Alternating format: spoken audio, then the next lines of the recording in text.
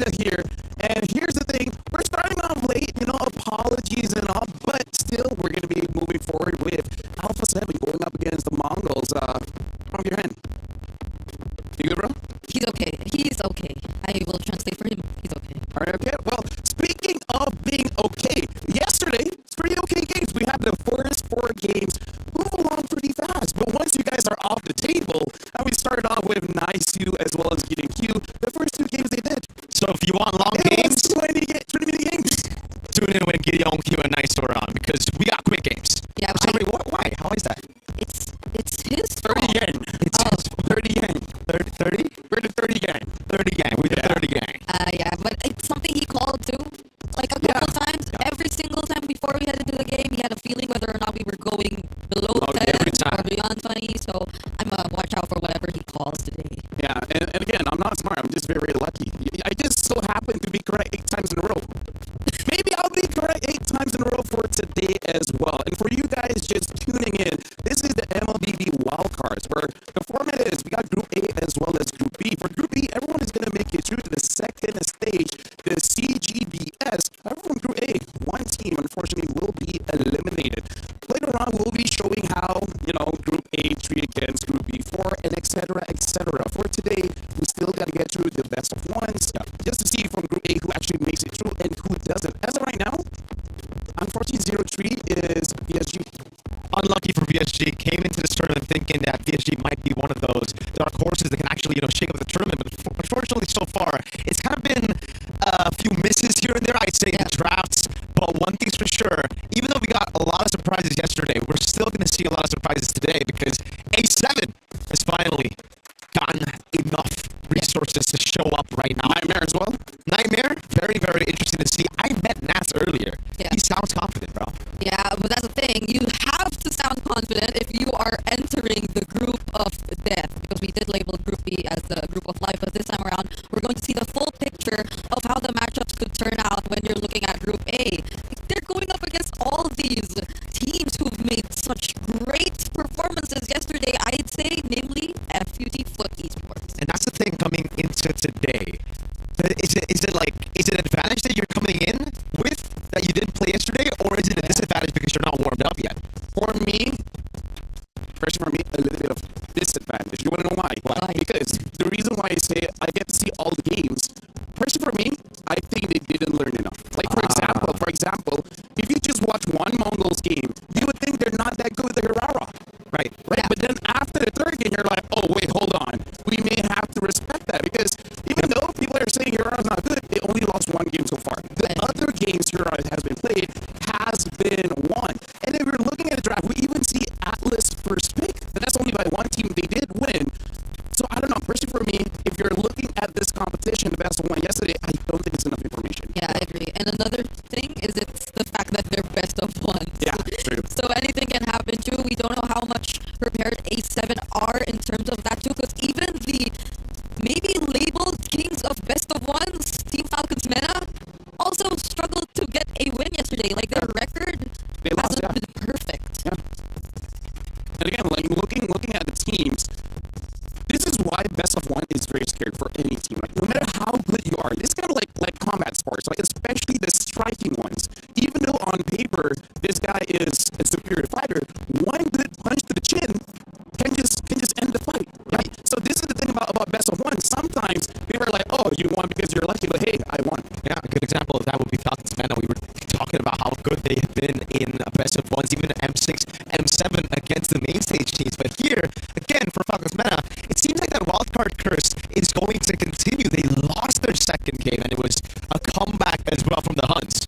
Yeah, that's one of the, I think, most remarkable games yesterday. Yeah. One of the longest, but it was a comeback too. Yeah. But that just goes to show that the long games are the comeback ones. Yeah, once you go past the 20-minute mark, it's just as if you could disregard whatever happened in the first few minutes, because it's just literally one mistake that could cost you the entire game. And because it's just day 1, right? Right now we don't have a wild card meta. It's really individual meta, right? The Mongols, they have their own way of playing, even the Huns, and like every way of playing playing, even the Huns. And then, like, every region has their own way. Even looking at KOG from Thailand, even their rotation where they dismiss the first 2 turtles, maybe even the first 3 turtles, just to get your opponent's jungle. Like, everyone has their own way of playing, and it's very refreshing, Marco. As we're looking at the teams arriving here, the attending teams, 5 teams from Group A, 4 from Group B, 1 will be eliminated from Group A, and then when we go to the CGBS, number 1 going up against number 2, number 3 going up against number 4, and all that hoorah. Since we're here, why don't we make some predictions, no? Oh. Group A, who's going to make it? And then Group B, that's the one that you have to really get predictions for. If Alpha 7 wins 2 games, VSG's out. Right? Yeah. Cool. Yeah, because here's the thing, for VSG to make it through, Alpha 7 has to lose all games. Yeah. Right? You just have to be number 5, essentially, right? And now we're looking at the prize pool as well. No, I just like looking at the players, you know? Like, we got a $3 million US prize pool. I love MLBB, man. That's a lot of money. Life-changing money. I agree. And to make it all the way to the main stage makes a 10,000 USD difference as well compared to if you're ending your journey here in the wild card. So definitely that one spot, they're all 5 and their stay here in Party. Yeah.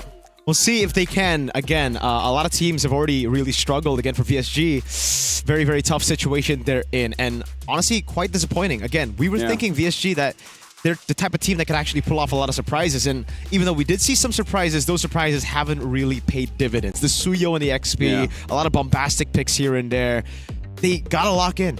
Yeah, we're going to be looking at the schedule as we're talking about how VSG right now hasn't really been all that great. Again, we have 8 best of ones for today. And for VSG, I think they just fall under one of the mistakes where you have not much experience, which is after a devastating loss, you overthink it. Right? You try to move away from what works in hopes that you surprise your opponents, and then they just don't know what to do with it, you know? Yeah, it's tough. By the way, Alpha 7 is playing all 4 games today, so a bit tiring, but hey, it is what is it. It is what it is. Yeah, Nightmare have 3 since they'll be playing in Group B. And that's the thing. Also, we might just see, or we will see a bit more matches from Group A since we'll have to really finalize their standings and their seedings by the end of the day. Whereas Group B, I think we'll be ending them in the 3rd to the last series of the day. But yeah, I think it's something we all are looking forward to. It probably will be a bit tiring, especially if you're A7, but I'm pretty sure they came in prepared. Yeah, we're starting with a banger here. A7 versus Team Mongols. Mongols obviously gonna get that win streak early on. A7, it's a time for Nats, best player, all the boys to prove that they can actually go toe-to-toe with one of the best in wildcard. And with that being said, we also have to see what kind of drafts they'll be really working with, because Ferrara is one of those heroes you feel like you don't want to ban out, because now, especially in the EXP, there's just so many options that can really disrupt your draft. We even saw teams like KOG banning out 5 EXP laners, like trying to make sure that 33 has a good time. But that's one of the good things about EXP right now. There's a lot, right? There's damagers, there's divers, there's tanks. Against Nats, is it worth it to ban? I think yes. Straight up, yes. Ben Paquito. That's an MSC winner right there. Ben Freya. I still think Freya is the biggest monster, but yeah, Ben Paquito, Ben Freya, and maybe even consider the Arlet or Benedetta. It really feels like it's his meta, right? Nats coming back into MSC with the meta being so dynamic in the XP lane. It's great for him. Heck, even the Yu Zongs. Yes. These are the heroes that you really think about of Nats when you just mentioned those heroes. So I think that's going to be great. I think A7 really needs to step up in that department. Sir Rose, he's going to have to think about, all right, how do I give the right components to the right players here and just play weak side on some of the others? I agree, because Nats is like the type of player who does play explosive at times, but it's not a miscalculated type of explosive, which I think we did see a couple times yesterday from certain EXP laners who don't seem as coordinated just yet with their team, or they're probably also a bit shocked with how the way things are played out upon entering the wild card. Nats here, whatever you do hand him over, it's unexpected. You can't really say what he will be going for in this current meta, whereas 33, there might be a bit more predictability when it comes to that. But here's the thing, like, if Nats wants to use the damager, then best player, he has to use the tank. Yeah.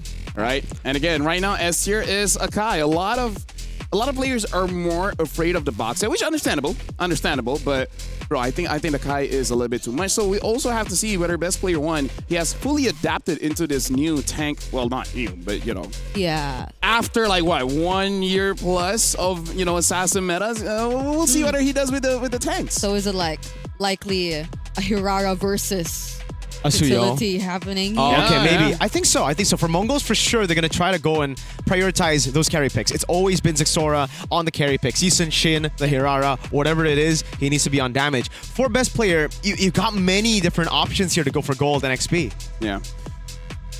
In terms of gold, I really feel like I haven't seen anything other than Claude and Hard that Moskov. worked really well. Oh yeah, Moskov. You know what? Pretty good. But Moskov is what's the player name again? Yuki. Yuki is amazing, man. Yep. Like those are the kind of players that you will get an email to be like, are you willing to relocate?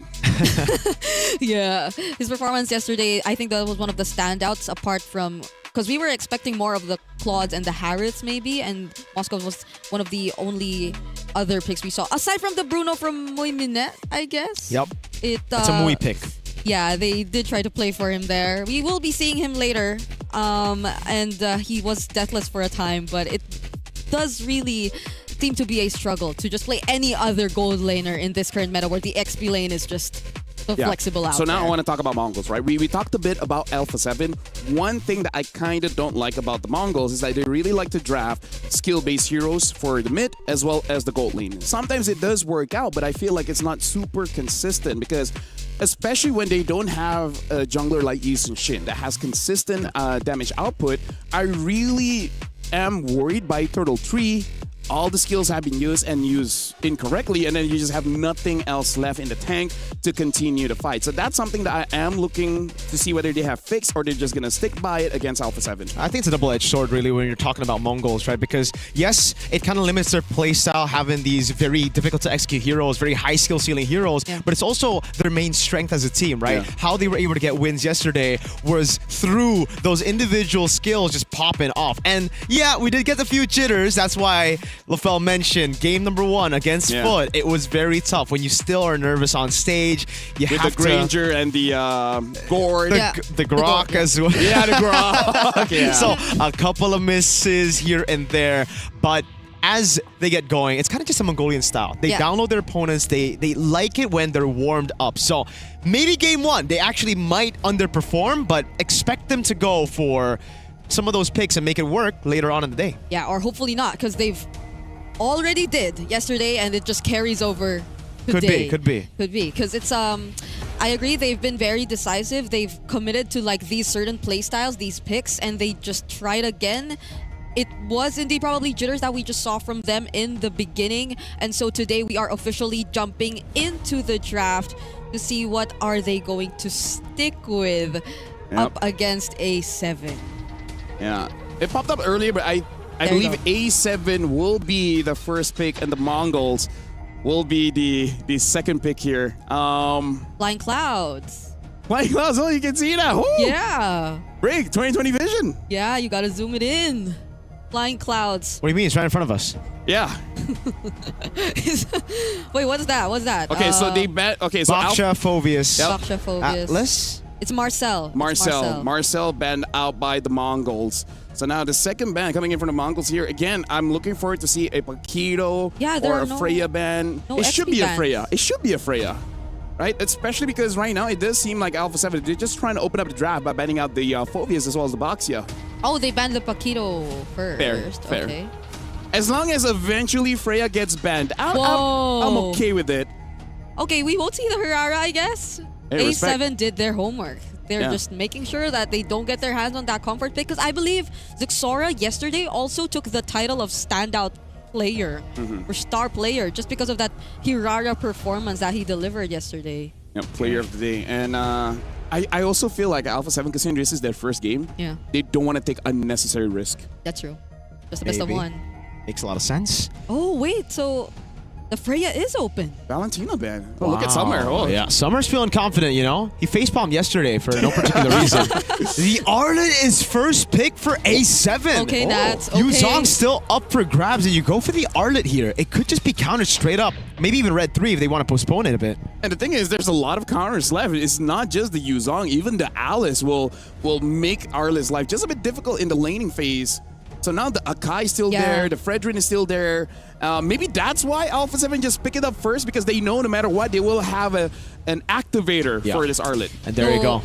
Yeah, though the gourd is still there. So. It just fits so well for the Akai to get picked up right now. I agree. I thought they would deny the Akai, honestly. Alpha 7 pick up the Akai straight up. Makes a lot of sense with the Eve as well. They got that mid prio down, and it's great, right? Right now, Mongols, do they go for a jungler, something like a Yi Sun Shin that we've seen on Zexora, or do they just go for the traditional pick to deal with the Eve, which is the Claude in the gold lane? Yeah.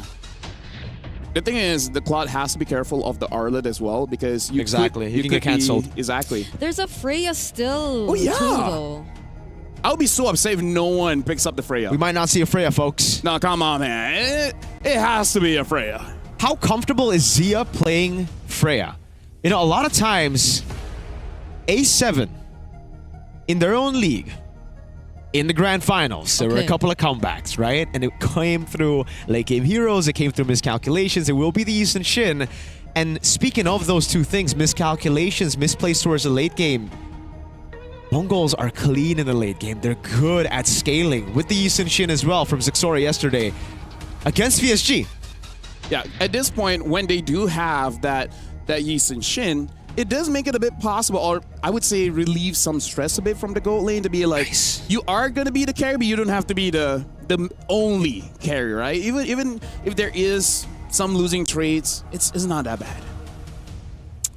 It's going to be tough now. You really saved your EXP matchup for second phase 2, so A7 might just take out those picks that'll make things a bit more difficult for the R-Lot altogether. I kind of feel like Mongols has to respect a possible Khalid coming in.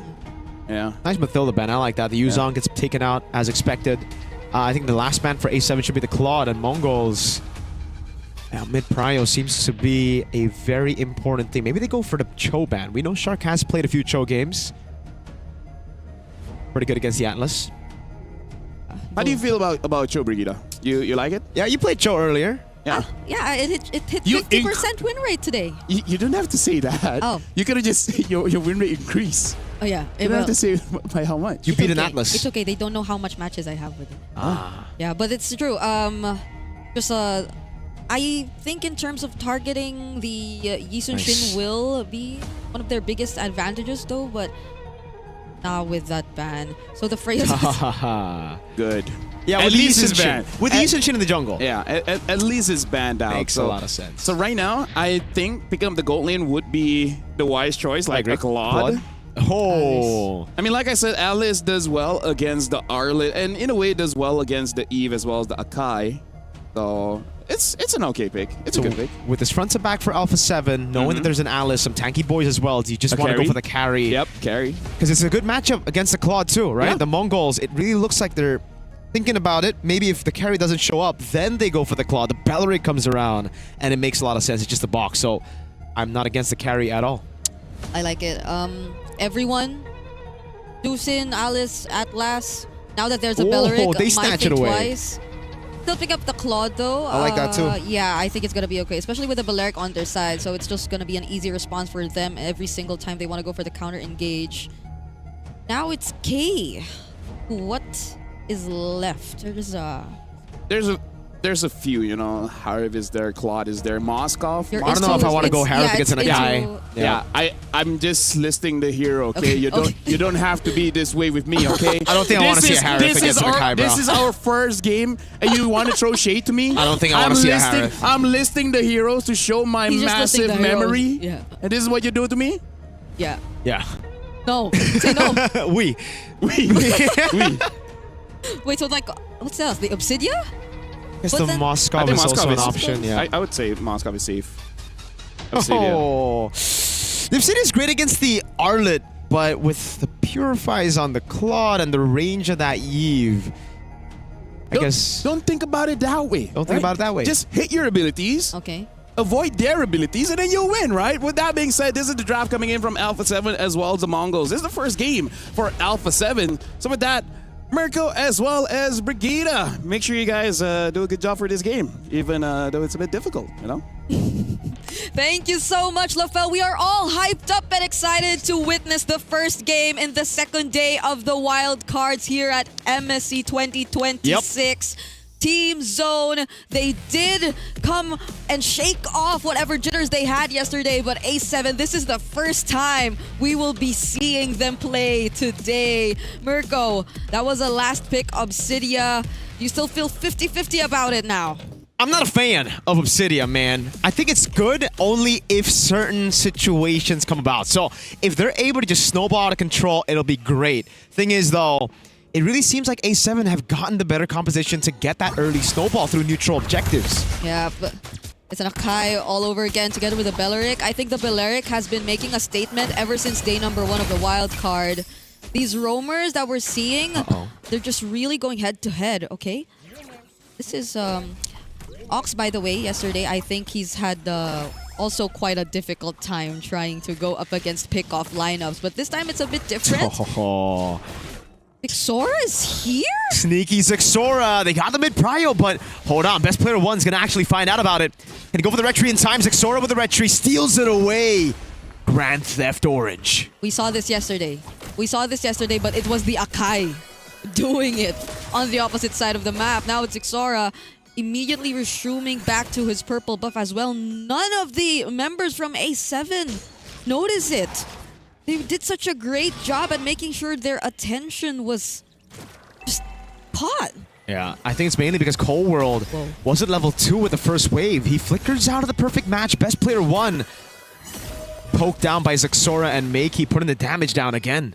And Nats is just not having fun against Mumu in this lane. Okay, that's a first pick, Arlott. Just gotta remind you guys. But they're going up top. Yep. He's gonna have to play safe. Best player 1 gonna be caught. Traceless forward. Zixora gonna go for the kill. First blood to Zixora and a flicker out from Shark. Mongols were so prepared to deal with that. A7, they definitely just wanted to take away that orange buff as well.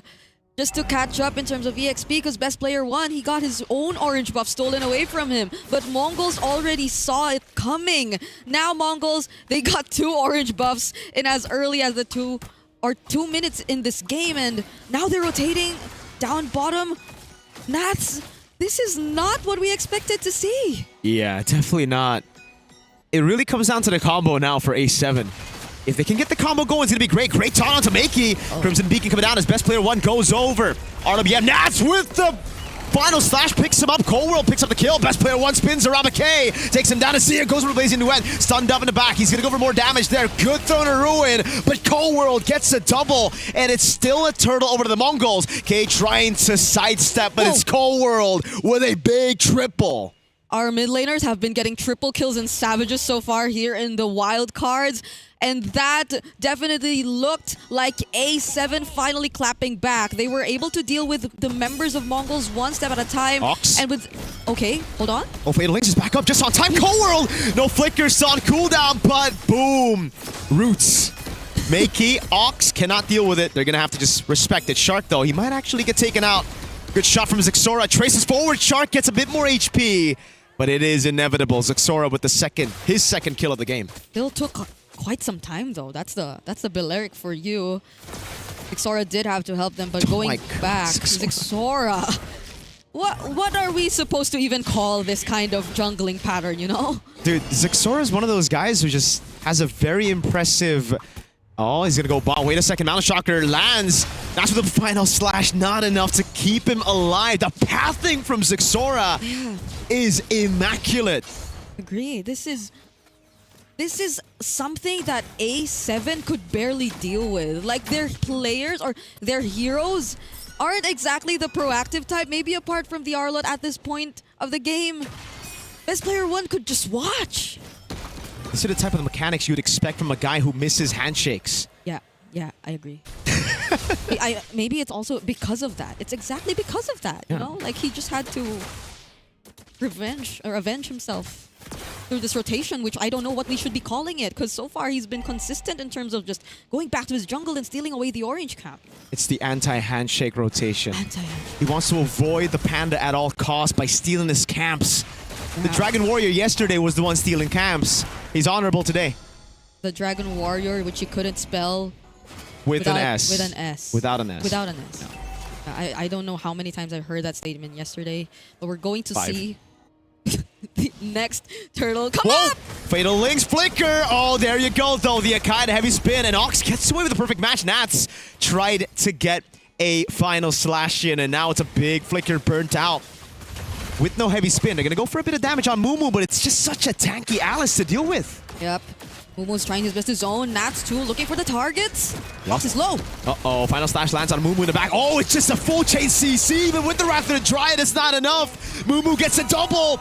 Gets in the midst of it all. Makey with the Crimson Beacon picks Coworld up. Throws him back onto Mumu. Onto Zixora as well. It's a triple. Oh, Sokolil knows it. Gets away just in time with a BMI. It looked as if Ox definitely would have been that one crucial pickoff in that fight, but just as Naths used his final slash, he casted his Fatal Links. So it didn't matter at all. Let's take a look at that instant replay where clearly they were just trying to find the right and the best targets possible. But it was after this moment that Zixora and the rest of the members of Team Mongols just literally outplayed A7. A7 have not been successful in looking for whatever plays they wanted. It's as if, yes, these crucial ultimates are always baited out just in time before the major fight breaks out, such as the heavy spin. Oh, we see more of that grok from yesterday. Ox thrown back into everybody. Free resets for Nats.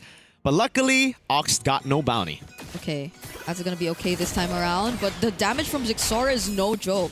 He's actually so farmed up. He's already level 10, whereas best player 1's just 8. Yeah. They're putting all their effort to defend this bottom turret, but Mongols, they're just so proactive around the map. Zixora, oh my god. It's a 3-level lead and an endless battle at 6 minutes. Oh, that's tough. Just look at that. Yeah, 2,000 is kind of crazy for the gold. I mean, for the jungle's gold. You would expect the Akai to have the better time.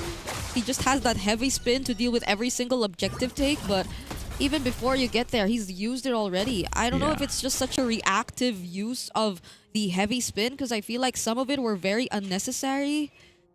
A7 have to be a bit more coordinated. They're not layering their skills well enough in terms of this composition. Yeah, so the conditions are met for the Yisun Shin and the Obsidia, right? If you want to win the game, you control from the start of the game, or you scale up later on. A7, despite their composition, have not been able to get a single neutral objective. All the turtles have gone to Mongols. It's the major... Toy? Flicker Fatal Ace into the Mountain Shocker of Zixora. Yo, Mongols! Hey. Well played. Yeah, it's as if Nath 2 has been one of the bigger targets from the start. Like Zixora, it's not like he just really went head-to-head with best player 1. He did it in terms of that rotation. And Mongols, the other members, just made sure that Nath didn't have a great time. Oh no, Zia! Bro. Heavy spin to keep him at bay. Makey cuts him out with a sandwich. They're going to go for a Purify out as well. Almost a fadeaway kill, but now he gets covered to RBM, and the team might actually fall here. Throwing a ruin in the blink forward. Mumu gets away. Zixora gets an unstoppable under turret. They're going to go for the outplay. Ox with a jump. Whole World gets the shutdown in the end, but it's still a massive win for the Mongols. I thought that Wrath of Dryad would have been that moment for A7. That was such a great play, but that last-minute Throne of Ruin changed the course of the entire team fight as well. It's clear that A7 have not enough damage to go up against the Mongols just yet. They will have to take their time, because I believe we're looking at an almost 9K gold lead already in the hands. Or 8. Okay, I was trying to compute it from here. So that's when you know I am not good at math. You don't need to calculate. It does it for you. That's the thing, right? I learned my lesson. You learned your lesson. It's okay. It's okay, you know? Equipment. Okay. Warax and the tough boots already. He's okay. No, best player 1 is just not gonna have a good time here. The Dragon Warrior. You can spell the Dragon Warrior with this one with an S here. Oh my god, these Nats as well. Oh, see, you know how the Obsidia can actually use Hunt of Bone. Yep. To the Akai. I mean, when you have an 8,000 gold lead, right? It just works. It does actually. Agree. It's not a... okay, I guess this is one of those game one things where you don't really get to see what you expect of. Staff. The Mongols are very much familiar with Yo! that. Wait, what? Yo, where'd the turret go? Okay, turret's still alive. It's barely alive, though. This is a disaster for A7, dude. Their first game. They're going to have to warm up real quick. And they have 3 more. They have 3 more after this. Hey, you did the maths right there. Yeah! Because they're smaller.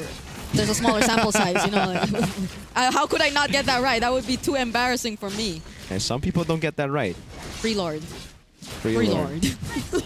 It's just so well played by Mongols, and this is the point that Lafell was bringing up, right? Like, high skill ceiling heroes, it don't matter because Mongols know how to pull it off when they're warmed up, and it seems like you're right as well about them only needing that one game against Foot Esports yesterday to warm up. Yeah, it's hopefully something we get to see from A7 later too, because we've had really high expectations for this team as well. The amount of international experience, having an MSC champion in your lineup, every single member together already somehow making a name for themselves in their past appearances. But now it's the Mongols who, just the same, have such great drive to just put Mongolian MLBB on the map, and they've been doing a great job alongside the Huns to do just that. And they're on the verge of potentially taking down everything that's left from A7 in this game. Just look at how K has been shredding these turrets with barely minimal effort. Yep. Just that click of that tower lock button, and it's gone in the bottom lane with 2 marksmen. Siege has just become so easy, and despite them having the Yeve, they're just not able to throw the ruin. Oh, Moo Moo gets 3 in the bag, even with every spin of Fatal Links comes through to bring them right back into the action. Team Mongols are just better. It's a wipeout to end match number 1 of day 2. Match 1, day 2 ends in less than 12 minutes. A statement from Team Mongols showing that they've indeed carried over all that momentum they've secured in day number 1. And Lafell, I didn't get to ask you your thoughts if this would be a 10-minute game or a 20-minute game, but was this what you expected? I expected it to be faster, actually. Oh? Yeah, I thought it would be ending by 11, because I don't know, you just gotta move away, because here's the thing. Alice, if the Alice as well as the Arlet player have roughly the same level of strength in terms of the mechanics, Alice is just unfair for the Arlet to play against, just because she has the kit to have continuous damage, and the Arlet cannot escape without those minions. So once the minions are out, he's just gonna take free damage. And again, this might just be a warm-up game for Alpha 7, because again, it is the first game. And let's talk about all the growing pains here. Best player 1 on the Akai, he's not there yet. That's number 1. Number 2, the mid duo wasn't able to protect their own jungle, right? They didn't have positions to scout where Yushin was going, right? Zixora got free camps, and by the time they knew about it, it's way too late. So far here in the wildcards, one thing is consistent, right? In terms of all the objectives, the most important one is your opponent's jungle. Yeah. It feels so sad to think too that the Arlot felt like it was just really punished. Super punished. That first pick Arlot, to be exact, because it's not just the Arlot pick; it's the fact that they prioritized. Only Vinuya can do that, actually. You know him? I do. He does that, but people don't complain. Yeah, it's weird, man. It's like he got a buff or something. Anyways, though, it really just feels like, for me, after losing your orange buff and still getting 4 for the turtle, it should still be the same win condition. You play around the neutral objective, but instead they try to look for brawls across the map to turn the lead around. And at that point, it's kind of just you having to understand your composition. If you have a composition that can still win around neutral objectives, you should still play around it instead of looking for those trades and brawls to come back. Yeah. And again, part of the problem that I don't like, they actually could have gotten more kills if best player 1 didn't push them away. Yeah, it's been a lot of it also should be used with the Arlet, right? It seems like best player is just doing his own thing, and then Nats on the other side dies. Dies Nats. Because it's like 2 things.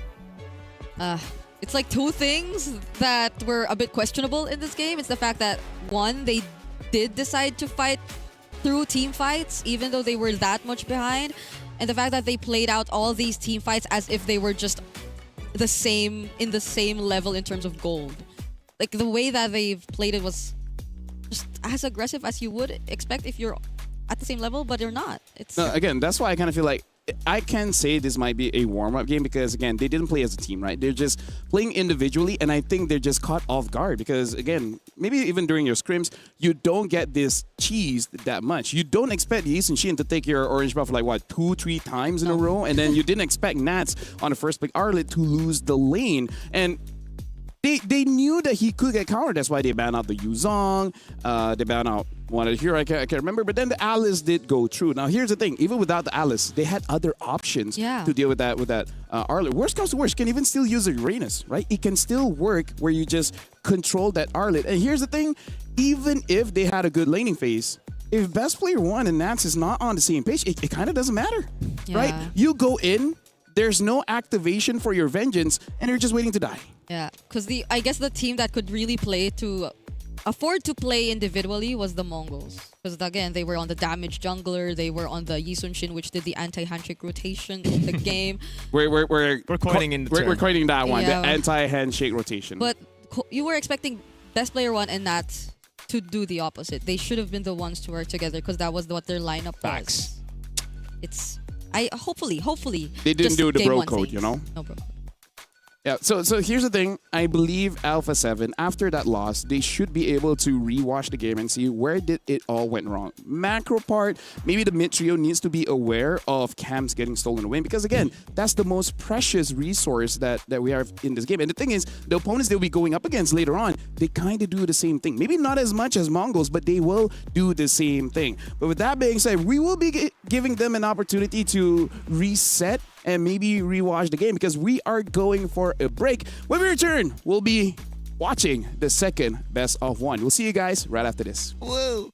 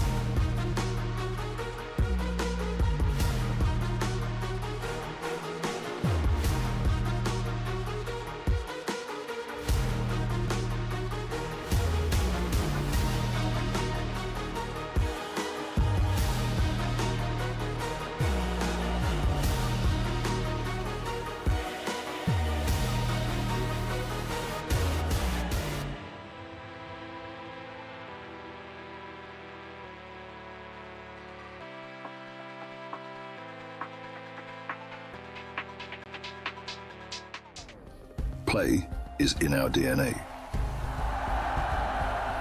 Whenever we let it out, it becomes our superpower.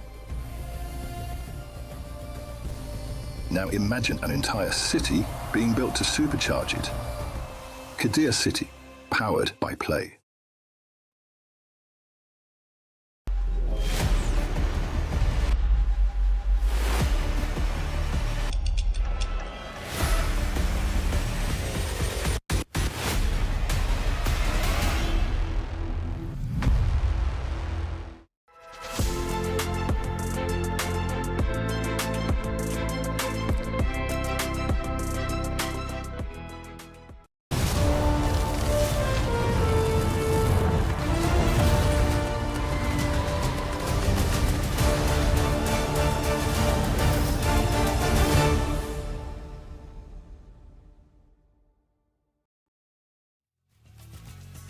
And with that, we are back here at EWC 26. We just got done with game number 1. The Mongols show up very impressively against Alpha 7. But hey, it's their first game in the best of 1 here. And welcome, my name is Afel. Alongside with me is Mirko as well as Brigitte. They have done an amazing job casting that game. Amazing jokes, a lot of entertainment, a lot of energy.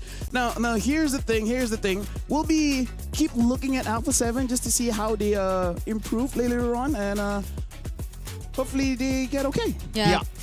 I think we're also looking at how another team would improve after their run yesterday, which we will be seeing up next. It's Sunset Ravens. Oh, yeah.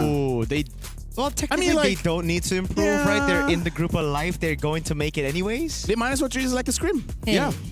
Hey, yes. Okay, if they're keeping strategies, okay. Yeah, but okay, let's just have one good game for... Yeah, I agree. Although, let me just say, as a roamer, it's okay to die a lot. Isn't that right, Mirko? Yeah, right? we had a 0-7 roamer. Your carries, because of the roamer dying a lot, your carries only died once. Yeah. And then having like 9, 12 kills and then like 10 assists. It's only a problem if you're up against a Sky Piercer.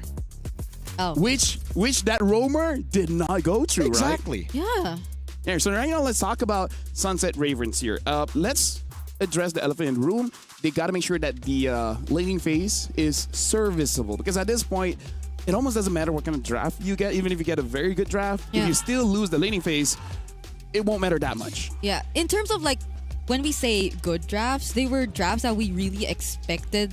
Or, it's like meta-ish, yeah, right? they're meta drafts, but at the same time, does it mean that it's a bit more predictable then for them? And given like the gap that we kind of observed in terms of mechanics and the decisions in game, then that's something probably other teams have capitalized on. But I wonder if how, like, since they're at this point where they're just one game away from being winless in the group stage, would force them into being a bit more creative, you know? Like, Coach Ryzen? Yeah, Coach Ryzen really got to dig deep, right? Because they're up against Nightmare Esports. Now, Sunset Ravens, a lot of them are new.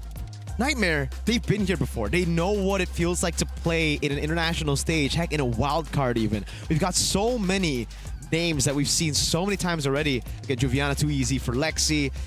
I'm actually thinking the Nightmare could be Sunset Ravens Nightmare this time. Oh. Yeah, because again, Nightmare, they do like to play very, very fast-paced heroes as well. So this is one of those games, I feel like it's completely okay if they want to ditch the utility jungler and just go for damage and then just try to win the first 3 minutes of the game and then just snowball off of there. Because that's the unfortunate thing for Sunset Ravens. I believe out of all the teams here, they have suffered quite a lot of early losses, even having won below 10 minutes. So it might be something that Nightmare Esports want to do, especially if you want to consider maybe you want to hide some things, right? You don't want to show everyone everything during the wildcards here. Yeah, because they've lost, like, it's always them losing their winning conditions early on. And I think that's such a problem because they've always reverted to just Muy Minette on the Bruno, or just playing around Muy Minette in the late game scaling. But oftentimes here, up against the teams that they've been up against in Group B in the wild card, that's a thing. Like, I think Group B has the more experience in terms of the wild card appearances teams, like Team Falcons Mena. We also have Nightmare, who have been here for quite some time, but we're just really waiting for that one breakthrough moment that's yet to come. That's the thing. They got experience, but they have never won wildcards. So it might be the time, but having, again, to go back towards what you said, Coach Raizan, he mentioned a couple of times that they're going to be playing for comfort here for his team. So far, the only team that has done well with comfort over meta has been the Mongols. So I think you might want to just lean back to the meta. Yeah. Although I do have to say, I think this is not a hot take to say that if you are struggling, especially as Popopopon, maybe go for healers. Maybe go for Matilda, right? Ooh. Go for Matilda and then just save your team when trouble persists and try to play more poke, right? Play more siege. That's the safe way. And then when someone comes in, just retreat. Yeah. Right? Especially when you have a Bruno player, just play range, right? Something that'll make you a bit more proactive in the early game because that's where they lose on a lot. Yeah, but with that, looks like Eterna is ready with Nomad. So let's see what Nomad has to say for this match as we're throwing it over to Eterna. Thank you so much, Lafel. Eterna here for the Kadia City interview. And yes, we are with Nomad. Welcome, Nomad. Hello, good morning. Welcome. Good morning and welcome. Now, Nomad, I know that you are one of the newer additions to Nightmare Esports. Now, could you tell us a bit of what that's like? Are you nervous? How's everything going for you so far? I think for me, it's more on I'm comfortable with the team because the team is so good and they just we adjusted a lot in the upcoming meta and yeah, they so good. They can play. They are so good. That's what I can say. Okay, so you sound confident, right? How long did it take for you guys to build chemistry with one another? You know, I think for us, it's just a little bit more time because the team can adjust so fast in the what they need to do and they're always willing to learn. So it's so easy for us to adjust. Okay, it's good to hear. It's good to hear. We're excited because obviously we've seen a lot of teams play yesterday, but we finally get to see your debut today. Now, Nomad, we gotta ask, do you think it's an advantage for your team because you get to scout yesterday, or do you actually wish that you could have played yesterday as well? I don't think it's an advantage, but yeah, but because we can review the other teams also, and I think we can use that as an edge for our team, yeah. Okay. And now, final question before, of course, we let you go for your first best of one. We do want to know, it looks like the community are saying that Nightmare Esports is just another team to fill in for the wildcards. What do you have to say about that sentiment? Yeah, we're gonna prove them what we are capable of. Okay, and we're excited to see that. So good luck for your first game. And of course, we're going to throw it over to our panel. Lafel, take it over. Thank you very much, Eterna, as well as Nomad. Yeah, prove to the fans and non-fans what you are capable of. Now, I think even he said it wasn't really that big of an advantage because, again, I feel like it's really an advantage if it's like a best of 3, right? Yep. During that time, you see a lot. You have enough sample size. It's such a small sample size, even Brigitte can get it. I agree. It's I would have said something that to counter that because I feel in best of ones you could just only show so much, but no, it's a very small sample size. I agree. I just get the feeling though from that interview, it left me an impression that he is a mechanical god for just no reason whatsoever. What? No reason. Really? No, Zaxora. Yeah. We saw his interview. Nomad. We heard his interview. We're gonna see some mechanics on this kid. Because he sounds really confident. Here's the thing. Yeah. If you have a lot to say, if you're confident and everything like that, you're a good frontliner, right? If you're a good frontliner, you have that instinct, right? You have that instinct on how to start fights and etc. But the ones that doesn't say much or step on their words just a little bit, most of their stats go to mechanics, right? Go to kiting, timing abilities, buy and sell. That's just MLBB psychology. Life is an RPG. Put your skills or level up the right skills on the stats. So what about casters? Talking. Yeah, we're fluent in Japanese. Yeah, it's creativity, stamina, and then all the mental health, you pull it all the way down, and then you distribute it somewhere else. Yaparini. Yeah, because I've said it multiple times. You cannot be normal and be a caster. There has to be something wrong with you. Yeah, and if you guys think that, oh no, there are many normal casters, name one. They might be retired. Fine, who? You are not normal. You are not normal, Brigitte. My goodness. You want to know what she did to me, Mirko, yesterday? What? After you guys are done and during that long game, She was being a menace by WhatsApping me. Wow, what did you say? And then she was like, I'm nice. I don't do anything bad. He's like, 20 minutes, huh? I'm saying you're good. You're predicting it right. So, Nah. Hey. Anyways, looking at the pick of bands here, looks like Nightmare will be second pick, and Sunset Ravens will be the first, and they themselves ban out the Matilda. Rise and Psych, LaFell, no, I don't agree. aw. What? Rise and Psych, I don't agree. Because Yeah. you told them to go Matilda. Yeah, you told told Popopopon. Bro, you should have Matilda. listened to me, bro.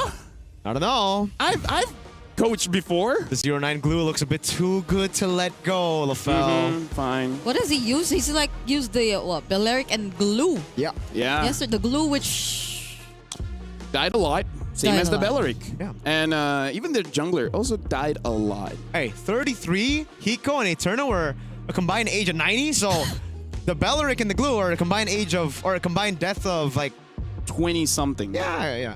So, that's pretty good. there's What a- is our combined age? 59. 59. I don't know your 30? age. Okay, Yeah, 30. So Matt's Sorry, also at 0. Yeah, That's to caster. I apologize, Brigida. That was such a big number for you. I should have figured it out myself. No, I'm glad because this desk is so good at math when it's small numbers. Yep. The big ones we leave it to Naisu and Gideon. Yes, Yeah. please. Gideon Q. Freya and the Marcells by Sunset Ravens. These are first pick heroes. Those look right now. It does look like Sunset is the one on red side and Nightmare is the one on blue side. Yeah. Oh, it's been a while since we saw a Fanny band too. Like Fanny and Hirara? Trap has only played utility, no? Trap has always gotten trapped. Come on, man. Hey, listen. This let me put you in the mind of the coach. all right? Which coach? Coach V or Coach Raizan? V. It's V. like, guys, All right. this is smoke and mirrors. You know what they've been doing? What, Coach? Day one, What? they keep using the tanks. You see how bad they are? They trying to set us up so that they can play the assassins. Ah. So, what is an assassin? Fanny and Harara. So, we ban those so that he plays the tanks again, and then we're good. Okay, Coach. I got it. I'll ban Paquito. Good. Because Paquito can also be in the jungle. We saw it just earlier. EU server W. He was okay, but he didn't get the MVP. Of course not. Of course not. I mean, like, come on. Come on, man. Sunset Ravens, first pick. What is it going to be? There's an Akai. Zushin. Juicin Okay. it is. Sunset Jushin. Ravens. Nightmare. What is the answer to it? Straight up. Akai Atlas. I feel like Atlas might be one of the equation. Yeah. Maybe Claude. Maybe If it Claude. was me, I just go Claude. Then set up for Eve later. Pick up a jungler. Something like a Baksha if you want to just get that snowball early. Akai, go for Fredrin. fights. Akai, Fredrin. Sure, one of those utility jungles. Also, they're gonna match them with utility jungles. Ooh. If they want Yeah. assassin, maybe third pick Suyo or something. Yeah. We haven't seen Suyo at all, yeah? Except for XP, JM. Yeah. But in jungle, it's been 0. So let's see. Nightmare. They're taking their time here. Yeah. It's the first game. They got to take their time. Yeah. Arlet. So Fredrin? Yeah, Fredrin or Wait. Akai. Arlot Akai. Arla Akai. There you go. Yeah. Okay. The AA combo. All right. So don't do the Alpha 7. Don't- Play Hey. together. So, Sunset Ravens, you might want to pull a Mongols here. Which is Yi Sun Shin and Atlas. Atlas. Yeah. I think the Atlas is still fine, even though the Akai can counter it. But really, I feel like it's just to have that freeze. Hey! Right? Phobias! Right, the Phobius left open to Arlet. This is the first Phobias. Yeah, this is the first Phobius. The first time it's been left open in Yeah. the wild card. Okay. Okay, it's And the Baksha. I like it. Go for fights instead of just going for neutral objective control because Akai already... I mean, I say that, but A7 didn't get a But- single neutral objective. But this so. means that needs a damage roamer, something like a Khalid, and then the gold laner, Muminette, has. I think he can still use the Bruno, but yeah, he just has to be that reliable. Now the Claude gets picked up. It looks like all right. Let's go to the tier list. What's good? Pick it up, and everything makes sense. Yep. yeah. So they're picking their mid lane for later. They'll probably be okay with an Eve. Either way, they have just so much heroes to disrupt formations, and even the If Claw. Lilia. Yeah. The Eve should be banned out by Sunset Ravens here. I think Lilia as well, because Lilia counters everything here. Yeah. I think the glue is still pretty good for Sunset Ravens. Yes, it was 0-9 yesterday, but if they need a roamer, right? Another beefy boy up front with the Phobius and the Baksha. Sure. Yeah, you don't really want to And it's Juice in Glue, right? final slash it just anytime. Parrot gets banned out. Ooh. All right. Eve I'd gets expect Sunset Ravens to go for a bit of physical damage last. There's the Eve ban. I think a carry might be serviceable or For Nightmare? meaning like for Oh, sorry, for Sunset Ravens. for Nightmare to ban. For Yeah. Nightmare to ban. Carry. If it's not, maybe something with range just to respect the Bruno. I think that's still fair. Because like, what are they going to pair up with? I think the Moscow, knowing Muimanet, the Bruno is, I think, their pick. It's like that's number one. Yeah. Number two, there's a lot. Number 2 is all the other picks in the Yeah. meta. Has to be. Unless he has another like Obsidia in him too. Oh, they're not actually taking out the Bruno. Yeah, they get rid of the Moskov. All right, I think it's a Bruno. I think they should ban a Lilia. If they don't ban a Lilia, what other swamp Valier? is- Oh Valier yeah, yeah. is- oh that my would be very God. annoying as well. Yes, Yo, yes, yes. this is yes. one of the best Valier games ever. As a Phobias, I hate the Valier. As a Baksha, I hate it even more. Actually, they can also still pick up a Gory. There's still a lot of mid picks. There are a Honestly. lot of mid picks. Because Yes. you also don't know what their roamer is just yet. So like you could just pick up a really terrifying mid I prefer duo. something just with a little bit more damage. Wait, right? they banned the glue. All right. Nani? I guess because Nightmare can go and pick it up first. Yeah. I think there's a Cho too though. Like Into the Baksha would just Into the Phobias be- though, I don't know. Right? Halid and Phobias. I mean, Halid, Cho to Phobias. They go Valentina. Ah. No big ults right now, but I guess they're expecting an Atlas? Or they just want to try to win the lane, like later on pick up either a Khalid or a Cho, and then they should have enough damage to have mid prior, right? Or just ignore the Phobias, yeah? Just win out mid. There's the Bruno. For Mui, egoist Bruno. Khalid. And they take the Khalid. There you go. So this would be a Cho. I don't know. Hey, where's your confidence, man? I don't know, Can man. you be Can't they a professional player and be like, just I don't know? Atlas, no? Atlas. What else is there? Valeric again? I think just Atlas, man. Belleric's not that exciting. You want something? Not a bad pick, but not that exciting. Tigreal, man. What else showed up yesterday? The Minotaur. Ooh. Didn't work out well. We even had a game where someone asked us to report the Minotaur. Oh, that's true. It's not his fault, though. I didn't report him. I gave him a thumbs up. I reported him because, you know, I missed, yeah, Yeah, because Mean. you're from Indonesia, you know. You have that spirit in you. yeah, toxic. Yep. Ah, Yeah, I'm toxic. okay, that's coming from him. Yeah, there's a song about it. Britney Spears? Yeah, there Yeah. is. I don't think she's Indonesian, but yes. Oh. Yeah. Atlas. Okay, wish granted. Does seem a bit, there are so many tanks. Not There gonna lie. is a lot of tanks, and you know what? That is because you guys from the Philippines, you guys made it good. Yeah. So with that being Thanks, said, Carl. Thanks, Carl, Nepomuceno, Yeah. Mirko, and Brigida. Good luck for this one. Nightmare going up against Sunset Ravens. I think it's gonna be a quick one. Me too. Okay, we're jumping in as Sunset Ravens are looking to avenge themselves in their last series here in the group stage, in the best of one stage, whereas Nightmare are making their debut as well. This, again, so many tanks, not necessarily our fault. It's the players from the Philippines' fault. Yep. So it's the Filipinos' fault that we are in the tank meta. Thank you, Sanford, for picking up Akito, and Carl for picking up Baksha Fredrin Akai. Niall for Akai. So maybe a bit of Indonesian there. But welcome to the Line of Dawn, folks, for a utility versus utility matchup.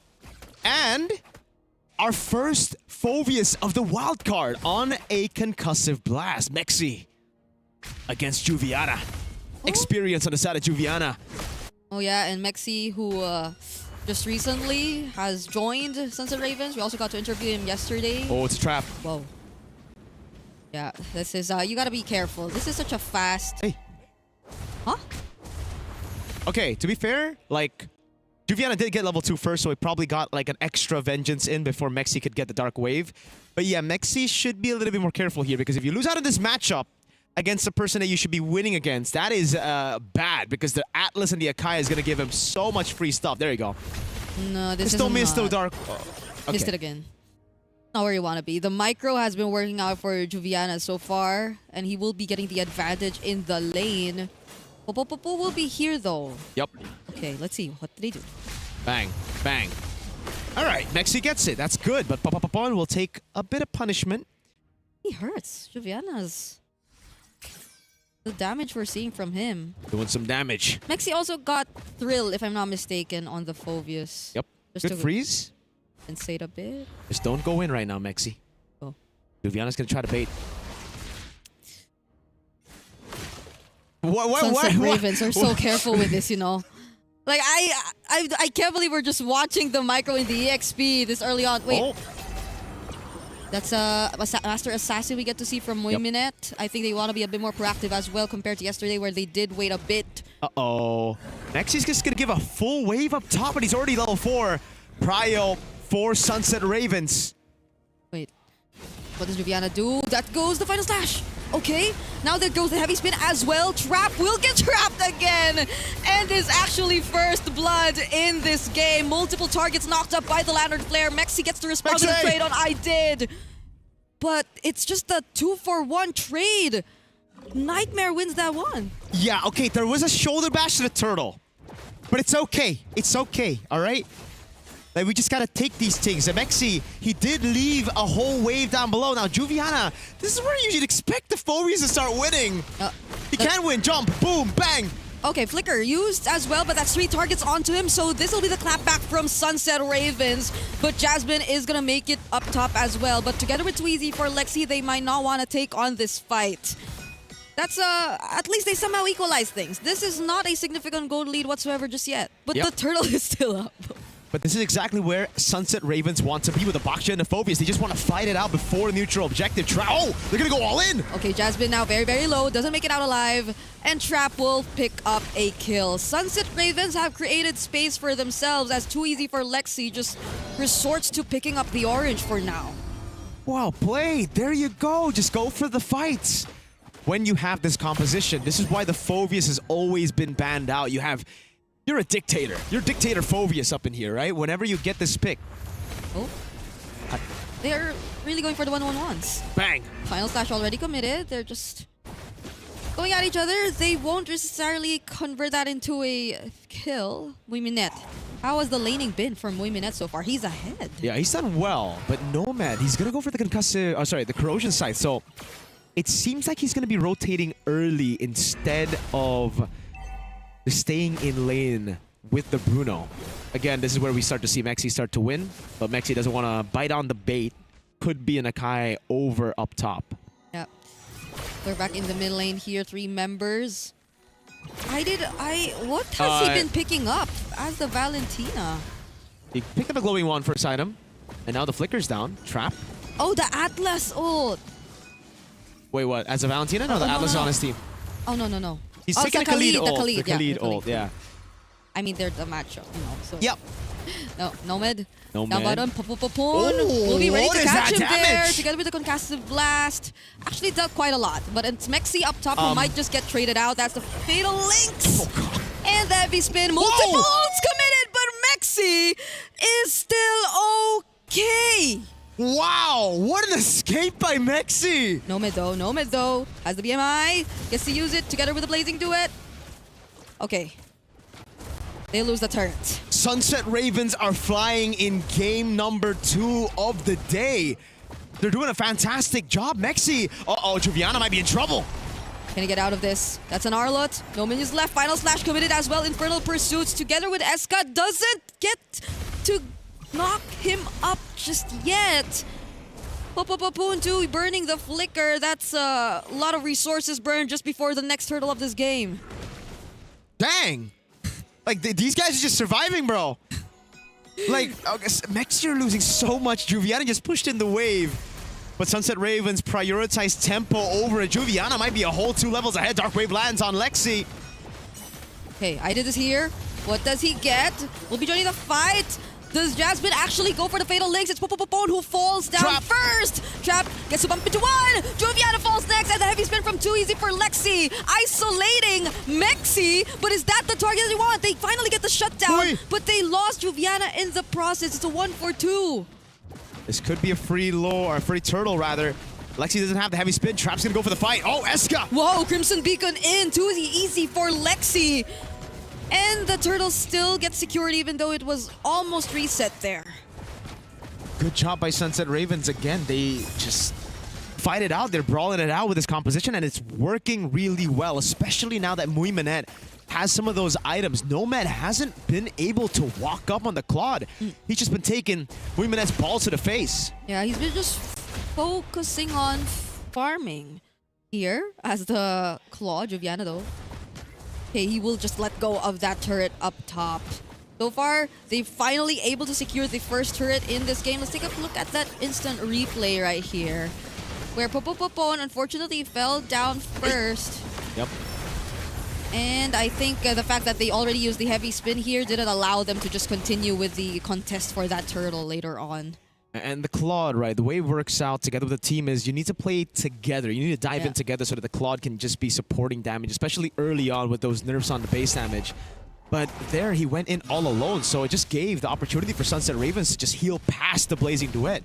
MLBB has the Haas Claws. He's 500 gold ahead of Nomad.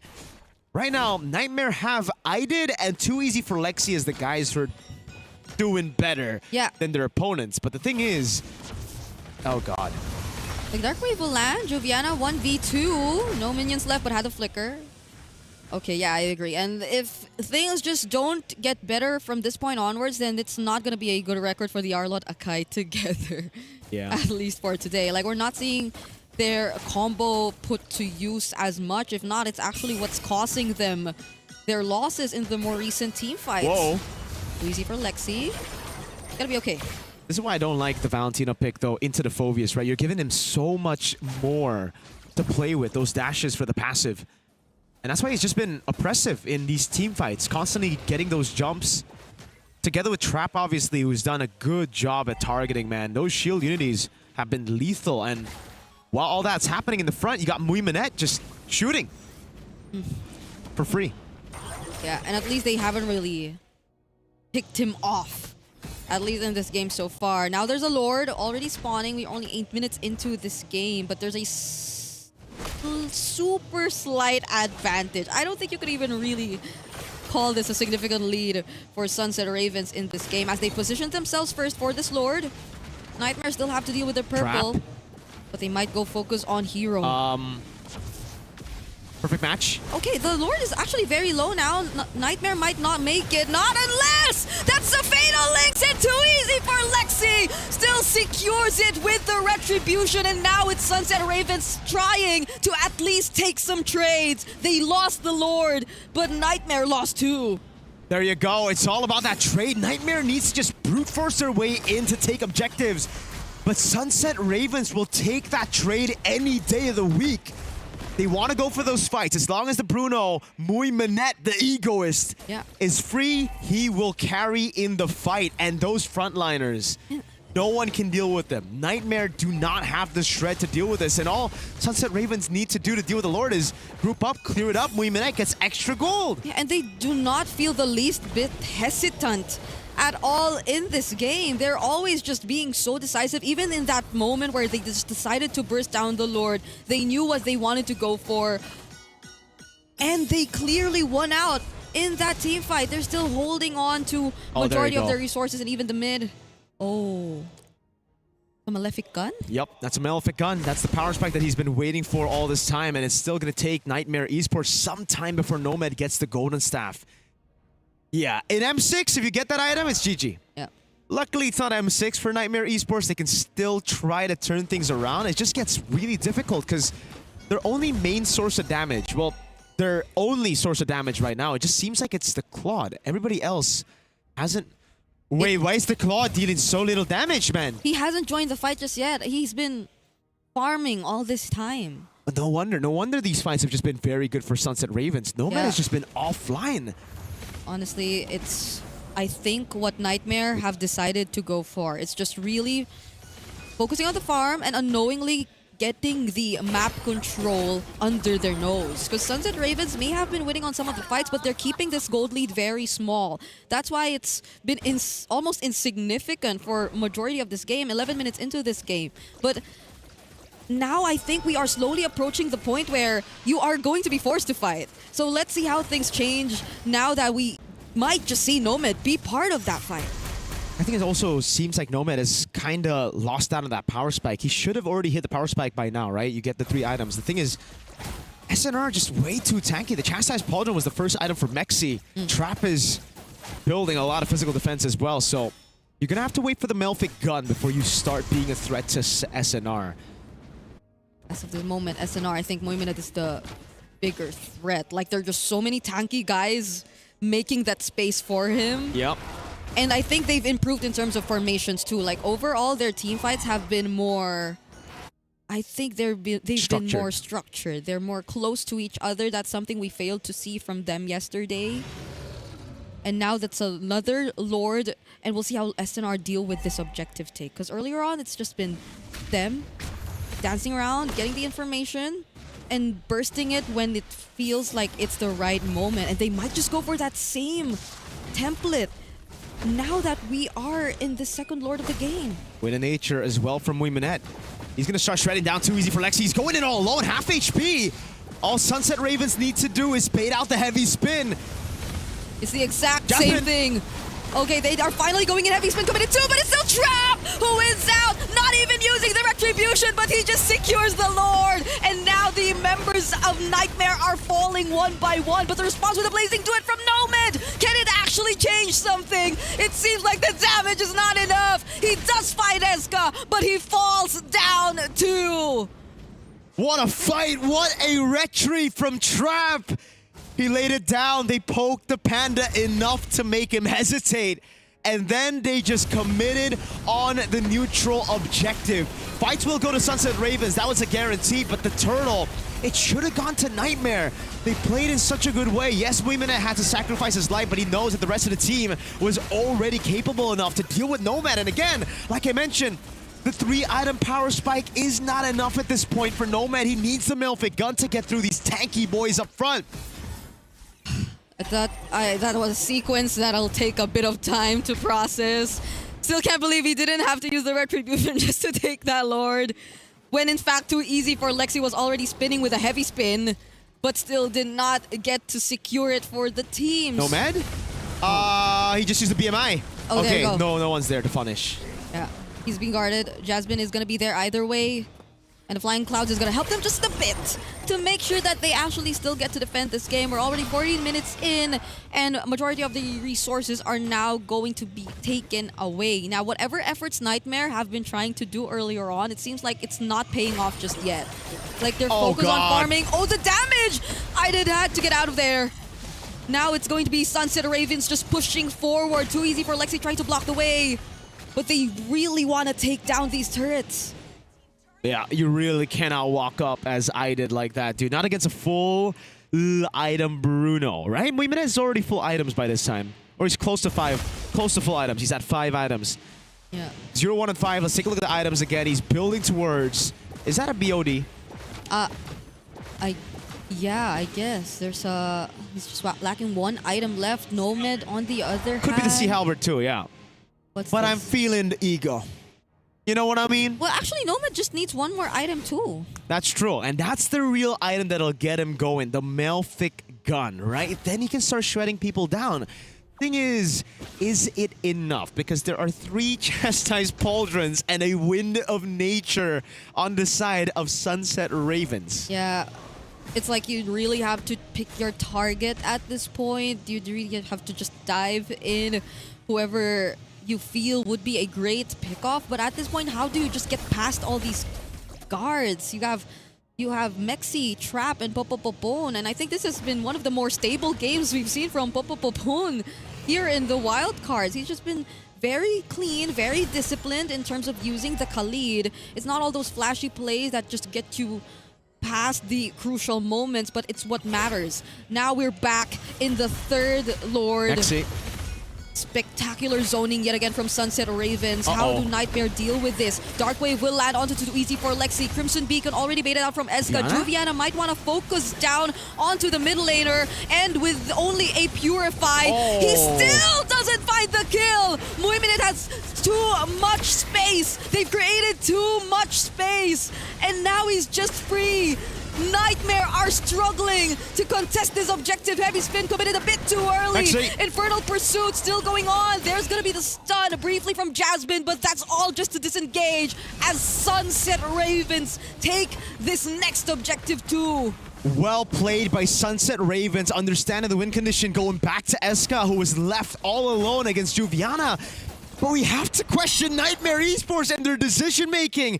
They had a Claude up top. Nomad was trying to build a slow push, yet the team went for a 4v5 against a very full item, doing a lot of damage. Ego is muy manette on Bruno. That was kind of crazy, no? Nightmare took a 4v5 knowing full well they didn't have Nomad. I can't tell if that's an effect of just them learning from the past two turtles that SNR are just not going to hold back. They're really going for those quick bursts. They have the anime plot armor. But yeah, you weren't fully equipped nor prepared to take on that fight just yet, so it did feel a bit reactive from Nightmare, and now it's 3 synced waves from Sunset Ravens approaching their base. No holy shields left whatsoever, and they're definitely gonna take full advantage of this. Again, Muy Minette is just too free. So free. Trap is walking up. Lord down below already. They're going to be looking for the Siege to end this game. Can they do it? The Lord is already in the base, but they've somehow dealt with it as SNR just decided to focus on the base turrets. Yep. So Nightmare had enough room to still prolong and extend this game. And for the first time in this desk, I think we are going to see a 20-minute game. Hey, something new. Hey, you might have jinxed it. Or maybe not. Imagine if you say that, a Nightmare just go in again. I mean, it's a possibility. It went in 4v5, right? Yeah, I love how Sunset Ravens are taking this, right? They're not getting too hasty with it. A lot of teams with 0 wins in a wildcard stage, they'll already be so desperate. When they're in the lead, they'll try to force those fights, they'll try to force a win. But Sunset Ravens know that if you want to win, you gotta take it slow when you have the lead. And they already have that far lane. There's no real reason for you to risk anything at this point. It's all up to Nightmare Esports to make the desperate play to come back in the game. Yeah, and they've been almost perfect in terms of like the objective takes. They've only really let go of one Lord recently, or in this entire game. And other than that, Nightmare have barely positioned themselves. So I wonder how Nightmare are planning to address it this time, because now that they definitely have to leave at least Nomad to deal with the far lane, it's going to be a tougher task for them because he's the main damage. He's the only damage. Flexi. And yeah. Even before we approach the Lord, Nightmare have a problem moving around their very own map. Yeah, I mean, it's a given with these base turrets taken down. Nomad is clearing up top, so they're really trying to get a good wave going. But look at that. If Nightmare just push a bit too far, Sunset Ravens are in position to actually... Oh, God. Wait, they are on the opposite side of the map right now. They're just going to go for the slow push. There you go. Slow push straight into the Evolve Lord. They already deal with the slow push. Nomad. He's going to hold that way. Okay, there you go. That's the green light. Straight up to the Lord. Nomad's up top. They got to try to force a fight again, a 4v5, and the wave is just going to constantly build towards Nightmare. This is why they didn't really have to rush things. They have a template for how they go. Too easy for Lexi, already very low. Does he have the immortality still? And now on the other side, it's Juviana falling down first. Too easy for Lexi. Actually gets to walk away, but remember, knock up with the Dark Wave. SNR are going for the chase. They're taking on the fight. Nomad gets blasted and is barely able to accomplish anything. And that's enough for SNR to maybe just push forward, to maybe not even consider the Lord. Another 4v5. Nomad was top and he jumps back to the BMI. Uvas! Okay, here we go. SNR have a minion. They have their immortalities up. They have another wave coming in mid. And they almost are complete and ready to put an end to this game. Heavy spin to desperately just extend and find whatever opportunity they can. But they could not, as Sunset Ravens secure their first win here in the wild card. GG Sunset Ravens! They break the lose streak up against Nightmare Esports, who've played their first game today, and you can finally see the expression of Sunset Ravens, man. Those happy expressions, Mexi feeling it. It feels good to break your lose streak. Sunset Ravens on course to make it to where, LaFell? To the cross breakout. CGBS. CGBS. The CGBS. And yeah, I was looking at it. They were so excited. We're so happy. And they deserve it, right? They played well. Nightmare didn't play so well. So I think the lesson that can be learned, playing day one is great. First. It's better to play on day one and then warm up into day two. You know, so maybe something that everyone will demand coming for the next wild card and etc. So let's talk about this. Both Alpha 7 and Nightmare, they needed that warm up, and it's funny how both kind of had the same problems, right? Individual plays without a team. Sure, there are some individual mistakes as well, like the Claude. And the Arlet Akais have lost 2 games. Yeah. But it's not their fault, Okay, game 2 it might have been because of the Phobius. They let go of the Phobius. No, you know what? This is the Valentina. If they had the Gord or the Valir or the Lilia, Yeah. even this is a bit far, but even an Aurora might have been a little bit better. Because here's the thing, Aurora. Gord as well as Valir, they're student teacher. And while they were training, they used Phobius as the training dummy. Yep. And Baksha. And Baksha. Yeah. And Fredrin. And quite a few lists of men that are tanks. Hylos, Khalid. Yeah. That Valid, I really feel like was the botch of that draft. Because admittedly, I do not want to think that this is how Nightmare, who's been playing for so long and has made so much international appearance in the wildcards, actually has evolved their gameplay.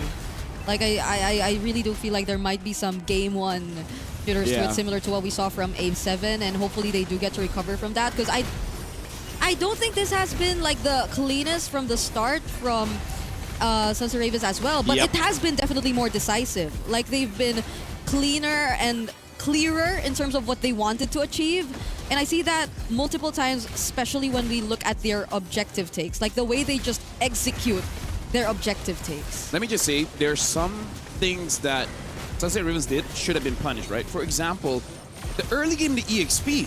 Arlet won, right? Arlet already won that lane, and then quite a few missed abilities coming in from the Phobias. You could have countered that, right? You could have punished, and then you could have just controlled their jungle, but it didn't do that. A lot of missed positions, especially from the damage dealers, because I really don't feel the presence of the Claude. I really don't feel the presence of the Valentina. It really is just the Akai. But he's more of just getting attacked on. And why does the Arlet have the need to feel like he has to 1v5? I mean, like that's the real thing. Like Mirko said, your only damage dealer is so far away. You could have just waited. Waited when he came by. If he's already around like mid lane, then yeah, maybe you can start something so that he can eventually come, blaze into it, maybe get 2 kills. Even if the Lord has been secured, like you still get something out of it. Instead, you got nothing. Was that going too long? No, that's completely fine. I was just happy looking at Mexi, Popopopon finally seeing a smile on their face, man. They were flexing the Sunset Ravens logo as well. Hey, feels good, man. Feels good. We wanted to see that. We wanted to see that. Like, that was the Popopopon game. Popopopon. There you go. he should be happy now. He should be happy now. Ganbate. What's congratulations again? Omedeto. Yeah. Onigashima. What? That's something in One Piece. Either ways, right now we have done with 2 best of ones, and for now it does seem that the teams that just arrived playing for day 2, Alpha 7 as well as Nightmare Esports, they need a bit of time to get used to all the other teams. And Sunset Ravens, after day 1, it looks like they have a rough idea of what they really want. Moving forward, though, they have to consider what if they don't get the Phobius, because the Phobius was one of the big reasons why they won. But with that being said, 2 best of 1 done. We had 1 short game and 1 long game. We're going for a break. After this, going to game number 3, which I believe Alpha 7 will be playing again. We'll see how they shape up. We'll see you guys right after the break. Ooh, kills.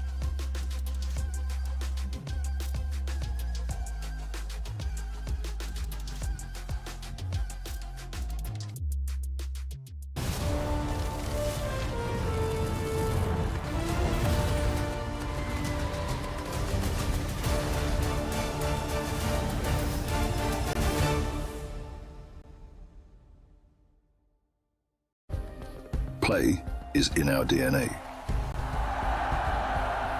Whenever we let it out, it becomes our superpower.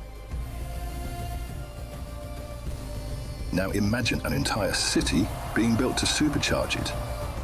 Kadir City, powered by play.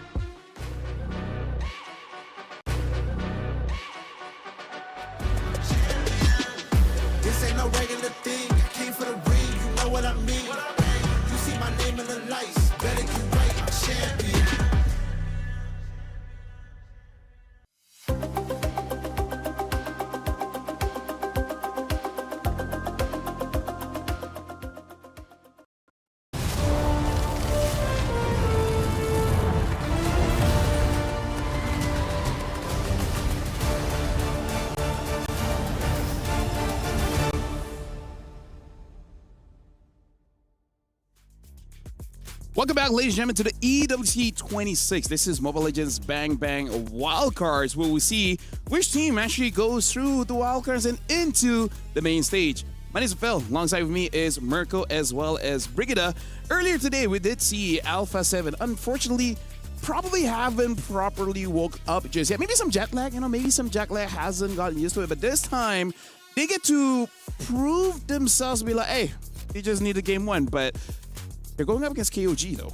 Oh, dude, Yeah. back-to-back banger matches, man, against Mongols and then KOG. And both of them, well, Mongols, they play a certain style. They play, they're aggressive with The it. They like handshake rotation. the no handshake rotations from Zexora. Now, KOG, they love handshakes. They love just bringing the action towards you, playing around neutral objectives. But Kaizen's been stealing a lot of jungle camps as Dragon Warrior. This is not the best player kind of Dragon Warrior. This is the dishonorable Dragon Warrior. Something to say about KG as well.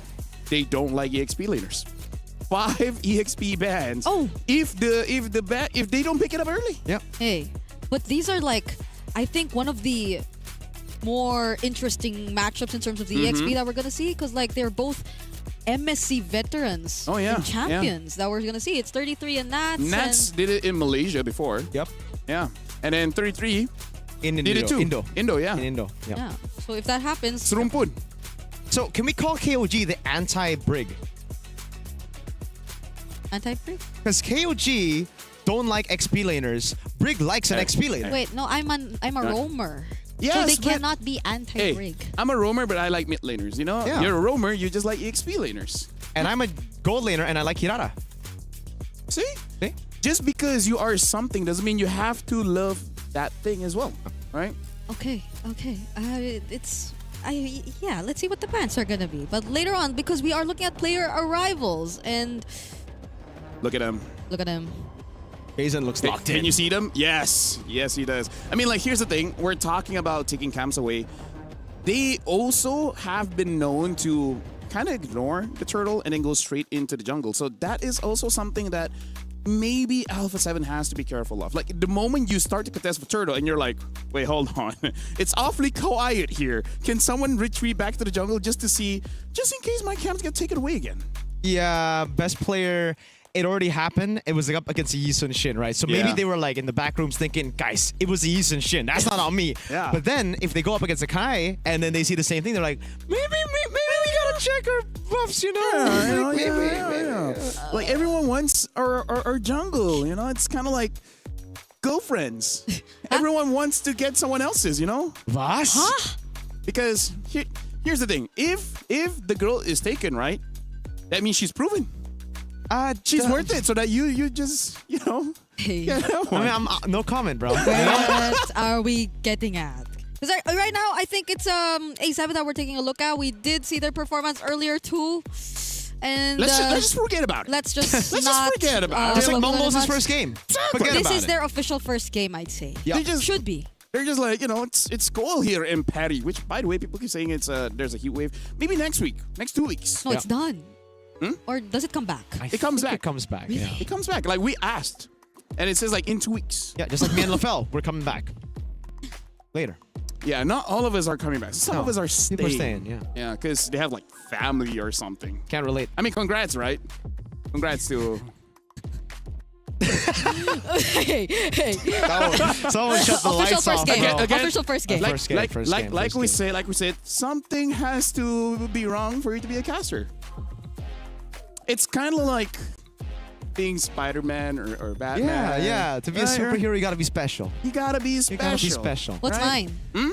What's my What's problem? your tragic backstory? Yeah. Or problem? Oh. Let's see here. Your tragic backstory is that you were born. Oh, he's doing the voice. He's doing the voice. You were Okay. born where you know you are meant to be special. Whoa. But people put you down. They try to convince you you're ordinary. They ask you to make your hair blonde. They ask you for your complexion to be such and such. But then you're like, nah, fam, I want to look like Momo. And then now that I am, I'm good. Is that tragic? Looking like Momo They- is tragic. They ask you shouldn't tie your hair up. Put it down. That was back in M7, in case you remember. Oh! They were, right. Whoa. See, I remember the bad things that happened to you because there's not a lot. Yeah. Yeah, that's like the only bad thing. Thank you. Well, Should I say thank you to that? I guess. I don't know. Alhamdulillah, you know? Alhamdulillah. Yeah, Alhamdulillah. Okay. Let's go. You're right, let's go. Let's go. Yeah, let's go. Let's start talking about KOG and A7 on dangerous grass. And they're batting out the Alice here, KOG, so that's a bit of a change. They're batting out the Arlid, respecting that Arlid. Although if it were me, I'm like, you want it? Even if obvious, real quick. Oh, so we're yeah. not doing 5-man EXP bands. Yeah, KOG have... I mean, some people might use Atlas EXP. Oh. I wouldn't say it's good. I would say I prefer it on the enemy team. Would Sanford use Atlas EXP? I don't know. How would I? You gotta ask him. I thought you would know. But Freya, okay, gets banned out as well. Oh, So Paquito, will it be open? But I still feel like even if Paquito is open. But here's the thing, Phovius, even if first pick, it's so counterable. We have a lot of mids. Yeah. I don't care too much about the EXP because like whatever, laning phase, but like against a Valir, against a Gord, against a Lilia, against so many mid laners, it just feels a bit awkward. Okay. yeah. But like, I'm wondering if Zushin ban, Paquito ban, Or or Marcel. Like, this is kind of weird. Marcel being left open like this. this feels a bit weird for like a mid lane prio because A7, even though we don't want to consider their first game, like, is best player one really comfortable playing a utility, or would he rather not? Oh. just use it. Just use it, you know. Because Soyo, Joy, Yi Shin. if then maybe you would. Okay, Yeah, Zushin. Yo. Listen. it's open. But the Marcel's open. Yeah. Well, picked up. But then, as a Marcel, I hate a few roamers. Namely the Khalid, Yeah. the Hilda, Anyone that can really match his, like, movement. movement speed, and then does a lot of damage to me. Because early game, Marcel is a bit squishier than most roamers. It's only after Oh. it's only after a few stacks on the thunder belt, then you feel a bit tanky. But yeah, Fredrin, first pick here, Akaino. Could be the he's banned out, the Baksha as well. Oh, That's why right, they take the only utility jungle left. So KOG might have to go back to what they won MSL with, which was Assassins on KZen. I mean, there's still the Bowman if they want to try that. That's true. They also pick up the Claude so that the Alpha 7 Yves gets into a bit of trouble. Yeah, and at least for A7, they don't really have to worry about like another terrifying Gord game up against a Fredrin because they've already locked in the Juice in. Wait, that's actually something they could pick themselves, but that's only if KOGs also consider like one of the last few remaining.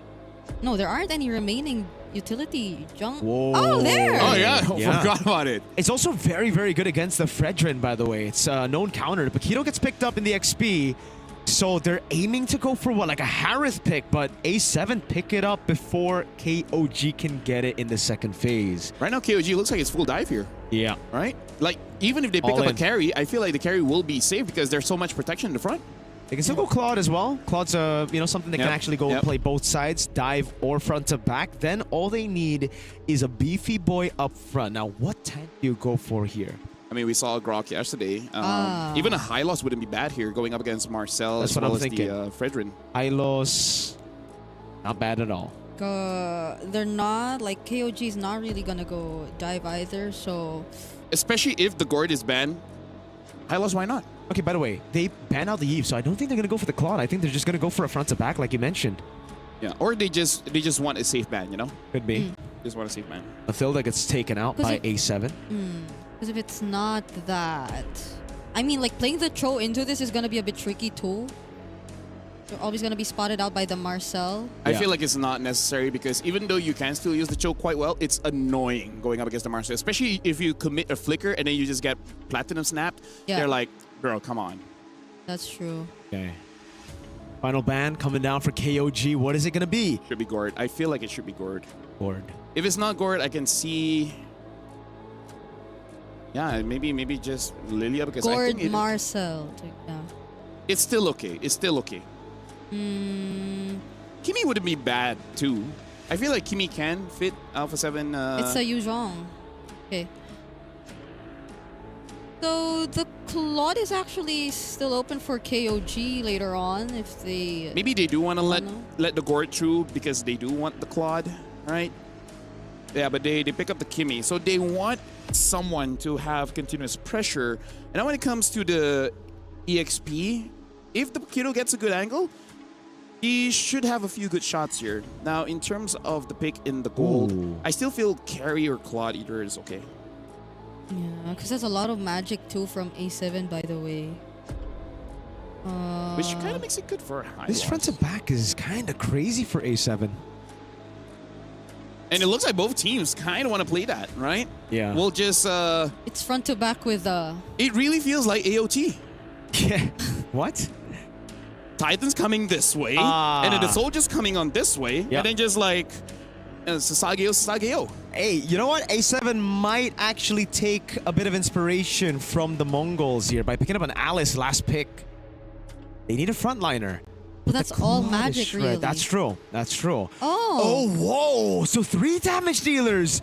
Nice. And not really a tank in Marcel. The only frontliner is Fredrin here. They're Front really... to back. They're really Wow. trusting So- best player 1 here. Yeah. Hey, you can have your opinions to yourself. I'm going to be throwing it over to you, but I would say KOG, they have a pretty interesting draft. It is good, but it requires high execution. With that being said, I'm going to throw it over to Mirko as well as Brigida for KOG going up against Alpha 7. Here we go, folks. It's a Guinevere. Honestly, on paper, I like KOG's draft. It feels much more... Normal? Normal. I mean, the 3 damage dealers with a Marcel. You got a combo with the Marcel with a Kimmy, Yeah. but you got a lot of magic damage. I guess the balance is with the physical damage. At the end of the day, though, how the heck is this Fredrin going to go up against a Guinevere to win out those red tree battles? Yeah. Okay, we're heading into game number 3, and I'm thinking that could this be their way of just really keeping it quite similar to the first game that we saw from them, but this time a bit more successful because it feels very individualistic, like the draft. Now that you mentioned that, it makes sense. It's like they were very individual in the first Yeah. match. Maybe they just need to lean more towards that side. But is that really gonna work? Because it's a macro team you're up against. It's KOG. Yeah. They play as a team, literally as a unit. And if you're just really aiming to go for these individual plays, like the Benedetta on Naths, the Kimmy, and the Marcel doing their own thing. Oh, I'm here. All right. Hey! One thing's for sure, to counter that argument, A7 got no synergy. So Yeah, if because- they try to out-team fight, if they try to out-macro KOG, I think it's just So they're leaving everything else at the door. So now that you see this... For me, makes Nats sense. cannot throw, because we saw yesterday when I believe it was the 7th match of the day, where it's escaping my mind who played that, but VSGA's, no. It was We're back. Mongols it- KOG. no, I think it was VSG. But yeah, like the Benedetta dives in and then just puts his own team in a situation where yeah. Oh, that's right. JM. But yeah, still, this is just something that I feel like when you're using a Benedetta, when you're using an Arlet, when you're using a hero that can dive, that can set up for your team, you just gotta be careful, because as a roamer, right? You and me, Brigida, we're roamers. We know when we make a good engage, we feel good. But we also know we have those engages that just sabotages our team, right? Yeah. And then people have the gall to say, okay, then right, you guys can go in the game. Hey, welcome to the Land of Dawn, folks. Both XP laners go for lethal ignition. Whoa. Oh my goodness. That's the MSC champion matchup in the EXP lane for you. That's true. That's very true. I 33, 2017, right? Yeah. And that's 2022. Lethal Ignition, Festival of Blood. But there's a bit of difference. 33 has gone for extra penetration. Now Nats doing a good job against the Paquito. This should be, on paper, a winning matchup for Paquito. Okay. Now I see how they're planning to make it work. Kaizen is very low here. Whole World and Shark are actually looking like they're going to be a very dependable mid duo this time around. So if we were to go back, then yes, A7, that might be the game plan. It's just probably really the trio mid that we need to see a bit more coordination from, because it's a Fredrin. I don't think you can really be like too individualistic if you're a I agree. Fredrin. I like the improvement, though, straight up from A7 already. Game number 1, they completely let go of their topside jungle. So best player 1 got evaded very early. Here, it almost happened as well. KZ straight from the Raptor over from the Lizard straight to the Beetle. But A7 caught it early, and it will not be a full-on buff take. Oh. That's in 33rd here. Get a bit of help from Shark and Nile. And I like how it's... I agree. There... Somehow in the wild card has been quite or a bit too much explosiveness coming in from the damage EXP laners, specifically those getting a hold of the Benedetta. But I'm hoping and I'm seeing how they're definitely going to try to keep it a bit more balanced this time. Yep. You definitely could not make as much mistakes as Nath this time around. Now look at that advantage he's gotten over 33. Really good eye for an eye there. Take away some of that damage from the jab of 33. A7 with Prio. It's Cold World and Shark already in position. Best player 1 holding on to the neutral objective. Oh, Shark scouting out majority of the members. Traction pulls laid down too, but Kaizen actually wins out the retribution. Does A7 still go for it? It's a no. Okay, this is a much disciplined A7 we're seeing, but KOG do not want to let them be like that. 33rd picks up first blood. That was Shark that they found, and now is the purple buff slowly being taken away from best player 1. But at least they're able to regain their position. That was supposed to be their lifeline. A7 to win out the turtle and to start things off good with this greedy lineup. But KZ's gonna go in. Okay, now they're after best player 1, and now picks up the kill. Nats could barely do anything. He could just watch. Oh my lord. KOG are just outclassing A7. In game 1 for A7, it looked like all right. You know, they started off the game really bad. It was a few cheese movements from the anti-handshake man, Zixora. But this game, they got their pathing. They're forcing out fights. Yeah, but KOG, when they know that they're not prepared, they're not really taking on these fights. Knockup, though, once again, coming in from Zed. And the spatial migration from KZ, not really going to land on anyone. But A7, they couldn't really farm as freely as they want to. Yeah, KOG has just been getting so much tempo on the map. Payan, after that turret goal taken away, KZ just gets out after taking a Beetle. And it's another gold crab given over to Payan. This is just disastrous for A7. It is fantastic, though, for KOG. Yeah. What did we say about KOG working as a unit? Right now, it seems like majority of their rotations have been at least 2 or 3 members alongside Kaizen, and they've been making it work. This is the exact opposite of what we're seeing from A7, where they have been doing some things individually on the map, specifically when you look at the EXP lane, but together with best player 1, we're not seeing much. They haven't been able to really utilize this composition just yet. And now we're seeing the next objective come up. Shark, this is how you expect a Marcel to be played, but you're not really getting much value out of it when you look at the other members of A7 just yet. Yeah, and you saw just how squishy he can be when the Paquito gets his hands on the Marcel. Shark got blasted by the Paquito. Look at his rotation. Tempo in the bottom lane. They're going to make Nats lose a whole wave. As they rotate, and A7 did not have control over the neutral objective. Nile, good job taking the aggro, and Kaizen is going to try to bait out the Purify up top. Kaizen went for Zia first, forcing out the Purify and even the Zaman Force. Now A7 lose a major resource before this objective, but they're still going to go for it anyway. There goes the Golden Orb! Oh no. It stops even the turtle, but it's still A7 who are able to secure it nonetheless. Now Kaizen falls in. They're going for the chase. They want to take more. Payan looks to be the next target, but they're being very careful. They do not want to risk it. Usually that would be a big mistake, man, for the Marcel to just freeze it out when the Fredrin, best player, could go for the retry, but Sharks takes it at the end of the day. So, hey, if it works out, it ain't a bad play. A7 still in this game. Okay. That was... I also couldn't recall how exactly things happened because it's just literally 1 HP left. Yeah. For the turtle. Before it actually went over to the hands of A7, and I don't know if the Retribution was already used. Wow. Okay, damage EXP. This is why we also called Imnas Entertainment way back. There's just so much action going on. EXP damage. It's still very tough though to pull off the Benedetta against the Paquito. Only few have succeeded with that matchup, and Yeah, I thought that was going to be really bad with Zia already using Zaman Force and Purify, but they managed to come in. Shark, so far, saving A7 from a possible, 3,000 goal lead for KOG. Yeah.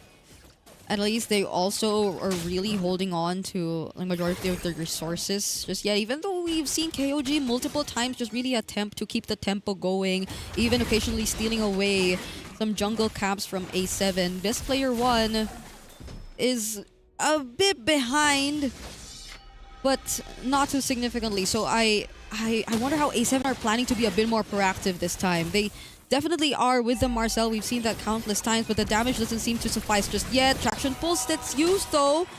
And Crimson Beacon is down for Zed.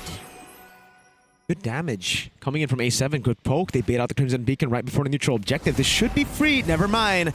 Payan up top, staying in this lane. The man that I thought was going to be the star of the day yesterday. Predictions. With the Claude, it's his comfort pick, but finally, there you go. A7 with the neutral objective control. That's 2 turtles to 1. Yeah, the macro team that KOG is clearly just decided to let go of that turtle in exchange of more structures across the map. And I think this is really one way that they could definitely deal with the threat of the Benedetta and how they're able, or A7 is able to utilize it.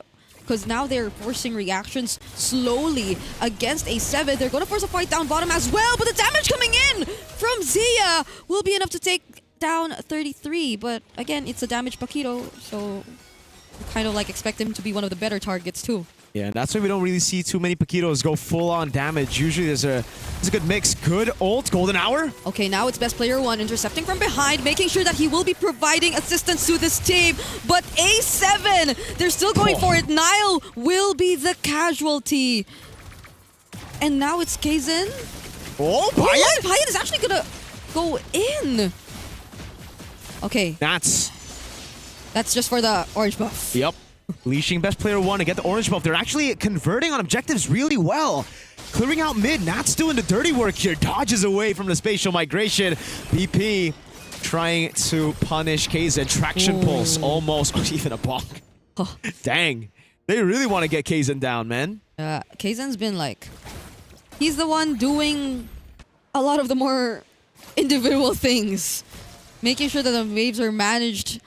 And even in that mid lane where it feels like it could have been something that A7 just immediately transitioned towards right after they were able to get that bottom turret. Didn't really happen. And now it's a bit tricky if you think about it. Because even against Best Player 1, or especially against Best Player 1 and Zia, it seems like Kaizen has been very particular with who he wants to use the spatial migration Violet Requims on. Like, you see him walk in front of you very honestly. Yeah. But it's a mystery how he's still able to land these spatial migrations on the targets that he wants. And there's usually just a combo together with a Gwyn. That's why you pick it up. You want to have a combo with it. But here it's just an independent Gwyn. And it wasn't even like a full neutral objective win, right? I mean, Turtle won, 50-50 retry he wanted, but then after that, it's just been a Shark and then a free one for BP up top. It's a 1v1, 33 versus Nats. Whoa, okay. They probably are not going to continue this anymore. At least we know both XP laners are up top trying to deal with the waves before we fully transition to this next objective, which is already the Lord. Kaizen's already here. Best Player 1, 2. They're just seeing each other. Who's going to go first? It's all about the combo. Nats has Prio up top. He already rotates first. Tempo on the side of A7. Oh, they're bursting it down. They want to make his store. And now the traction pulls. Oh. They're bursting down Kaizen. The best possible target before this objective taken. Now Payan using the blazing duet, but it's cancelled by the energy eruption. Whoa. 33. He finds Zia though. Cold World trying to deal with him. But the Lord, Payan. Payan actually takes the Lord. Seals it away, the Art of Thievery from the Claude. Payan saves the day, getting the kill on BP. Nats and then the Lord. Oh God, what a chaotic fight. They got Kaizen at the start of the fight. They could have just gone for the Lord, but instead they looked for the chase. It initially looked good as Nats got the Petri, but no one else was on the same page. They were all held down by 33. KOG side laners with a massive save, with a massive play to keep them in the game. Yeah, they were both low, but they both agreed to just go for the Lord. And that was knowing that the entire team fight has been split up anyway. Nats, Kaizen finds him yet again. It hasn't been such a great time for Nats just yet in this game. Traction pulls. Crimson Beacon out. They're holding on to this mid-turret. Mayan almost taken out. Golden R trying to keep him safe. And best player one walks out, but Shark will be the sacrifice. Oh my goodness. Kaizen gets his patient migration, but it's buffered by the dash, so Kaizen can't really follow it up with the big Violet Requiem. Still though, KOG are well and truly back in the game. A7 trying to make a lot of plays across the map to clear the waves, but it did not work out. It backfired for Nats completely. A Sokolil for Kaizen, and it seems like it's going to be the tier 2 up top fallen as well. Okay, traction pulls. So they get to defend this tier 2 up top, but it's terrifying. KOG are now working as a unit, and there you go! Kaizen starts things off. Best player one is the target, but it's A7 clapping back! They take out 3. They're chasing after Nile, and Kaizen still has the Raging Sandstorm and will get out safely. Oh my god, Nats with the instant redemption, finding the Petrify. What a shot from Zia as well. They're gonna go for the one straight push. A7. Okay, could this be a one-way? The Diamond Force already laid down. They really wanted to take their time. Nile tried his best to delay, but they still have a minion left. Golden R on Kaizen! And all they want is the base! Kaizen, using the Retribution, actually takes out the minion, but they still have one wave left, but KOG are back! Oh, what a save by Kaizen. Nile initially, it looked kind of troll. Walking up there, trying to clear out the way, but they calculated it just for Kaizen's retreat to be up. It looked so darn good already for Shark. The golden hour to keep him at bay, but it wasn't enough. KOG live to see another day, and now all 5 are up. The advantage on turrets non-existent. A7 and KOG both can clear out waves. Nats is still already in the far lane, holding that wave, trying to clear it. 40 stacks on Cold World. Yeah, I was about to say, no one has really dealt with Cold World. I think he's one of the more noticeable players in this game if you're KOG, because it seems like Nats, Zia will take up so much of your attention. Okay, Kaizen gets spotted again. And yeah, that's something I'm worrying about, because Kaizen seems to be the more forward member all the time. Yeah, and it's a big problem. Shark in the back trying to go for the cut. Okay, Zed gets stunned briefly.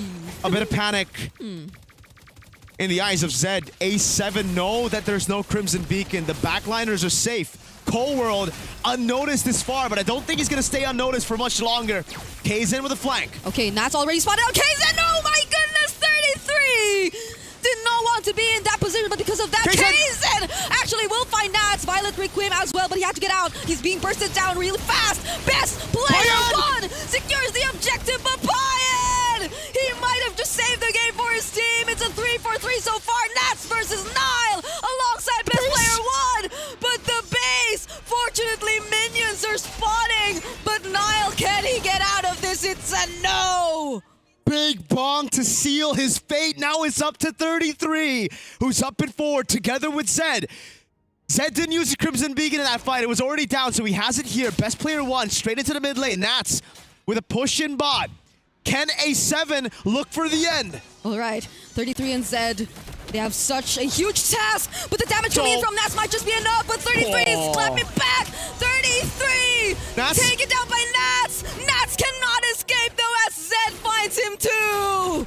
Big wave down below, the minions. Can it save the day? Gonna get a single base turret. KZ retrieves it.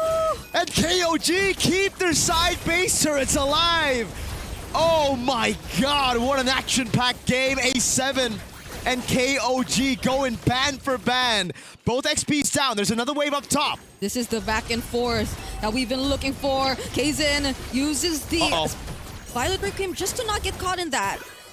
But they get to clear it nonetheless. Okay, I think we can breathe for a bit now. We still have 90 seconds before the next Lord, and KOG might just get to find their positioning again outside of their base. Oh, my hero moments. How many hero moments have we seen this game? Shark with a turtle steal, Payan with a lore steal. And then we have 33 and the rest of the boys just defending. Kaizen with a retreat as well. That's getting some big petrifies, and it is a Queen's Wing, so that's why 33 was able to really hold on for such a long time, and he's going to go and build some more tanky items. On the other side of the map, though, it is just pure damage for Nats right now, at least. Rose Gold Meteor being the only defensive item. He's building towards the Ares belt. Yeah. So a bit more HP. And I think another good thing is the fact that KOG were able to somehow shut down Cold World, so the stacks have been lessened by just a bit. Okay. They're holding on to that base turret. They gotta. That's the far lane. That could have actually given A7 a massive advantage coming into the possibly last Lord of the game. I don't want to call it just yet. It's not evolved. But Kaizen, it's so hard to be an independent Guinevere. He's always had to use the Violet Requiem before the fight even starts. Yeah. He still gets it, though. Good retry to take it away. It's going to be down for a bit. It won't be detrimental to the Lord just yet. Yeah, and is really trying to find a target from behind still the best way to go around this game now that we're approaching the late game. All Purifies are still up. Now it's a concealed play coming in from KOG. Shark will just run away from that. And now, let's see how they decide to deal with the lanes before we head into this objective. Because A7 are already starting it up. Hey, wave bot is good for A7 as well. 33 didn't have enough time. Shark gonna go for the zone in the back line on Kaizen. And Kaizen goes back in! Was it the right decision though? He uses the spatial migration to get out. Another concealed play coming from A7 Shark. this time! Sharp using the golden R, but Pine was able to dodge it nonetheless. Best player won with the retribution. The Lord was all they wanted, and now they're trying to run away. They're waiting for the Lord. They want to put an end to this game. Massive play from Shark to zone everyone on KOG from the Lord. And it's free for BP1. No 50-50s at hand. Now it's a push, not an evolved Lord though. KOG have some decent clear with the Paquito and the Claude. 18 minutes in. Although this is not an evolved Lord, but this is 18 minutes in. Death timers are really going to matter at this point, and A7 are just walking with this Lord. They have a huge advantage in their hands, but what can KOG do? Now they're going to grow up. Now they're going to play as a team. Shark. But will A7 allow them to? Kaizen! Kaizen catches 3! Golden R! Stopping the other members from following up. But the final blow actually lands. Kaizen is nowhere to be found. KOG. No what ultimates are available. It's just buy-in. They got consistent damage though. As long as Zia doesn't have Zaman Force, I don't think A7 can end. Okay. They get to clear. They will be okay. There you go. Zaman Force gets used though once again. 33! Still alive. Shark though gets knocked up. Lantern Flare available again. All base turrets have been taken out. But Sid! We did not expect that Winter Crown Blazing do-hit combo from Pyan and 33. They're saving this game for KOG. Immortality with Rose Gold. Pyan gonna get taken down. Massive Raging Sandstorm. All right, best player won. He's still alive. He's gonna be okay. A flicker from Guile. Can he save this game? It seems like no. A7 take their first win here in the wild cards. Match 1 was a warm-up. A7 needed that, and now they are on the board after such a long back-and-forth game. KOG suffer a defeat. Wow, LaFell, what do you think about that, man? Oh, what a game. Well, even though we're wearing headsets, I can hear the groan coming in from KOG because even they're like, I really feel like that final attempt where Khalid goes in and 33 tries to follow up with the damage and then getting caught by the Fredrin killed the Paquito, making it so that they could not defend anymore. Maybe if the Paquito was able to get to the fountain, get a bit more HP, maybe they would have enough damage, enough time, enough HP to defend one more time. But this is one of those games where Alpha 7 win, but I wouldn't, like, there are some mistakes here and there, but I feel like it's more on Alpha 7 just outplaying what KOG has been doing. This is a good match for the fact that both really showed that they tried very, very much, and then, like you said, a lot of hero moments coming in from both teams. Shark, though. Shark took it all the way with those hero moments, man. The golden hour to zone, the golden hour to seal turtle. To protect his own to team. protect his own team from the Violet Requiem. Yep. Shark had it all this game. Wow. Yeah, and the way that there were just really some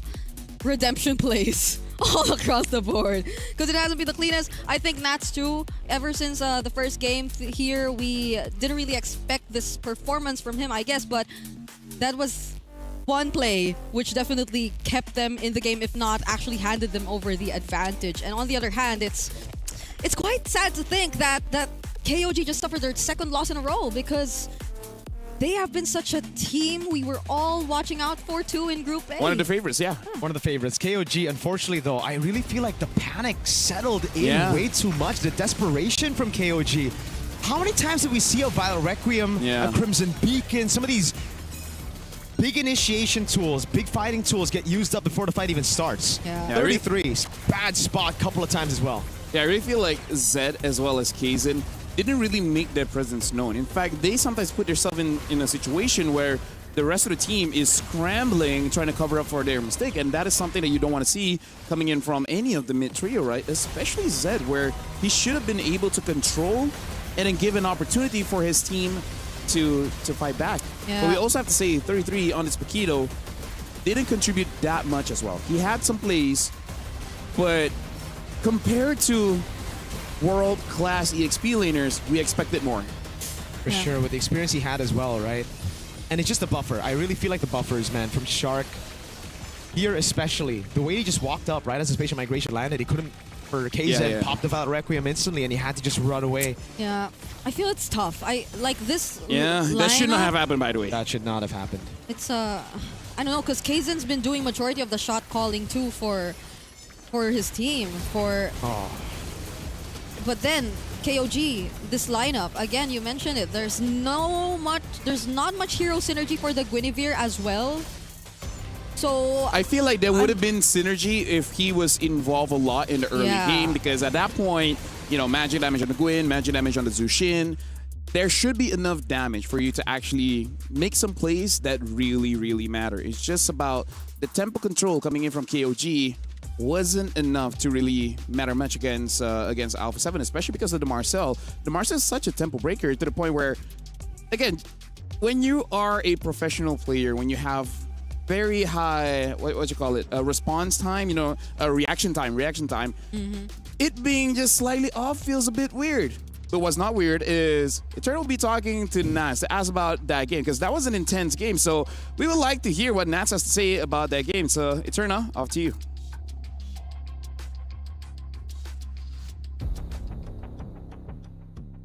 MSC 2022 champion. We finally get to see one another. It's so nice to see you, Nats. How are you doing? I'm doing good right now. Doing good. And I gotta say, that was one of the longer series that we've seen.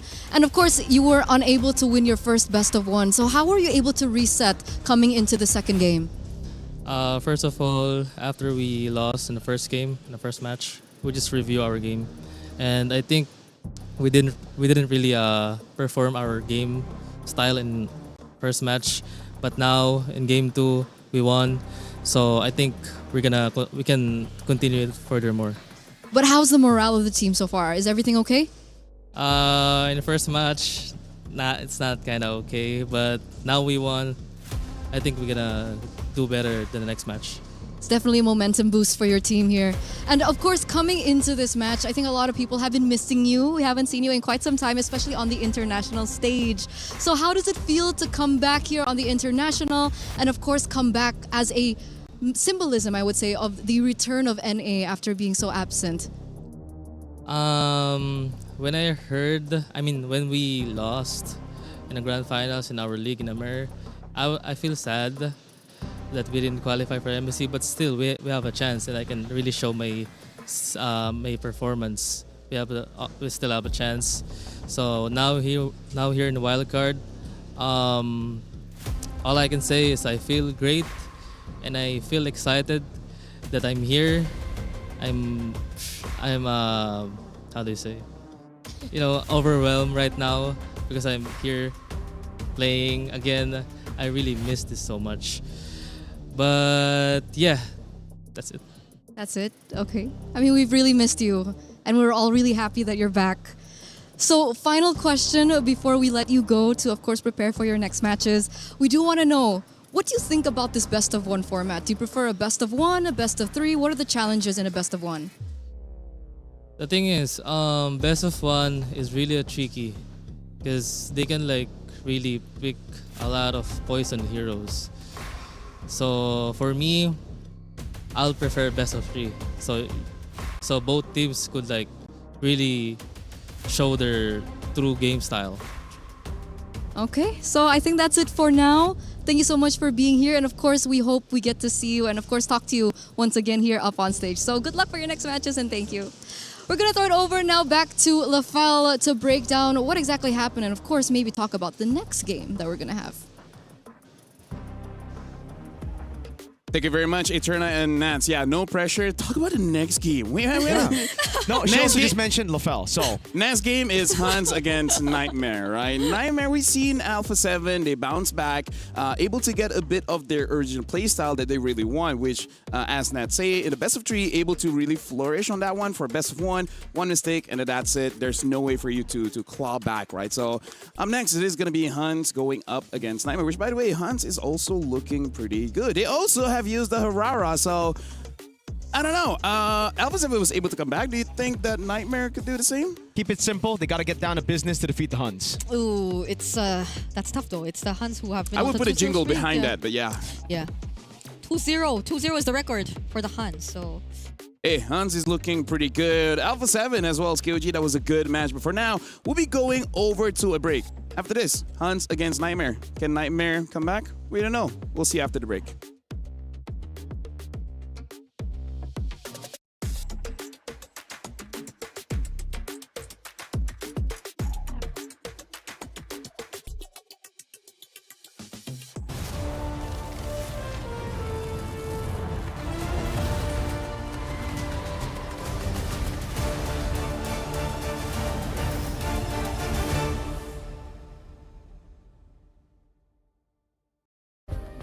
Play is in our DNA. Whenever we let it out, it becomes our superpower. Now imagine an entire city being built to supercharge it. Kadir City, powered by play.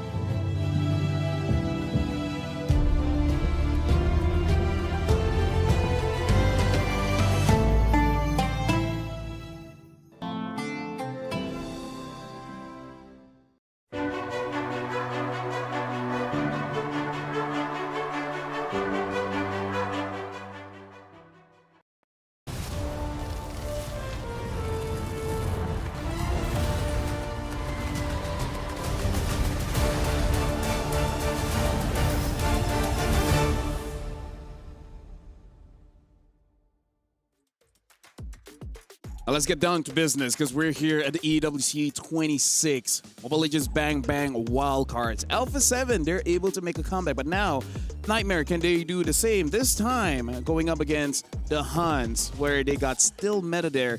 Looking pretty good in the jungle. My name is Afel. Alongside with me is Mirko as well as Brigida.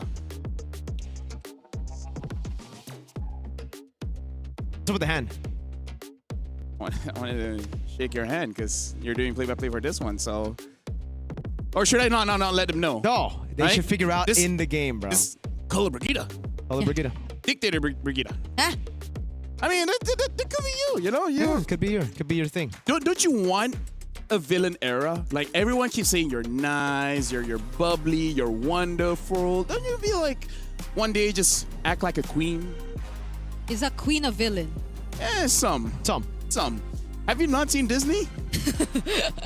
Anyways, right now we are looking at the player arrivals here. Hunts, again, like Brigida, you've mentioned, they've been having quite a good streak here. They've had Especially amazing streak, still meta, man. Showing up with Harara, showing up Yeah. with the Fredrin, so he can go both ways. The Fredrin is still meta. The Hirara is kind of like it's a statement for him. Still It's- meta, bro. Still experimenting. Yeah, Yeah. and I gotta go from still meta to Bankai because I think the main star of this team is Bankai, bro. On that Arlet, he really popped off, carried his team, and I think even when still meta was on the Fredrin, it just came down to the XP also carrying his own weight, doing a really good job. Yeah. And right now, I think that's where Nightmare's roster will have some trouble because Juviana was doing a good job in lane. Now, what will happen if Juviana doesn't have a good job, if he gets capped by Bankai in lane? Yeah, because at least based on their first game, that quote-unquote in lane has been just for maybe like the first 2 waves. Yeah. And afterwards, it's been a bit questionable from Juviana in terms of his decisions and the way that he's decided to just partake in the fights. But overall, it's Nightmare who hopefully, again, are just experiencing the Game 1 jitters because the Huns, we've seen much of how, yes, Bankai and the rest of the members have really performed well, but also even for more on the Youngbloods, Yuki as a 17-year-old really making a statement as a gold laner here so far. I think that Moskov, we really have to pay attention to that. I feel like going into the head of Juviana, I feel like in those situations, what he was thinking of doing is just to open up the map just a little bit, right? Zone them out a bit. The problem is that he was on an Arlet and he wasn't really prepared to actually dash out. Like sometimes you panic, you press the Vengeance too much and they just go back in. But now we're jumping straight to the draft here. Hunt's first pick and a Nightmare on the second one. Ovia's Eve as well as Baxia banned out by the Huns, and then for Nightmare, betting out the Harara, Freya as well as the Paquito, and that was Lucian first pick. Is this not deja vu? Juicing first pick into a Kai Arlet? Do we want that? Maybe they'll Akai. Oh, The but difference is Phoveus has been banned out, so it makes sense for Nightmare to do it. There you go, hey. Yeah, because I was about to say, Arlet Marcel. because I was about to say you do not want to give Bankai the Arlet with a Zushin already prime and ready. Yeah. But again, we can see the Alice. And Alice is still going to be pretty strong against the Arlet, even against the Marcel. Like, Marcel just doesn't like the fighter types because what Marcel wants to do is he touches you and he goes away. But a fighter, he touches you back harder. Exactly, and there's a good fighter that really wants to stick on you. Yuzong, very good against the Arlet as well. They go for the Claude, but what do they pair this up with? They have a Claude Juicin. I think it's kind of... They're kind of forced to just go for a jungle, right? Unless they want to Fredrin or flex still Akai. meta later. Yeah.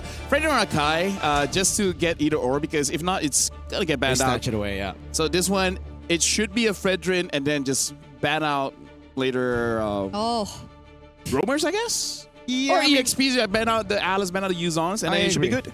I like that. I like that for Nightmare especially because they have a Fredrin and the Yuzong can be very annoying to deal with for the Fredrin and the Arlet. Yeah, and it's great. The Huns still have like a lot of ways to deal with the Arlet, as you guys have mentioned, but the Nightmare might want to take out some of that. Because I feel like... Yuzong Alice, it's not a difficult ban, no? Yeah, Yep. there you go. Nice Yuzong ban. Knowing the Huns though, I'd rather have Bankai on a damage dealer. Yeah, so yeah. maybe the Lapu Lapu, something that Nightmare might want to take away over the Alice. Depending on the higher if you're so it's like Interesting. Even though they have an Akai. Yeah, Yeah. they even...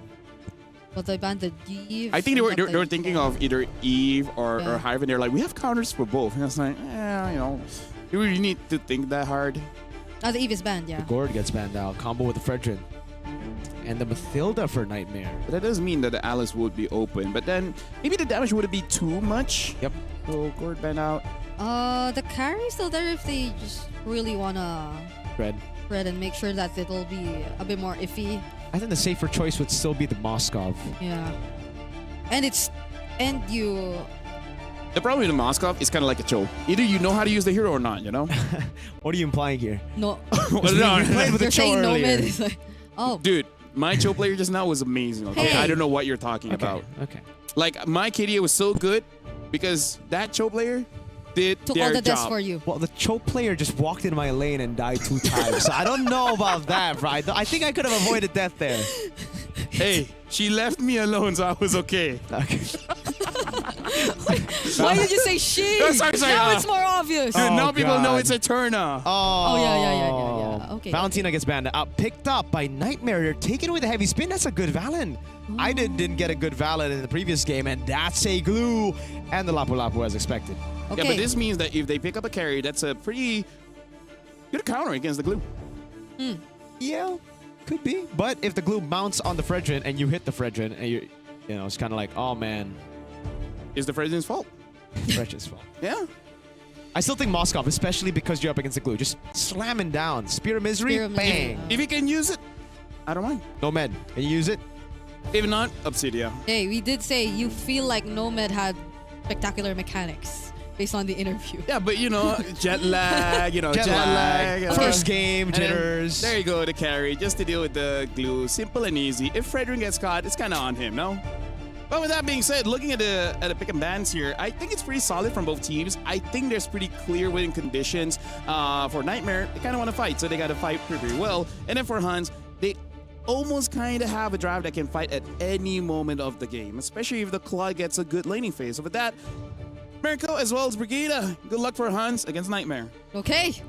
We will be getting down to business as we head into the 4th best of 1 of today. We are watching out for whether or not Nightmare eventually bounces back, because it's going to be a tough task. They're up against a 2-0 team, which are the Huns, based off their runs yesterday.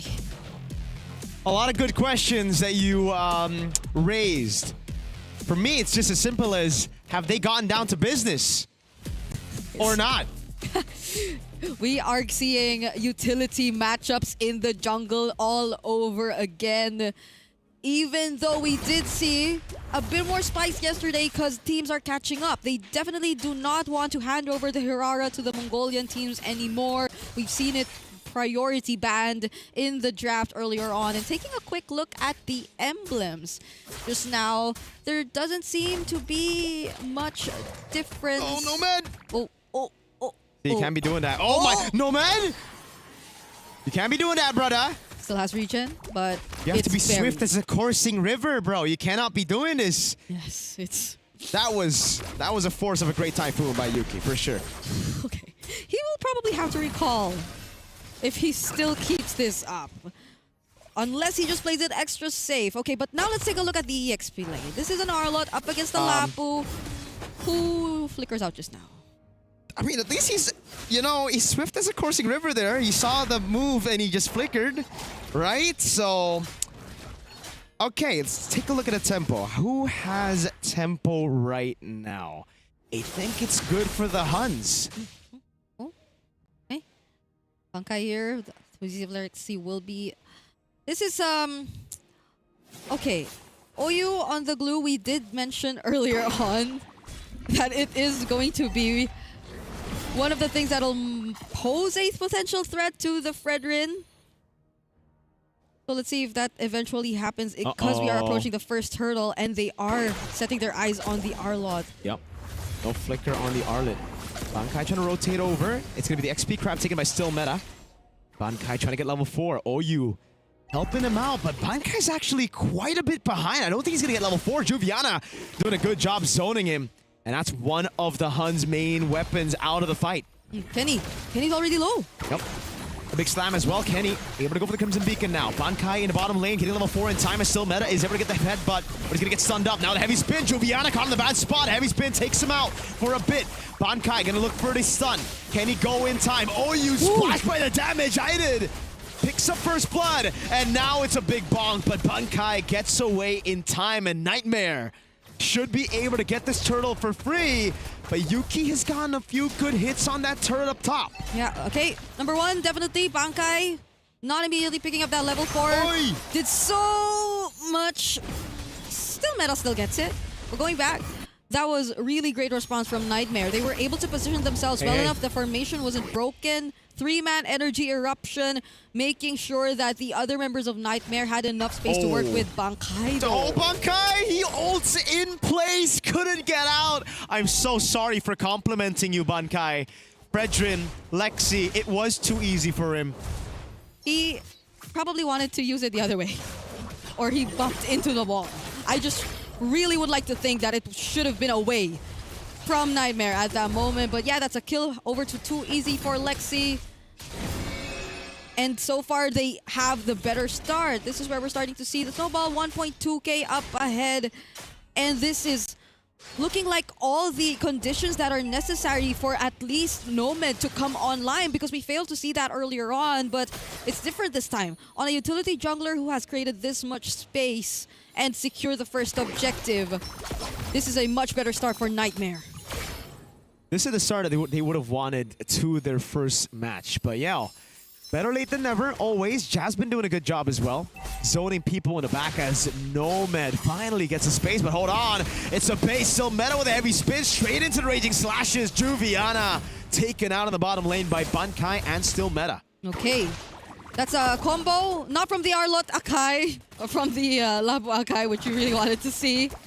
And they successfully make it work. Nomad steals away the gold crab. But at least for now, Nightmare, they're not really allowing for the Huns to really convert into much. They're still keeping the river control in check, and I think Jasmine has such a huge role to play as to why they're still able to at least manage and get the necessary info and eventually rotate to wherever they really want. But now... Bankai caught twice with the Fredrin now. It's going to be Ida with the rotation as well. Bankai flickers out, Raging. Oh, just the Bravest Fighter, sorry. No Raging Slash. Okay. That was, I think, the animation got a bit confused as well because they were trying to hold him down. Now it's a change of target. I don't know about staying in that bush though. Meta gets a pin down on Idid, but he needs to escape. He's too low. Yeah. Nightmare will get this for free. A conceal up top on Yuki as well. He gets a quick picture of him, but this will be a trade with a bottom lane. Oh no, Juviana! Bad habits die hard! Oh. Idid, you're not, what? I think he was confused. You know, you can steal the ult, but I don't think you can steal the tanky items of an Akai. Okay. Despite all that though, Jasmine, without conceal play, forced a reaction out of not just Yuki, but even Oyu. So none of the members of the Hun were actually able to get ready for that turtle, but then too easy for Lexi, has to let go of this purple buff. And still Meta will secure it for themselves, but going back, yes, after that take, after that supposedly clean approach to securing the objective, Nightmare went in one by one and had some questionable decisions. I think they really need to keep it tight if they really want to secure and maintain this lead. And now it's Bankai, who they eventually found down bottom. These are very awkward fights happening across the map, man. Like, overextensions, disrespectful from Juviana in a 2v1. Bankai with no one on the map as well, walking up way too aggressive. I don't know. I think it has something to do with the EXP lane today. Like majority of the matchups. Yeah. I think it's not just even the matchups. It's the micros. How do you know so much about XP matchups though? No, it's just based on what we're seeing today. Right. Right? Like we're expecting so much of the macro to come into play, but then a lot of times we're just focused on seeing the 1v1s, and I don't know if that's the way they really want to go. So now it's a relatively smaller lead that Nightmare has in their hands compared to earlier, because again, we've seen a couple slip-ups from their side. But still, this is the last objective. They're in position first. And let's see if the Huns would like to contest. They're at least the same level for both junglers. It's back to a slow game, 3-3. This is very Filipino, right? PH games, very slow, just playing it simple. Nightmare walking up. It's actually prio for Oyu up top. Holding on the turtle, delays it for a bit, but too easy for Lexi. He's on it now, and Bankai has space going. Oyu with a... Oh, he just goes straight in for it. Good heavy spin in the retreat from Still. Meta actually takes it away from too easy for Lexi, despite the heavy spin from Idid. Now in the mid lane, it's going to be Juviana, caught by Yuki as he goes in for the Blazing Duet. Bankai taken down. Still Meta also taken out by Nomad on a double. Oyu wants to get on top of him. The mount comes around. They don't need to hit him. Oyu gets brought into the turret. It's a triple kill for Nomad. Yuki doing a good damage. Kenny picks up a kill on too easy for Alexi as Nightmare is caught in the Crimson Beacon now. Final moment catching him now. Kenny gets a double, but it's without the Sky Piercer. Only now does he get it. I initially thought that would have been the wisest decision for the Huns to still go for the fight despite losing 2 of their members already, but them catching up actually equalize the trade somehow. Now it's less than a 500 gold lead in the hands of Nightmare, and even without Oyu nor Still Meta, I think it's just fine. They have all their damage dealers still intact, and the fact that Idid was also gone and taken out really hurts Nightmare and the kind of rotation that they still want to pull off from this point onwards. Now taking a quick look at the equipment again. The junglers, the gold laners, they're all very, very close. So we're seeing just a matter of back and forth and the need to just really polish these errors that we're seeing, because I think it's just majority that gets punished for both of these teams. It's so rough. Nightmare. Like, they did everything well. They controlled the turtle. They had a Fredgen. They had Idid with a heavy spin, but Still Meta brute forcing his way into the turtle, just like he brute forces his way into the meta with a lot of the non-meta picks. Yuki's been doing a phenomenal job as well, man. Yuki, Kenny. Yeah. Hold on. Too easy for Lexi, getting a bit of poke. Yuki finally hits the 3-atom power spike, and I think Nomad gets there at the same time up top to 1v1. Again. Bankai versus Juviana. Bankai, no ultimate. He's just going to go for the fight as the Mountain comes around, as well as Jasmine is able to escape. Too easy for Lexi. Now caught on the slam in the pass, immobilized a bit. Bankai still fighting.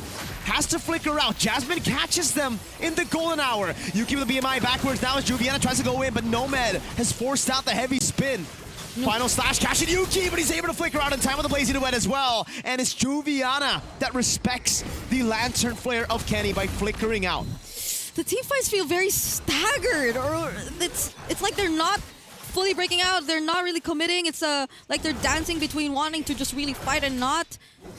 And I think Nightmare, in that particular instance, the fact that Idid really couldn't get much value out of the ultimates that he steals away, that was a defensive heavy spin that we got to see from him. So majority of the damage is just really coming in from Nomad, which currently is bursting the Lord! Oh, Bankai's getting bursted as well! He goes for the raging slash. This is not enough, though. He gets bursted down by Nomad. Final slash from Juviana! Yuki gets caught in the midst of it all, and Nomad's just free hitting. Double for him. The Huns are forced back away. Nightmare win the fight and the neutral objective. Wildcard is so unpredictable. Group B is so unpredictable. Now it's Nightmare taking the lead up against the Huns and pushing forward. Together with the Lord, they just left it down bottom and they're taking out as much outer turrets! Final slash again from Juviana! Gets both Still Meta and Kenny straight into Nomad. 7-0-0. Call him Bond James.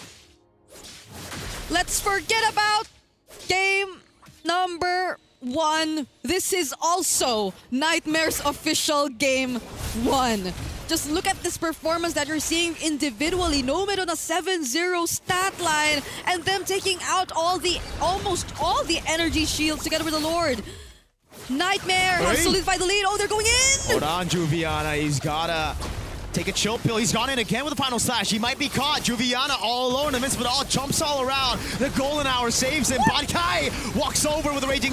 Never mind. The raging slashes could not come through. Nomad just gonna go through all of them. Still Meta gets away barely. Nomad with the flicker in. And the win of nature. But Yuki gets out with a BMI. Now Idid with a splash of damage. Huns looking to go in. Idid with a heavy spin. That's a good frozen moment by Jasmine. And it will be a disengage for Nightmare. Imagine Juviana still walking out alive after all of that. And now he's back. He didn't even need to recall. He just took some time off, regained some of his HP back, and the Huns, they felt very desperate to just really take that kill, but Nightmare, with the presence of the Golden R, still are able to stop them from really finishing him off. The Huns, at least for now, are able to somehow move outside the map, but that's 39 Thunderbelt stacks for Jasmine. How much does it get to a point where you're like, okay, I don't want to play against this Marcel anymore? How many stacks does it take? How many stacks did I get? Today? Yeah, I was thinking. Did you get Thunderbelt today? I got a Thunderbelt earlier today, but then that's not a Marcel. And at least for this point, just look at how safe Nomad feels in this game. I think that's also one of the biggest differences here. Oh, really good juke out of the golden hour, but now he's caught all alone. Oh, you're going to go for the mountdown on Nomad as well. This is a very staggered fight, and Yuki has done a good job. Oh no, Nightmare went too far. I did. Flickers in. He gets a kill, but I don't know if that's worth it. 2 for 2 in the end. Yuki was the other casualty though. I think that hurt the Huns a lot. Oh god, he's just gonna have to take it. Panda Man! What? Okay. I could hear the... Way too aggressive. He just walked up knowing that 2 members were down, and now it's good for Nightmare. This is free. Very good for them. They'll definitely get to just burst this down. I wonder how it came to a point where it got that split up. Like, it was just Oyu chasing after Nomad. The backup wasn't really there. The follow-up wasn't really there. And Nightmare just the same. Even if it's Juviana that they lost, I don't think that would really hurt them. So now it's a Lord. The base is wide open. Nightmare Esports, they're just this close to potentially putting an end to that win streak for the Huns. The Huns have looked fantastic throughout the wildcard, at least day number 1, but day number 2, Nightmare. They went through that training, man. That montage with a little jingle on it. They got down to business. Yep. Yuki can deal with the Lord. It's not gonna stay for long. Oh, final slash on Bankai. But it's responded over by a Bravest Fighter. Still Meta doing a good job with the red tree as well. Clearing out the wave up top. Now into the mid lane they go. No Bravest Fighter. Jasmine going through all of them, collecting so many Thunderbelt stacks. Big final slash. But Oyu's able to get the pass in time, and Nomad has already used the ultimate. Aiden with a splash of damage. Jasmine trying to go for the turret. Doesn't deal enough damage to take it down, and it will just be the base turret down below that falls for the Huns. Okay, really great wave clear that we're seeing from the Huns here. Gun for Yuki. Electric gun picked up for Yuki, and again, one of the standout players too. But Nightmare, they're not really leaving this place. They just want to keep pressuring the Huns. Wait a second, this could be a mountdown for Oyu. Big bonk, Yuki with a good sidestep away from it. Jasmine walks up on the Marcel, as annoying as ever. Yuki tries to bait it a bit more. Very risky moves. Aiden with a splash of damage again. Has the heavy spin. Goes for the pin down on Yuki. That's going to be the heavy spin coming down as well from Still Meta. A big fight. Nomad already with the ultimate going in. Now Oyu trying to get a mount down onto 2. Easy for Lexi. Juviana doing a good job, but now might have to use his flicker. He gets thrown back by the Lantern Flare. No one there to follow it up. A wave up top. All they need is 1 hit on the turret, but they are able to keep it alive as Juviana goes for the final slash. Golden Hour catches Kenny. Oyu trying his best to get that mount, but the Krabby Patties just ain't full. The back and forth. It took that long with no casualties at all. It seemed as if somehow it could have been a very dangerous spot for the Huns, especially as it was Yuki who got pinned down. But then Bankai also being there, it seemed like there were just so many targets that were available for Nightmare. So I think they also got kind of split up. They just couldn't really find what to focus on in that scenario. But this is a 9-0-1 carry of Nomad we're talking about right now. What do we have the highest record of kills already so far? That's a good question. We might have to double check. Or could this be the one? That's something we will be double checking for later. But so far, I don't know, like it's looking like such a perfect KDA. It's 9 Oi. kills. Oh my yeah. god, he goes in. That's a bombastic move, but he actually gets him out on Nomad. He brings him all the way. Body cover the fall off. The golden hour saves him for just a bit. Yuki with the base, he went to the back line right now, and they get rid of Nomad. It's already the immortality popped in as he flickers out the safety, and now it's going to be Yuki and Kenny who gets to shut down the Huns. They wanted to come back fashion against VSG. Now it's a triple for Kenny. A maniac for Kenny. He's going to go on Jasmine. Jasmine dashes away, and Kenny will have to be happy with a maniac. But the Huns are back in the game. That was so close to being another Juicin Savage. First was from Psyche, but this is a maniac that you're seeing from God. Kenny. They're just pushing forward. They don't care about the minion waves. It's Marcel, Nightmare, Jasmine with the mini waves. Now still meta into the base already. Jasmine trying to delay as much as he can. 7 seconds on Nomad. Kenny gets his unofficial Savage. 3 seconds for Nomad. There is no way for him to respawn in time. They got the minions, they got the fight, and they got the comeback again. The Huns have pulled through even though it looked so close. Wow. For Nightmare eventually sealing the deal. They were just minions away, a base turret away. But the Huns still emerge victorious. 3-0 for them this time. And we've been having very long games today, right, LaFell? Yeah, I mean, like, how does Hans keep getting away with this? This is like what, their second comeback victory, where again it looks very bleak. It looks like, all right, this might be over. There's nothing that they can do. The first time it was Yuki on a Moscow, right? Now is the Zushin. Yeah. But Kenny getting that maniac and eventually getting the final kill, but still. Wow. Having good games. Long games, but good games. The Huns, man. The Huns. Can I just really like point out that last glue play too from OU. Oh my god, bro. Getting hot in here. OU's. By the way, talking crazy about highest kill, it was actually from another Mongolian, Zexora. I believe it was 11 or 12 kills on the Harara. Oh. With 11 or 12 assists. And okay, and that was a win, right? That was a win. This one's a loss. Yeah. No. With that being said, we got to talk about this game, and I really feel like the Huns, they just have that clutch factor, man. Yeah. I mean, like, it's one thing to win, it's one thing to come back, but somehow someone will step up just enough to turn an impossible situation become winnable. And Kenny with Yuki were the two dudes here, right? Fantastic. Bankai, I'm sorry for complimenting you. I will. Yeah. I learned. It's okay. Cassacurs we are world-class Cassacursors. Yep. Look, it's like Bankai just gets shredded down. He did a good job zoning, but all these fights have just been good for Nightmare. Juviana was actually the one gapping Bankai in this game, but like you said, LaFell, Huns, every time someone does a mistake, the others step up, and this game, it was OU on the glue. Yep. Wow. That looked like it could have been a misplay. It's like a very risky play to go for. Wow. I mean, But- Wow. I mean, like, again, here's the thing. It really does look like, when it comes to the Huns, one thing that we can say is that they can adjust mid-game, right? Some teams, they just can't get back on their feet, right? They're having a rough start in the mid-game. They try to do something, but then they just couldn't really recover. When it comes to the Huns, it looks like, give it enough time, they'll figure something out, and then they can play around it. So, honestly, brilliant performance coming in from the Huns. And honestly, brilliant performance coming in from Mongolia as a whole, right? Mongols had a bad game one, but then that's it. That's the only one. And then Huns, even during the game, it looks bad.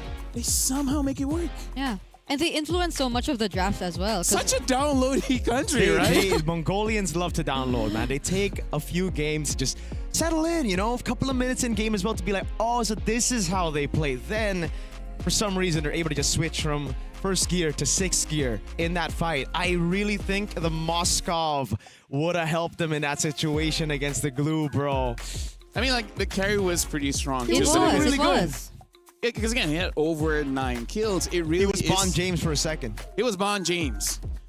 I was super confused. 7-0, man. Yeah, I know. But yeah, in that kind of game, still Nightmare hasn't gotten a win. But at least we can say they got into a certain form, right? Yeah. And again, it's not like they're gonna get eliminated. It's just that at this point, they just need to get their reps in, which they are. So by game number 3, I think they're really locked in at that point. After this, Alpha 7 will be playing against FUT. So we'll see whether them rising up will be enough to go up against FUT. Because Foot Gaming so far is Foot Esports looking a bit too strong.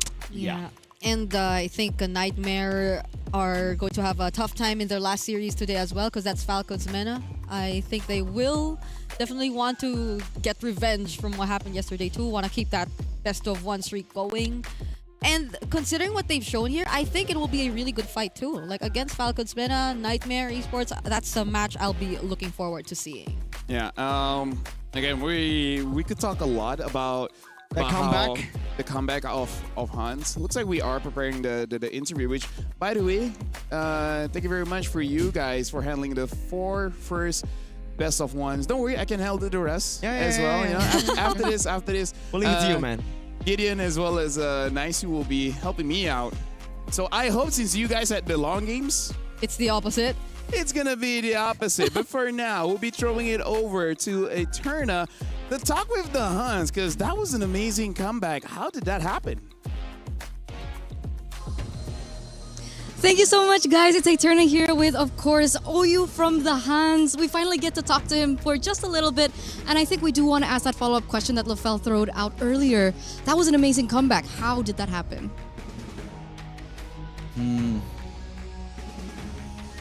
I think it was mainly focused on our drafts. I think because like we had the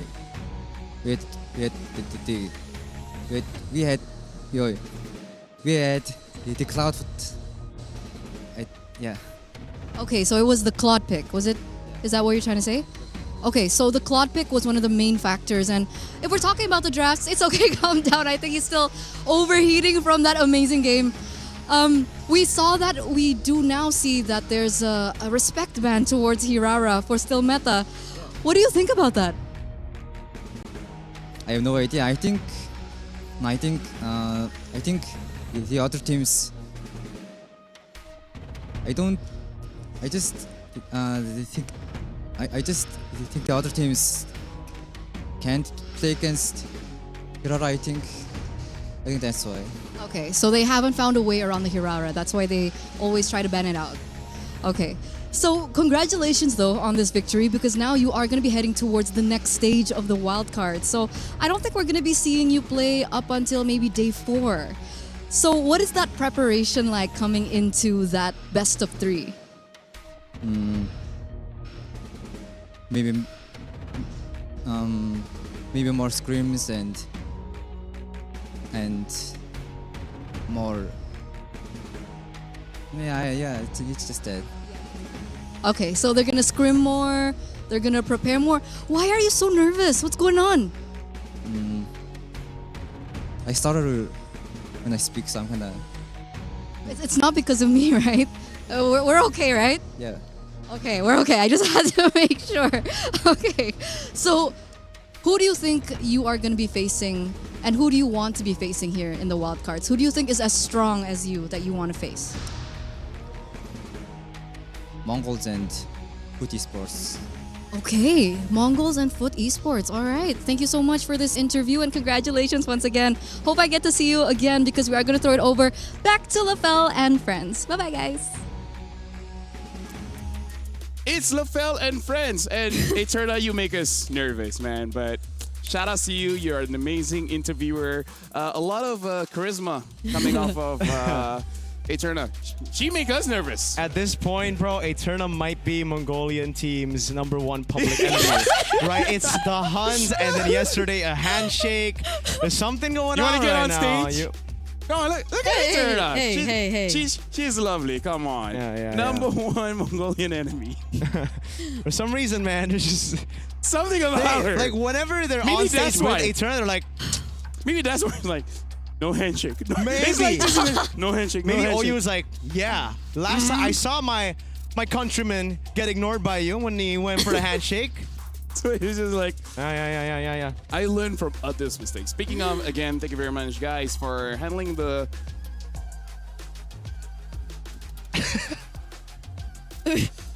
I just tried it. I just wanted to try it. I just tried it. This is why I say she has to go through a villain arc. Dictator. Because bring it up. she's been so nice, I didn't thought she would do it to me. I expect that from you. Yeah. I expected that. That's why. I also expected it just from me, Yeah. but she did it, and I was like, wow, that just happened in front of my eyes. Thank you, Mirko. I'll see you after this, but for now, we're going for a break. After this, it's going to be nicer as well as getting cute that will accompany me for the other 4 matches. So we see you guys right after this break.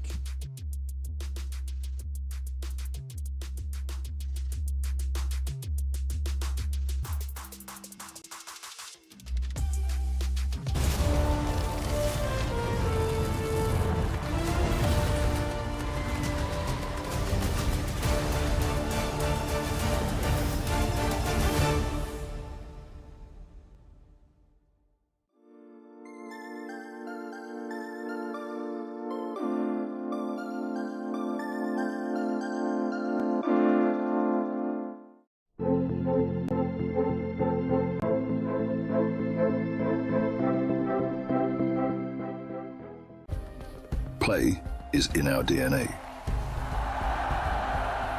Whenever we let it out, it becomes our superpower. Now imagine an entire city being built to supercharge it. Kadir City, powered by play.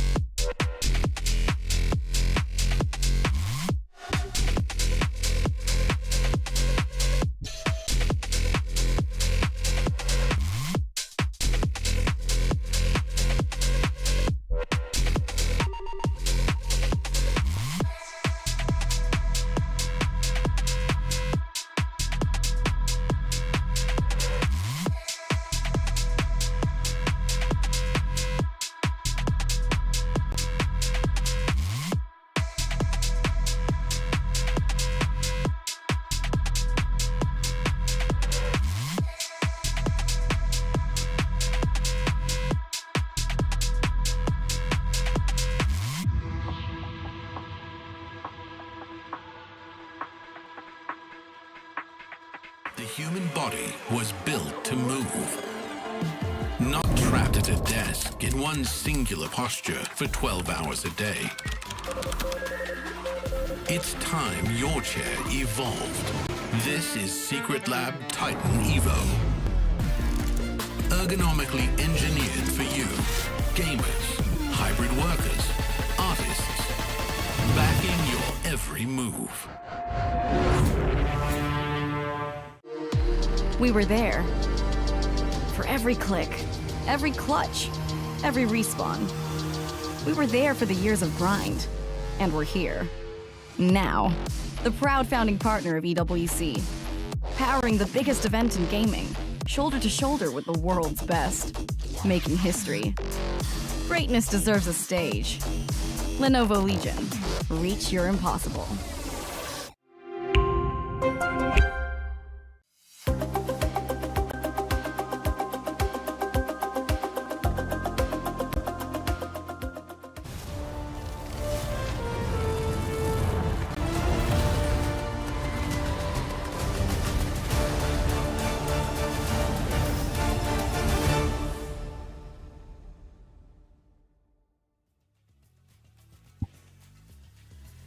And right now we're jumping into game number 5, where honestly the stakes are higher for both teams as we're about to set up for this one, because for Alpha 77, for now, if they win this match, they have eliminated VSG. And for Food Esports, if they win this one, they secure top spot of Group A. Welcome to the EWC 26 here in the Mobile Legends Bang Bang Wildcard. My name is Afel. Alongside me this time is Gideon Q as well as Naisu. This time we've seen Merkel and Brigitte having longer games. So, okay, a bit of fairness. So, hey, we'll see. I think we're still going to be having longer games though, but if we have short ones, what do you complain? Stop. Don't jinx it just yet. I think that me and Naisu here, we're ready to have a pretty short day, and we also want to figure out whether or not we're going to see that number 1 spot from each of the groups. Because again, it's pretty high stakes. If you get number 1 spot in the groups, you just get to chill. You get to chill. I think also a lot of people are waiting to see Alpha 7 play. And, you know, it's hard to call them either. I still call them Area 77. Yeah. Man. Like Area 77. Alpha 7 is here finally to play. They're 1-1 right now. And can they stop the streak that Foot Esports has been on? I mean, they've been very dominant, very strong lately in their previous 2 games. Yeah. Here's the thing. If I believe if you're number 1 Group A, you'll be fighting against number 2 of Group B. Number 3 will fight number 4, you know, et cetera, et cetera. But for now, it's really on Alpha 7 because... Again, VSG is going to be watching, and they're hoping that they're hoping that was the last win for Alpha 7, and it was a bit of a struggle. But we have seen micro brilliances coming in from Alpha 7, but with that, we also see some mistakes. One of the biggest, I would say, win conditions for them actually was securing the Marcel for Shark. So I think that is something that Food Esports have to be careful of. Well, I think that this entire tournament, the 2 big standouts that we've seen, well, one is big, the other one's not so much, is supports. They have been phenomenal in wildcards. I don't think we've seen like an awful support just yet, but we've definitely seen some hit or misses when it comes down to Minotaur. the EXP. Oh, okay, that's less on the player and more of the hero. I want him to work, man. I want him to work. I love him to Minotaur. work. You know, let the Minotaur work. But you know what's funny? What's funny? Just now, me, Mirko, Brig, we were in rank, and we fought against Minotaur. Just Rome. now? Yeah. And then, even the opponent's like, report Minotaur. I'm like, bro, it's not his fault. What can he do? What is wrong? What is that? What is the hate for Minotaur? I don't know. He's one of my most played roams. Same. And I've got a pretty good win rate on him. I don't know. We'll see whether or not we might actually see it again, because we're looking at that Foot roster. I'm excited to see something new from them, whether it be Minotaur, maybe something else along those lines. Not Florin. Not Florin. Not Florin. I do not want that in my rank games. Me neither. On the opposing side. On the opposing side. You know, but I think not just the roams, because I think yesterday we talked about the impact of the XP laners right now, and I feel like that has been an apparent difference in a lot of the teams is the XP lanes, their performances, what they're able to do. There's been a whole lot of Claude, too. That just hasn't been the usual of what we've seen in terms of, like, Claude performances. There's been some questionable BMIs and Blaze and Duet combinations, but hey, maybe this is the time in these last 4 matches of day 2 where things kind of change here. Yeah, the appearance is warranted. The performance is the one that's lacking a little bit. Looking at Alpha 7 as well, again, Shark played phenomenally, but we still have to question a little bit on best player, because in the objective that he secured, Shark and Nas basically made sure that it's not a 50-50, right? It's it's 100%.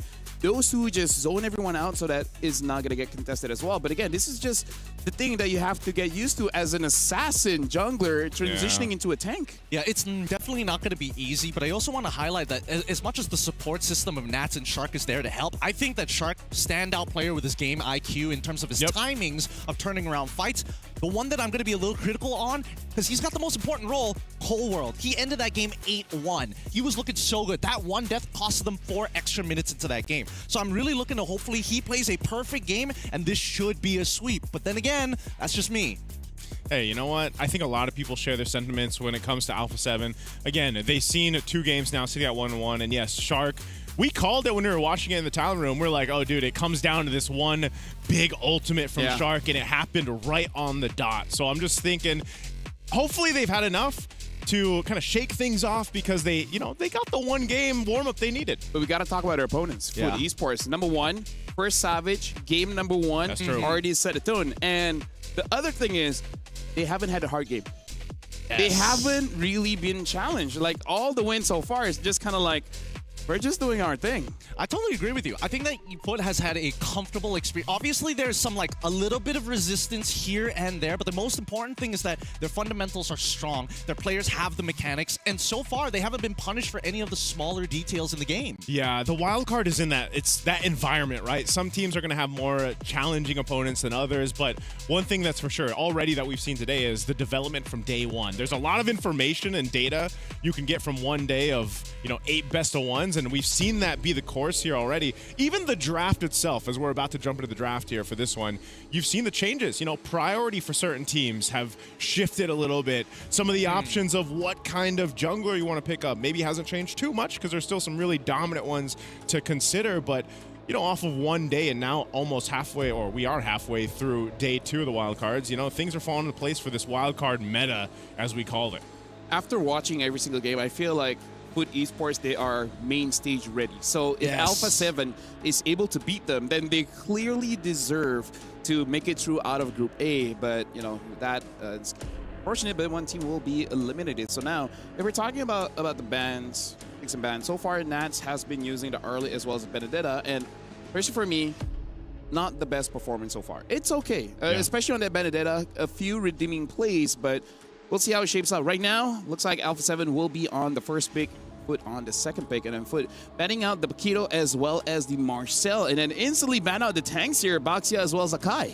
The thing that is the best of one, so far, I think that A7 is following a very similar pattern to how they've been drafting their past 2 games here, and I think they just want to be able to have options open for not only Nats, but maybe even for best player if there's only one tank available.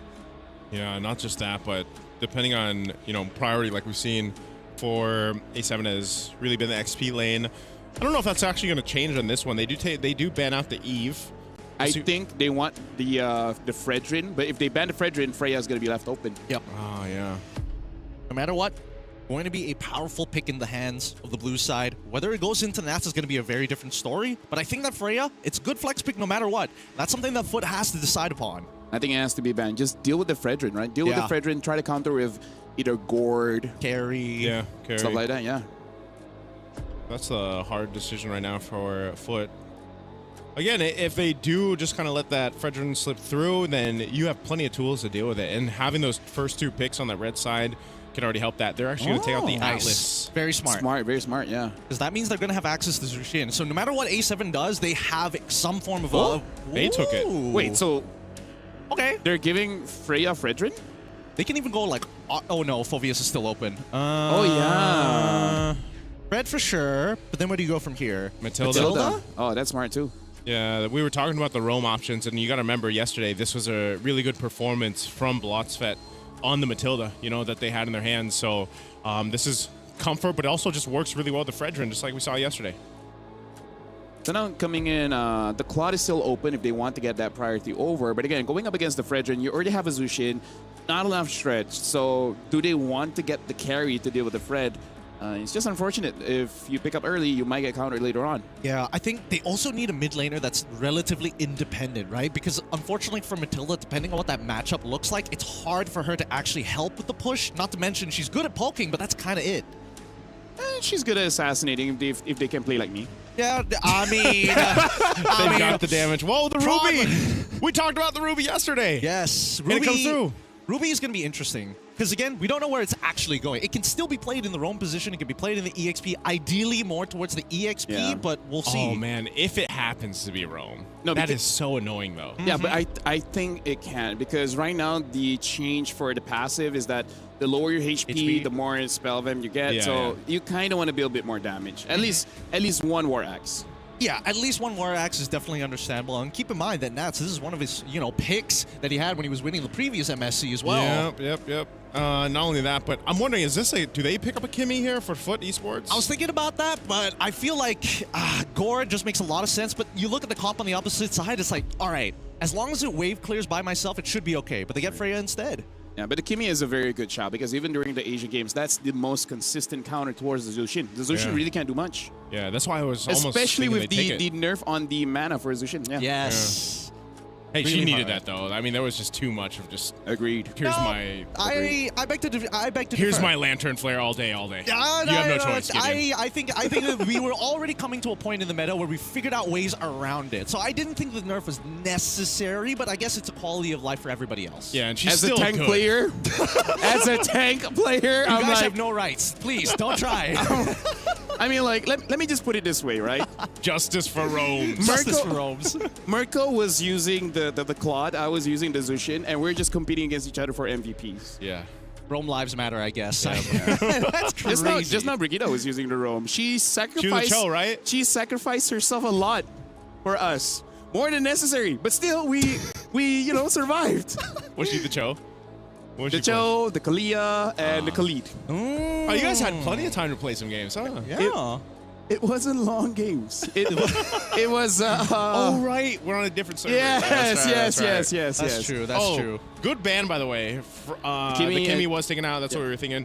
Yuzhong is the answer over here, just because they don't know exactly if Navs is going to end up playing this or not. So I think no matter what, it's going to be pretty rough. You get Arlet on the opposite side. If you ban out Arlet here, then that's fine. They get rid of ban. Gord? Yes, sir. Yeah.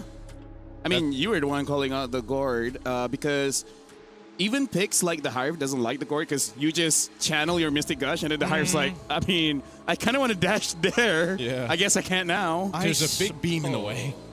I suppose. Oh, wait. What if this Ruby goes to gold lane, huh? No, so, yeah, that's the thing. It's like flexed. It is flexible. Because, hey, go back to double fighters. Double fighter. I mean, they have been It's also through- because it's a YSS too. That was Yeah, that exactly. was the move back then when the YSS was dominant in the jungle. You pick up the two fighters, kind of helps you alleviate some of that pressure. But helps we'll having see.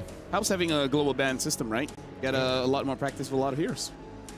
We get Lilia as the mid lane pick for Foot. Ooh. Oh, man. It feels like Foot knows what they want to be doing, and they're taking away all the potential counter picks around it. If there's a gold laner marksman, I mean, I feel like a Moskov should be... Would make the most sense. Yeah, would make the most sense. Because as a carry, your problem is going to be the Lilia.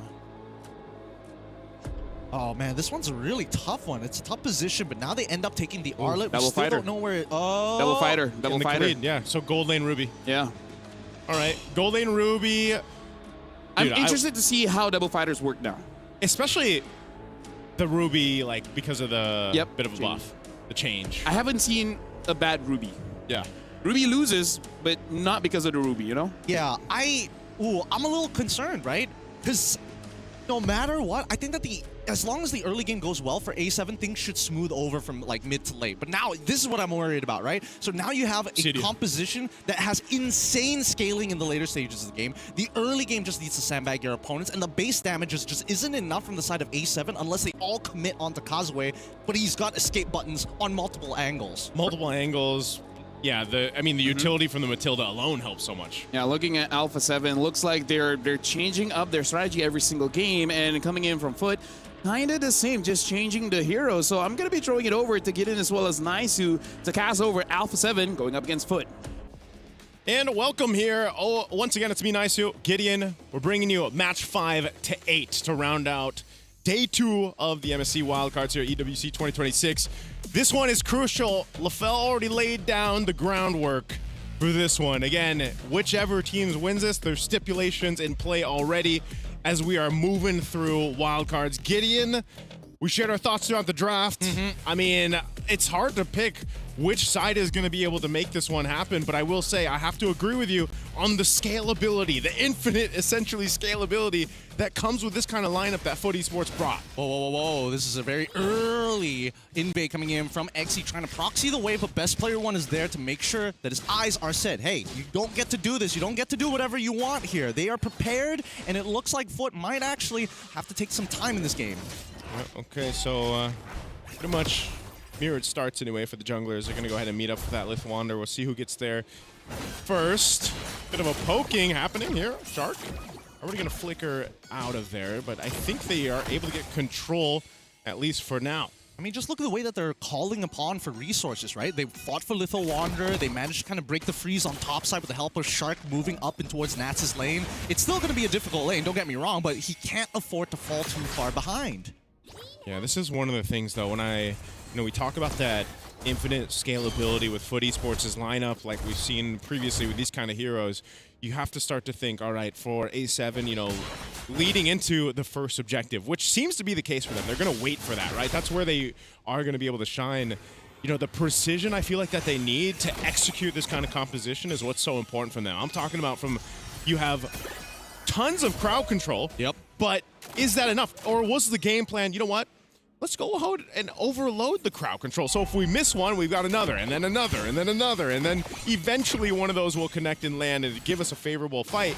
But then is there enough damage to actually win those early fights against Foot Esports? Yeah, I'm thinking that, like, for the most part, that's why we're seeing just a lot of emphasis here to make sure that Nats is down, right? But let's not forget about the timing of these Purifies. They can catch Nats out of position with a good, well-timed Purify, but Nats already caught Final Slash already through. Oh, he flickers away just in time! Doesn't get hit by the Fall of Valkyries as XE is now opening up the map, creating that space, and Cold World and Best Player 1 can fight forever, so they'll just dance around him. They're going to dance around this turtle here. It's held at half health, but down one. Oh, they're going to go for Shark. Shark's in trouble. He ends up going down, and it goes over to the worst person possible. XE finds it, and now continues to open up the map. Cold World gets the first initial knockup, but here comes Bloodzette just to support the back, and they can't deal with this any longer. Oh, man. A really interesting decision there from Alpha 7 to go ahead and stay around that. They now have to deal with this pressure towards the buff, but Foot Esports will get out. They're happy to go ahead and actually counter punch plus get the objective. Turtle secured here. Shark's still waiting for that level 4. It's just unfortunate that he had to go down before the fight for that turtle. Right now, a lot of work here for Best Player 1. He's gonna have to hard carry this because he's the only one who really scales well late into the game. Orwell is doing a very good job at maintaining his presence and also slowing down the rotations for Bloodzette. But if this game continues the way that it's going, Foot will eventually win. Yeah, it looks like the plan right now is just to go ahead and feed as much resources and gold over to Best Player 1 on this YSS. XE doing his thing. This is what we saw yesterday. The Freya just able to go 1v2, sometimes 1v3 eventually when you got those items locked in, and you're pretty much fine on your own, whereas in the opposite case for Navs on the R-Lot, you're relying on being able to set things up for your team with the Final Slash, but also he's just a little bit more, I would say, squishy than the Freya, right? So his positioning is so important for these fights, and you saw how quickly he was brought down in the previous matchup. Oh, so close yet so far, but all the resources necessary are out as they extend the fight. Nice Final Slash coming into Nats to help secure this kill. Hey man, as I was just saying, that Final Slash is going to be important in there. Does get the War Axe, some extra gold up top. It looks like there's going to be a counter map play from Foot. They're trying to deny space here, and they're doing a very good job. All this plating going into the hands of RX as the rest can't move forward. Quicksand Guard already been used, and that's going to be Shark's retreat. Man, 10 seconds left on the turtle, and I like the way that Foot's playing. They're saying, hey, XE, you're doing a really good job already. Yes, you ended up dying, and now you're a level down, but at the same time, we're not seeing much profit from A7, right? It's only 450 gold lead, 600 on the opposite side like 2 minutes ago. Really, it's not much. The profit will happen here if they're able to actually go ahead and secure themselves a turtle. They're fighting for it, but it's already at half health for Foot Esports. Oh, Shark already going to start initiating, poking their opponents, hunt a bone to call him down quickly with the Quicksand Guard. He's going to live in the Raging Sandstorm to get back out. Now it's the 50-50. Knock up towards Zia's side. Blotz trying to reposition. Kazue secures the first turtle of the game. Now they're going to second turtle of the game as they push forward even more. The pullback coming in from Zio is almost good. The Final Slash as well. Gets the Vengeance reset. Goes for one more. It can't keep him on his toes. Nats is too light with it. And they want to another Purify, and that should guarantee Bloodzette's going down. An invade now, turning into an overextension. But Best Player 1 says no. Flicker for it from Nats. Secures another one, and now they want the orange buff. Make it worth it. And Alpha 7 does just that. They do lose that turtle, but man, they get 3 bodies in favor. They're looking for more. Under the turret, they're going to go for Kazue. They take another and a turret off of it. Looks like A7, they don't negotiate. They just immediately start these wars in enemy territory. They need to make sure they take all of the resources away from Foot to slow their scaling down. Okay, so after all of that, literally in the last couple minutes there, around that turtle, A7 has gotten themselves a good lead, right? 2,000 up. Blotz is going to pick up a Flask of the Oasis. This is a really good item, obviously, for the Matilda. helps with the survivability, but what I'm worried about is they're just dealing with this momentum right now from A7 thrown at them. And so for Foot Esports, they might have to calm down a little bit here.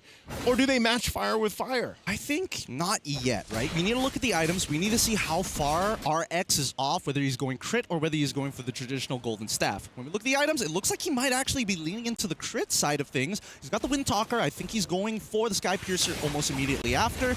And then probably Berserker's Fury, Haas Claw, the usual. Yeah.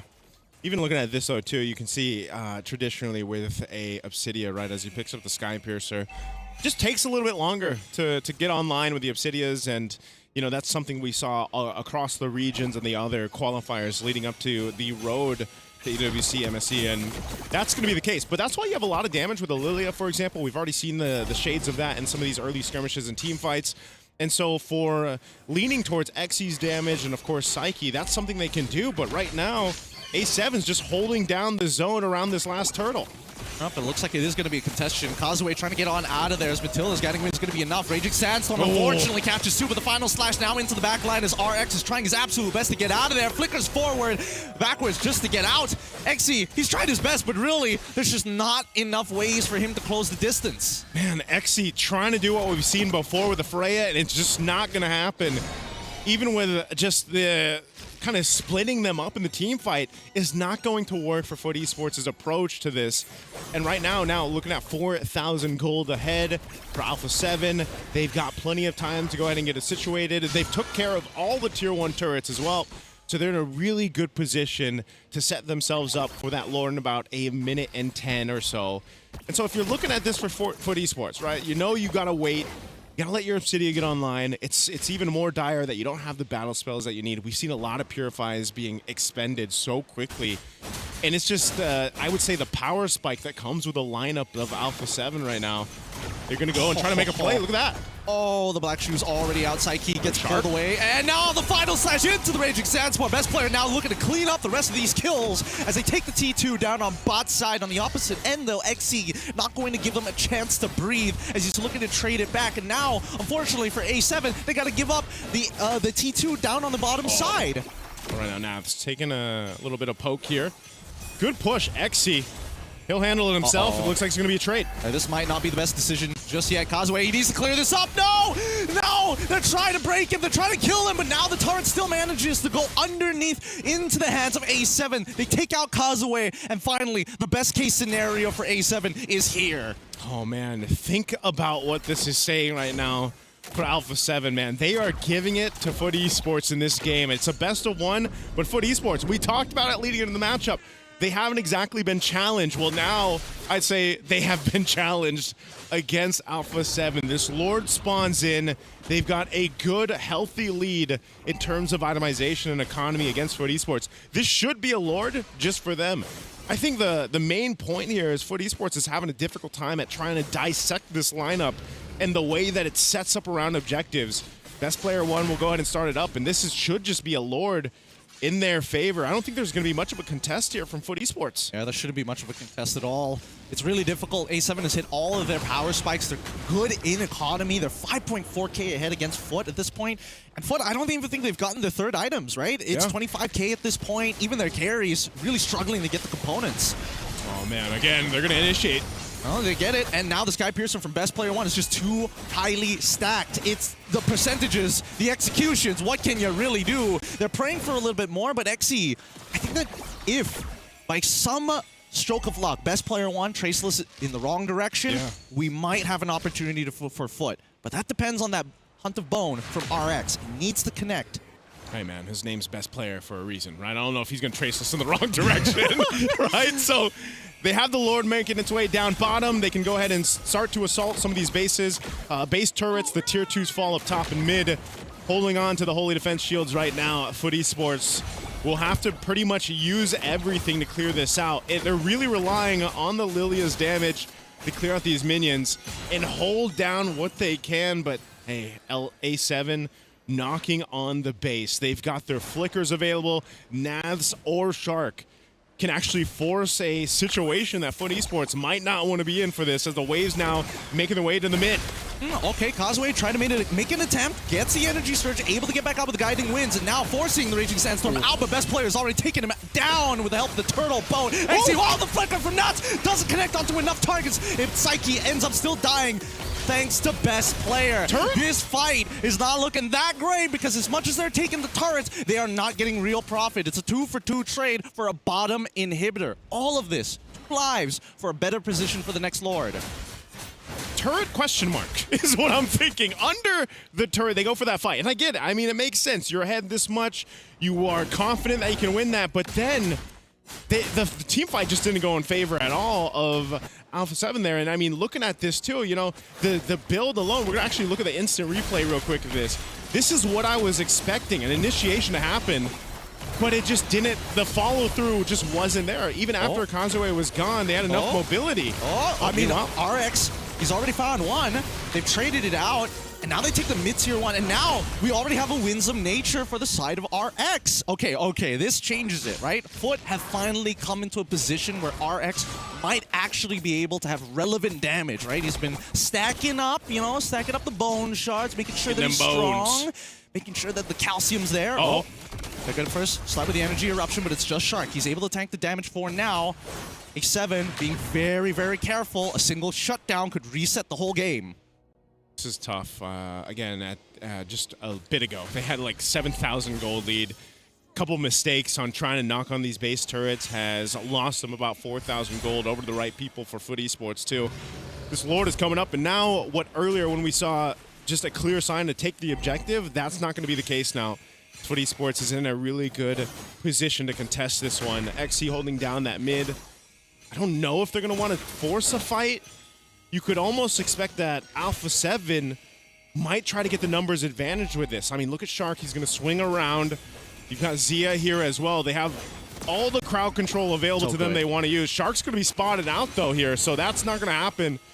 Now Foot Esports holding down this Lord is sitting at a half health. Oh, look at this balance. Look at this balancing act. As soon as they see Shark, XC is already moving for that tri-brush. And now the 50-50s. That's looking for the final slash. Lands onto RX. He's gone. They're down. Causeway takes the Lord to save the day. As we see XC also getting taken out by best player 1. Causeway, he's done his job. Now it's to buy as much time for the rest of his team as Psyche is the only member who can actually wave clear. Oh, Causeway buying so much time. He's got Blotsfet there too.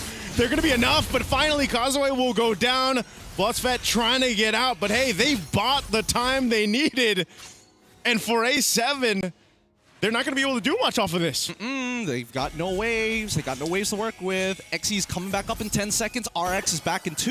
And finally, we're going to see Blotsfet eventually go down. I mean... Oh, the shields! Wait, hold on. Does he have his ult? I think it might be coming back up, but A7, unfortunately, next minion wave already pulled up. Polo finally securing the kill, and now we are back to where we started. Gideon mission secured for Foot Esports off of that one. Started with coming down to the Retribution battle. They won it. I mean, think about it. A7 couldn't have found a better target. They locked down RX. He wasn't even part of the fight, but you lost the objective.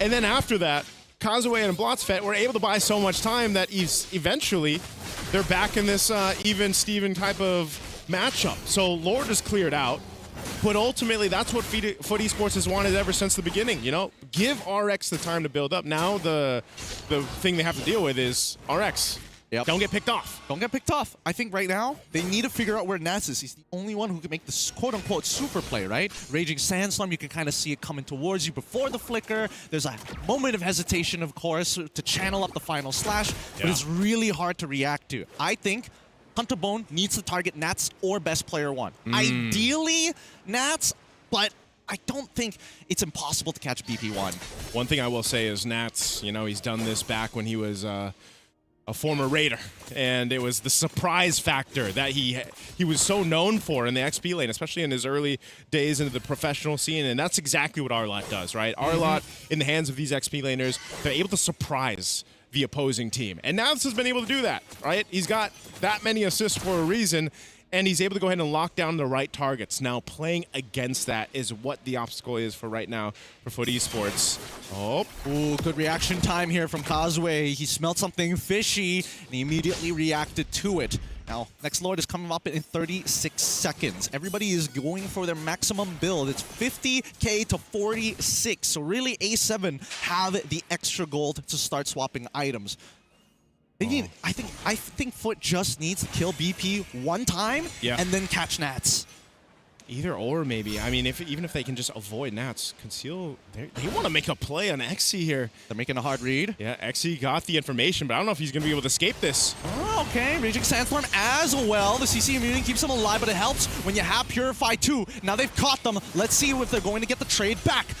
Ozet, he's trying to create some space, some distance. They give up their orange buff, but that's totally fine. Now they move forward, and they even use the Retribution for it. RX? And they want a little bit more. The final slash pushes RX back into the worst position possible, and he's dead while still having his flicker available. Now, still underneath their turrets, A7 have an opportunity. Why did he Black Shoes? And now he's going to die for it. It's all falling apart for Foot Esports here. A mistake after a mistake, and one more to clean it up. Alpha 7 will win this best of one against Foot Esports. Oh man, after all that hard work, after everything that A7 calculated to try and push for that game, dropped it to make sure that Foot has one more opportunity, and even then it wasn't enough. Devastating game. Oh man, we were talking about how important Naps would be throughout this, and you saw how many final slashes ended up making a big moment in these team fights. Even that last one, RX took a guiding wind to essentially his death. It was the final slash that found him through that, and it was just, I mean, this is what people were waiting for, right? Can Alpha 7 bring this kind of synergy, this team play together with the compositions they're going to bring us? That took them a little bit to get heated in that specific game, but they made it happen. And again, I feel like this is just their identity, right? Best player wants to be a carry. He doesn't want to be a tank. And then having that double fighter makes it so that they can fight at any moment of the game, which is something that Alpha 7 really likes, right? They really want to brawl it out, where the tempo coming in from Alpha 7, especially with the Sky Piercer on that Yeast Shin, makes it almost impossible for Foot Esports to really do anything, because the Fredrin combined with the Matilda has a lot of staying power. But enough stacks on that Sky Piercer is the staying power is not going to be enough. Yep, that's why they just needed to cut those stacks in half one time. One time, and then they could start shifting their attention to the big playmaker who keeps getting RX killed, man. Oh, it frustrates me mainly because there was so much thought from the side of Foot. Like, they knew, okay, they got War Axes. We ain't touching these guys. We need to give everything up. But I think they needed to have just a little bit of a bite, you know? A little bit more bark as well to go into their own jungle and actually 50-50 go for your buffs, or at least the side camp. Yeah, again, it's leading into that fact of, you know, Foot Esports finally challenged in this matchup throughout their course of wildcards so far, and I feel like Alpha 7 knew exactly what they wanted to do with this kind of composition. A lot of these interactions, by the way, as you're seeing from the highlights, is just Alpha 7 saying, you know, we've got all the crowd control in the world. We can just even pop a conceal, make a play happen. I mean, think about it. Xe had a Purify, but he even had the information that they were coming for him. He couldn't still get away. So there was just so many options for Alpha 7 to utilize, and they could pick who they wanted to up to that point. And this is a very difficult thing to deal with, especially if you are on an Obsidia. How do you survive that? And that's why you're thinking, well, I can rely on the guiding wind, like we mentioned, my own flicker, the ability to get away. But as you saw, sometimes that can be the cause of your death as well. Yeah, and I like the innovation coming in from Alpha 7 here. I feel like this opens up the meta much more, because one of the strengths of the Fredrin is that double HP bar, right? But against a Sky Piercer, it really doesn't matter. It's not going to give you enough time for you to fill that gray bar again. And yeah, I feel like double fighters, especially when you get an Arlet and a Ruby, that's amazing, because so far we've seen the activators coming in from the jungle as well as the mid. Now they're adding the gold laner as well, able to be an activator for the Arlet to have all those final slashes. So honestly, amazing performance coming in from Alpha 7. Foot finally got their first defeat, and because of that, unfortunately, VSG is eliminated from Group A. That means with that win, Alpha 7 is going through to the CGBS. So honestly, congratulations for Alpha 7, and what a way to do it. Defeat Foot Esports with an innovation on everyone's playing tank jungles. I'm just going to have a Sky Piercer in the jungle. I wouldn't say that this is innovation. I think that they blindsided Foot, right? I was convinced. Ruby is like, all right, that makes a lot of sense. Why would they go for the double fighters? Yishin Shin's already starts showing, and then you're thinking, wait a minute, I've seen this somewhere, maybe like sometime earlier this year and even last year. And then it all turns around, right? I feel bad because if I was on the Foot staff, I'd probably be thinking like, man, I wasn't expecting a draft like this. Yeah. Oh, I mean, I don't know. I feel like after seeing Yusin and Ruby, if this was like what a year and a half ago, you'd be like, wait, hold on. We're walking into an ambush here. This is one of those moments where you're like, I remember this. Like after it happens. Back in my day. Back in my day. This used to be the norm. This kind of drive, if it becomes popular again, we're gonna have 20 minutes, 30-minute games. Yeah. With a Yusin shit, it can end earlier, but without the Yusin shit, it's just like, all right, who's gonna attack from afar? Yep. Who's gonna destroy the crystal? That's one of the weak points of the composition, though. Yeah. If teams are able to hold on to their base, you can actually stop that base push from that kind of composition. They're strong in the fight, but they just can't push. Yep. And that's the thing. I felt like Foot really took into consideration every single part of the game. Why XE was making such a very specific move in times to go for those side lane pushes to alleviate pressure from those Turtles and Lords, because my goodness, they were not winning those 5v5s for the first 6 minutes of the game. I mean, here's the thing. What if RX survived, right? What if he doesn't get caught by Nats? Well, yeah. Maybe it had enough damage. That's just the biggest problem. But with that being said, we're done with game number 5. That's the 5th BO1 for today. We're going to be jumping into the 6th one, but for now, we're going for a break. So we'll see you guys right after this.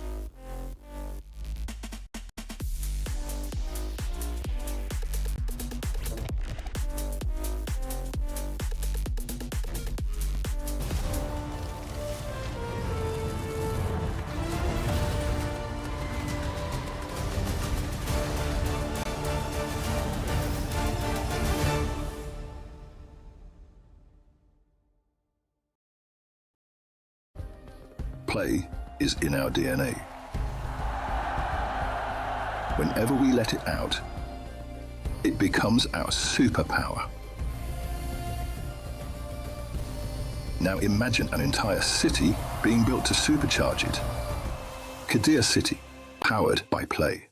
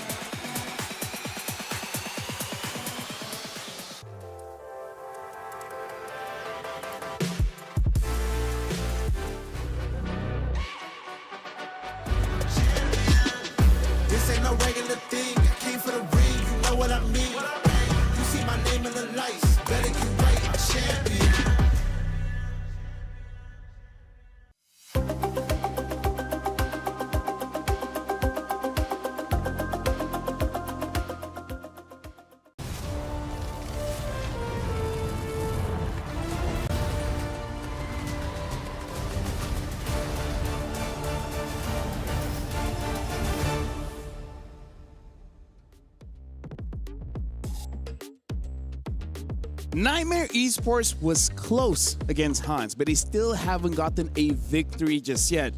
This time they're going to try again against Falcons Mena. Welcome to the EWC 26. This is the Mobile Legends Bang Bang Wildcard. My name is Fel. Alongside with me is Getting Q as well as Nicey. We're about to jump into the 6th best of 1. And again, Alpha 7 looks like they had, after the second game, now they have gotten their stride. But Nightmare, they got better on their second game, but just not enough to defeat the Huns, though. Yeah, there's something, I feel like there's something to be said about this day 2 of the wild cards where teams came out really swinging off the bat. Alpha 7 being one of them, and they found their momentum, I feel like. But yeah, for Nightmare, but also for Mena, man. I feel like yesterday's matches, I was left wanting more from Mena. Yeah. Especially from, guys, think of how many games we've seen Mena play. Like these boys from Mena play in all these internationals. And I just felt like it wasn't where we were expecting to see them. So hopefully today, in this matchup, they can make it happen. I don't know. I felt like this is about where I was expecting Meta was to actually fall into because of the way that the meta has been kind of shaping out, right? Like if the meta jungle and everything else. Exactly, right? I think if the meta was like a little bit similar to what we were experiencing in the regular seasons for professional leagues across the world, I think maybe we could have seen a better showing. It was more refined at that point.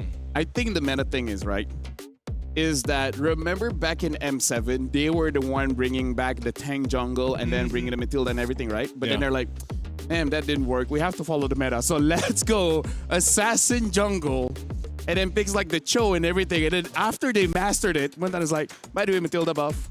And tank jungle's going back. And they're like, bro!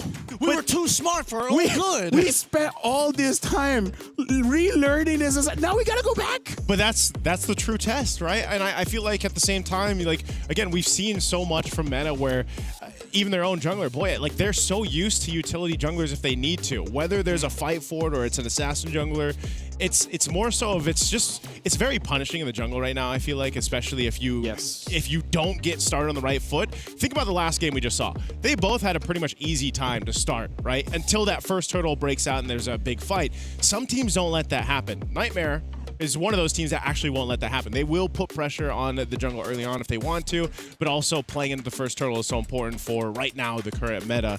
And so that's why we also put a lot of weight on the XP laners right now, you know? And I think this is something to be said too when you have to break down, okay, just how much impact in that first turtle matters. Well, I think now what we're seeing for the meta is it's quite a bit. Just a little bit, right? I'm hoping that they have something else in the back pocket because as much as I say that right now, the meta may not necessarily be in their favor. It doesn't take away their synergy. Yeah. They're really, really good at playing together, and despite, having imports with local players, they still make it work. They've been doing it for so long that I think right now, they need a plan that is centered around something that, number one, has a clear early game play to make, and number two, have something that scales. I want to see double win conditions here. I don't want to just see a singular one. And off of that, I want to bounce off of what Nisu said when it was the previous game where you're saying that we see a lot of claws, but they haven't been performing that well. So now I want to see more from the GOAT lanes because I feel like for today, a lot of GOAT lanes have had position mistakes, making it so that they're caught early. So I want to see that being improved, especially coming in from Nightmare. When they got the carry, they were phenomenal. They were amazing. But the moment he got caught, being like 9-1-1, and then that's it. That's all that Hans needed for them to take down a Nightmare. So honestly, for both teams, I just want the GOAT laners to step up just a little bit. Even though, Nightmare they've done well with the carry, I want to see with the other picks as well. I would agree with you. I think that, Nomad was in an awkward position sometimes, but, you're expecting him to do some great works. I'm looking at Juviana here. I'm thinking when are we going to see that big play? Because they set up for him. So many compositions set up for him, and then all of a sudden he's like, man, I don't make it hit. Yeah, that I feel like was the main feeling watching the previous Nightmare games. It's like you're just wanting to see them execute what they brought to the draft, and for Falcons Mena to speak here, when you look at this, how it's going to be played, that can be the case for them too. But I do have to lean towards the same thing where it's like these guys have all this synergy. Boyet has been a part of this lineup and over there for so long now. He's basically in tune with them. And, sometimes you're thinking, okay, maybe they're just trying to adjust that meta again. Like how we saw them seasons ago adjust to it. And it's like, all right, well, now is the time. It's like getting to that point where it's kind of make and break and they just need something to click for them, I feel like. And that you can really put that on both of these teams right now. Yeah. think the easiest way to kind of like, or at least what I'm hoping to expect in this particular matchup right now, I need the jungles to be like really on point. I need the EXPs to be on point. I'm looking at the mid laners now. We've talked about the goal. We've talked about how both roams have done good work. Yeah. Cuffin, I think, is just a little bit more consistent in these scenarios than most other mid laners that we have here today. But he doesn't have enough cool back pocket picks to really open up these drafts. With that being said, like it or not, Guard has been lowered a bit in terms of the pick, and now Zushin's going back up because, again, tank jungles, right? Yeah. And then we only saw like 2 Kimi so far, I believe, for the first 2 days, which I feel like is one of the better options going up against the Zushin, because like you want to constantly fight. Well, Kimi can do the same thing. So I do agree with Giddy. We got to look at that mid, because right now it seems Zushin and Eve, which, how long have we been seeing this too? I would say it's been a while. This is like the new Fredrin Baksha. Yeah, actually, yeah. I agree. It's like, but it's in the mid lane, right? I mean, so we call that utility jungle meta. I don't know what we call Eve and Jushin in the mid, man. It's Peel meta. Peel, yeah. No shoes meta. Circle and square meta. Yeah, basically. Box and cylinders. They replaced Farsa with Jushin. I mean, sorry, Farsa, you don't have as nice of a frame, maybe. I don't know. Maybe that's what it is. She didn't get a cosplay announcement video. Maybe that's what they need to do. Maybe they need a cosplay announcement video for Farsa to bring her back. They're going to revamp her somehow. That's what I think they're going to do. That's my guess. It's like, guess what? Farsa's not blind. Farsa be like, I can throw meteors at them, and I'm being beat out by a girl with a lantern. Hey, you know, the world's not fair, man. Farsa be like, that takes no skill. Farsa. Me, I had to aim with my eyes closed. You know what? Maybe you shouldn't turn into a bird. Maybe like a better animal that isn't going to outlive you. Nightmare going up against Falcons. And it's going to be broken walls, so a lot of doors will be open here.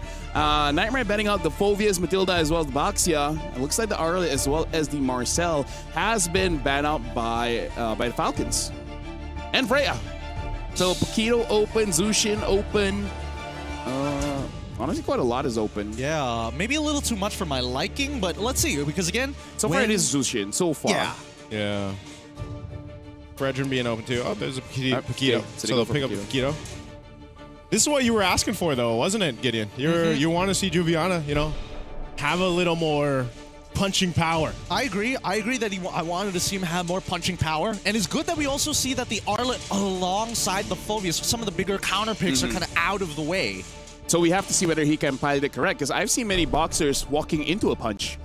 So hopefully he doesn't have that kind of experience, no? Or maybe it's just high-level IQ. If I get hit, I'm going to knock him out with the next one. Yeah, like my punches will be stronger if I get hit too. Yeah, but that really works if you have a very tough face, you know?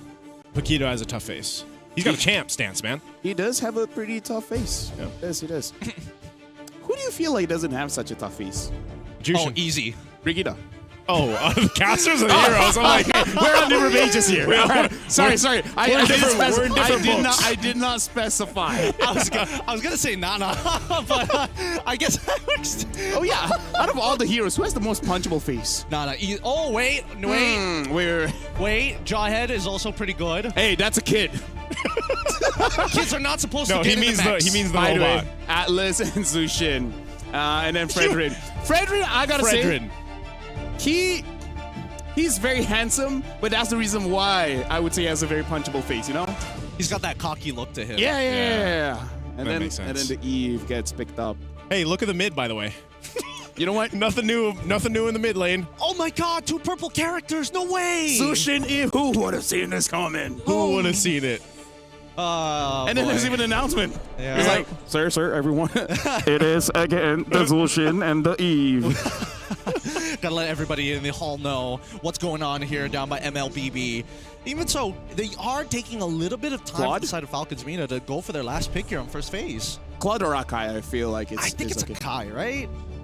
Or Boxer. Sorry, Boxer already banned. So Yuzhong. Honestly, Okay. not bad. Pretty good against the Fredrin, against the Eve. Yeah. And I'm of the opinion Yuzhong doesn't have a losing or winning matchup. Every matchup is just a skill matchup. Skill matchup. Yep. Except for tanks. He has a clear advantage against tanks. Yeah, it's a skill matchup, and at the same time, I feel like he's so... Like, he can snowball himself so well. Like, if you get even at one kill early on, it's like you won your lane, now you can kind of do your thing. But also, it's on the opposite end, too. If you get snuffed out, like early one death, maybe two, you're just a flying vision. Yep. You're flying vision. It's, your Black Dragon vision form. And you can eventually catch up, but I feel like in the case of Paquito, now does Paquito fall along those same lines as a Yuzhong? For me, if Paquito falls off, he'll just go to the side lane, clear the lanes, and then once he gets like 3 items, he's like, yeah, I can kill one guy. I just need a good flank. Yep. I think both the Yuzhong and the Paquito kind of want to do the exact same thing, right? You're looking for priority targets to just wipe off the face of the earth. Although, Yuzhong is really good at reaching further once you've caught the first person and big playmaking capabilities with the Petrify. Very interesting. Hylos gets banned out.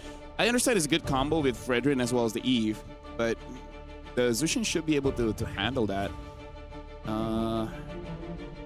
Yeah, just interesting. And now that Kai gets banned out, I don't think with the draft that Falcons gonna have right now, can they still go for an assassin?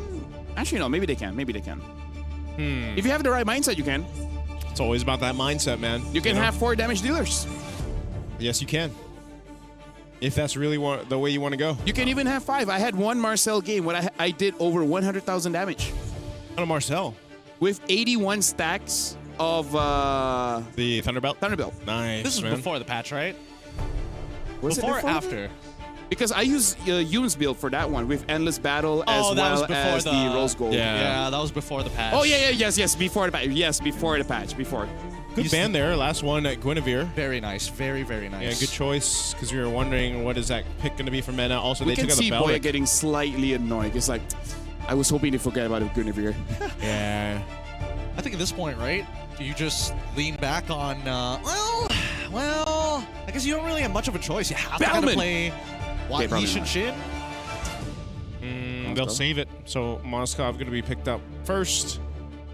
What else can we go here? Yi Shin, like, sure. I mean, you could go for like a Hayabusa if you Suyo, want to like maybe? get on top of. I don't know whether Suyo is even like that great at this point. We don't see the gold laner on the opposite side, right? Yeah. So if it turns up to be like Harith or something, you're dead anyways.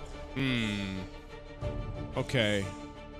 Wait for that jungle pick. The answer for Nightmare, though, they still need that. What are they going to put in the roam here to pair up with that Fredrin? And then, of course, their gold lane option here, too. Maybe Khalid or Cho. The Claude is still there. And Claude's great. He's that guy. guy. But it's like, that's the thing. It's like, does Nomad want another go at it? You know, go with something else. Glue here, and it's the Harith. So he'll pick up the Harith instead. So yeah, the CEO probably lesser in the priority here. I like this glue pickup though. I think glue is like a really great way to deal with the especially with the Atlas on the opposite side, right? It's like what's Atlas gonna do level 1? And then once you have that control, you're still relevant in the game if you're able to kind of disrupt the backline while Atlas is going for the big fatal links. If you dare, you can go for something like a Lancelot because glue is not great against a Lancelot. Gives a lot of advantage. Yeah. Especially when you go War Axe first item. I just don't know if they really want to go for that. Like, that's really not meta. That really is just like, if you're good enough, sure. That's meta for maybe 2 players right now. Yeah. Like, that's it, you know? There's Harley. Really, forget about Harley. Yeah, there's honestly really no, like, 100% great picks at this stage for the jungle. Yeah. Everything you pick can be either countered or you basically don't get to play the game. So he's depending on his teammates to create that space for him. Looking at draft, looks like Nightmare got at least 80% of what they wanted in this draft. When it comes to Falcons, I don't know. I feel like they got denied quite a lot there. So now it's time for Gideon as well as Naisu to call this one. Falcons going up against Nightmare. Nightmare and Falcons head-to-head here in this best-of-1, the 6th match of the MSC wildcards right now. It's me, Naisu, Gideon, and we see the Harley finally debuted right now, day 2. And you know, it's fallen off the list there of the jungle. So I'm wondering, Gideon, is this Harley pick? Was this just one of those situations where it's like, you know, there's nothing else really to take? Let's go with this, because maybe, just maybe, we can go ahead and get the snowball rolling early on with our Harley. Well, I think that they were thinking about damage profile, right? No jungler was going to be able to save them out of every single situation, but they wanted to make sure they had a better spread. If they all went into armor, it's just easier for Nightmare to itemize. So the Harley makes a little bit of sense, but those nerfs from the recent patch have been brutal for him. Now he needed it. Warranted. Well, I think that like maybe the mana cost was necessary. I don't think the cooldown was necessary. I think we talked about this so much in the MPL Philippines, man. Oh yeah. And we have some prominent Harley players there, and it was the sentiment of, you know what, just add a little bit of cooldown to that skill, man. You gotta be good. You gotta be good. I like the idea that it's like, okay, we give you this ability, but you can only do it a certain amount of times. And now First Blood, oh, Juliana! That was a hot flicker. Good stop, but now his teammate might be in some trouble as Juliana dodges around and takes out Boyette. Well, maybe if he had a little more cooldown on that, he would have been able to get away, but no. So he goes down First Blood. It was a good attempt to try to get Juviana. I mean, they even thought they had it in the bag because they at least got to burn the flicker out. Whoa, Nomad. A whole lot of battle spells being used this early on. Oh, yeah. I mean, look at this. He's going for Master Assassin. He has the extra little bit of damage that he's looking for. Juviana, unfortunately, takes a bad trade against Sanji and now evens up the score. No battle spells, nothing. As mid lane is contesting hard, Boyette needs to quickly ramp back up. Before this, you get to roughly about level 8. You got 2 second cooldowns after you've extended the range. Is that the best way to explain it? Yeah. Really maxed out the range here. But now, on top of too easy for Lexi, Cuffin's going to make sure that he's not going to get too much. Even with the Appraiser's Wrath, Sanji able to find one. Black Dragon form to guarantee this onto Juliana. Troll, he's trying his best, but that passive is just too big and too hard to deal with. Wow, a lot of damage there thrown this early on, and Turtle for the taking for the Falcons. Jasmine just around the corner, at least to provide some vision for this, but I don't think they're going to be able to do too much. It just goes for a potential to take it. But yeah, secured by Boyette with the Retribution. They're going to be fine off of that. And this is one thing. As you just saw that last team fight, this is why it's so annoying to deal with the Jushin. You know, early on, you're even trying to get away in some of those fights. And like I said, you expended a lot of your battle spells already before. So how are you going to get away? You know, you're just kind of a sitting duck, and you're just going to be dragged back to the fight. And that's one of the powerful things that a Jushin brings. Uh-oh, Sanji might be in some trouble. Doesn't have the Black Dragon form, but does have Petrify. He might make an attempt. Petrify comes through. Shot Residue. Oh, the Appraiser's Wrath almost gets him, but the Deadly Magic is going to be enough to take out Juviana. A brilliant play coming in from Sanji. As we said in the draft, man, a move like that, a hero like this Yu Zhong, allows you to do things like that, utilizing the Petrify. You said it yourself, Gideon. Petrify alone is even something that makes Yu Zhong such a deadly threat early on. It's nasty, and thank God they increased, well, sort of increase the amount of time it takes for the shot residue to actually get to you. Now Sano, unfortunately, taking a pretty bad trade of his own. The Zaman Force had to be expended, but keep in mind, Sano is still maintaining an EXP and gold lead against Nomad. What is Sanji building here? I wonder if we can take a look at the items, because, you know, 2 kills early on. The fact that he's able to just go ahead and man mode himself against Nightmare Esports is something to be worried about. You know, that's going to be a nightmare for themselves, and dealing with the Yu Zhong will take some time here. Now up in the mid lane, Jasmine, he should be able to get away on this glue, but it's just up to Team Falcons to play with this advantage they built up. It's nothing massive, but it seems bigger when you're looking from lane to lane and the way they're approaching these skirmishes. Uh-oh. Oh, yeah. Oh, the spear doesn't connect. Sano isn't able to participate, but they did get the Zaman Force out of him. He still has no control over his lane at all. But now, down by the bottom side, the Hunter Strike finally complete by Juviana. He might have enough damage to actually one-shot Boyette if he has his charges. Oh, Troll going in. Oh, they pull with the Fatal Links, and now the RWM comes through. Black Dragon form on top of Idid as he falls into the Appraiser's Wrath. Juliana is the one who secures it. Appraiser's Wrath comes through, and unfortunately, it's going to be Glue who finds the kill. Boyette takes out too easy for Lexi as Idid has to back up. All right, a bit of a trade there. Nice attempt, you know, a good set with the Fatal Links, but ultimate. Oh, Sanji! He felt the punches there from Juviana. Juviana, he's back online. I think he's pretty much dealt with Sanji's little power spike that he had early on. Well, to be fair, Juviana just hit his own power spike, right? Yeah. He completed the Hunter Strike. I'm not 100% sure, but it feels like Sanji might have gone for like Fury Hammer and then started building in towards the War Axe, which may have costed him here. Yeah, Juviana needed that that power spike, and that Nightmare Esports needs Juviana to be able to actually do that and provide that kind of threat around these fights. Here's another one. Oh, quick flicker coming in from Sano, trying to, okay. All right, buddy. I don't know where that ult is going, but you're going to be dying anyways. They're still trying to protect this mid-tier 1, but this is coming at the cost of an invade on that top side. Fraser's Wrath out for too easy for Lexi. A small camp? Whatever. I'll take it. Let's try and go for a second one. I like what Nightmare Esports is doing, too, off of this. After the last couple wins they've had across the map, they're going to keep putting the pressure on Team Falcons, trying to make them to respond. And this glue is so annoying. This is what you talked about in the draft as well. Oh, wait. Does he actually have the split? No, he doesn't. And Jasmine, unfortunately, goes down. Wasn't able to build up enough stacks on Boyette. I think if he got on top of Boyette, maybe there was an opportunity there. But still, Nightmare, 4-6 so far. Falcons keeping them in check. Yeah, good response there. Because as I was just saying, he's been so annoying to them, and they deal with him at least for now. Turtle's going to be up here last run of the game in about 10 seconds. Sano desperately trying to keep the farm going after the last interaction that he had. Team Falcons is already set up around the Turtle pit. They can keep Sano up there. Again, I'd like to see him stay up there, keep farming. He's just got to rely on the SOD to join these fights.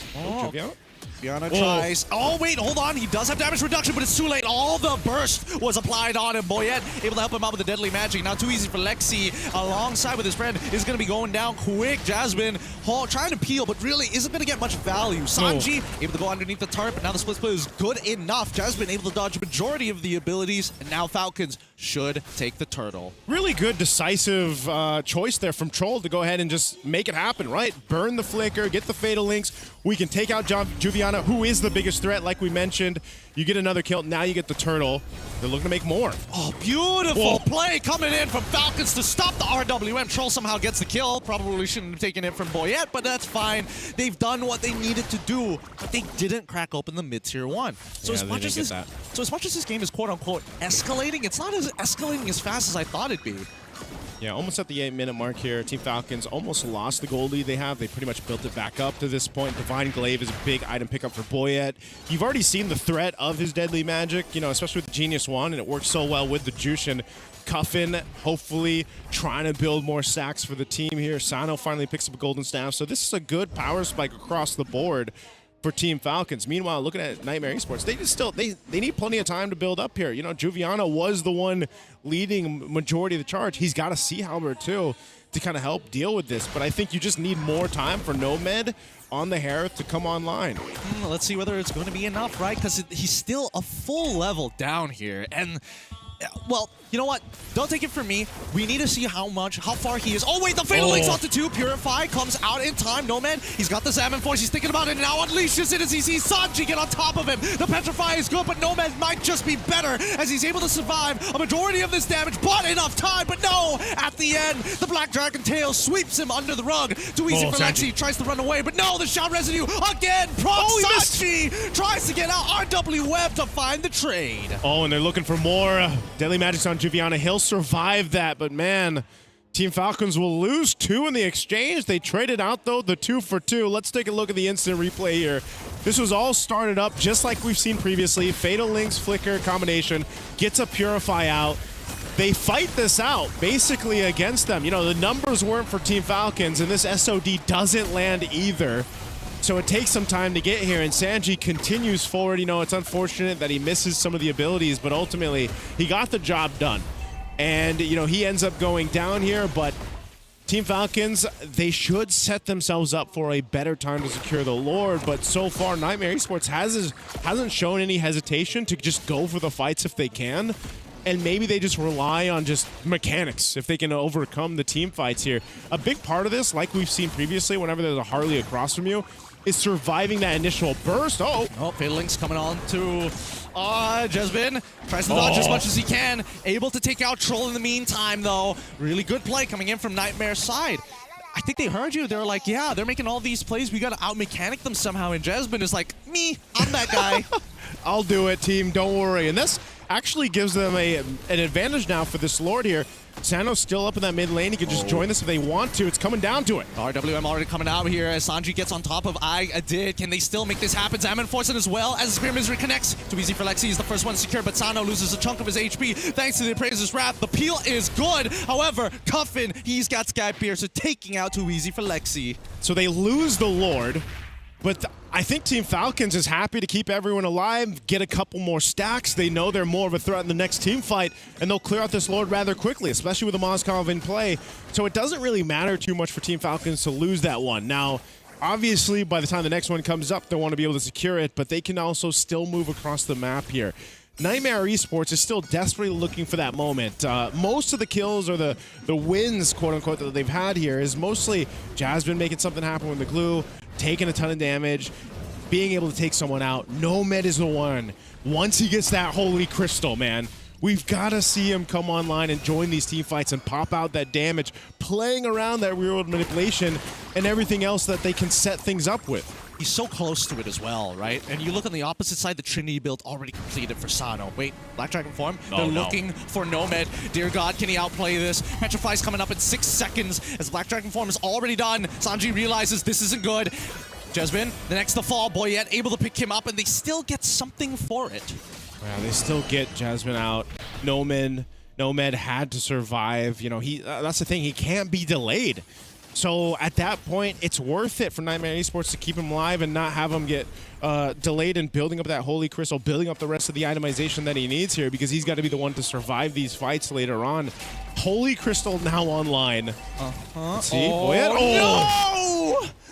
That was so perfectly played. Too easy for Lexi, catches him and maximizes the CC timer. Can't take the hat trick back if it times out. Gideon, Juviana burnt the flicker for that. I felt like that was personal, man. Like his gloves were loaded at that point. He's like, hey, LaFell asked earlier what hero has the most punchable face or who has the most punchable. Maybe it's Harley. Hey, I don't know. It's Juviana, but it's actually just straight up Henry Cavill just reloading his fists. Dude, it's the Harley Joker face skin.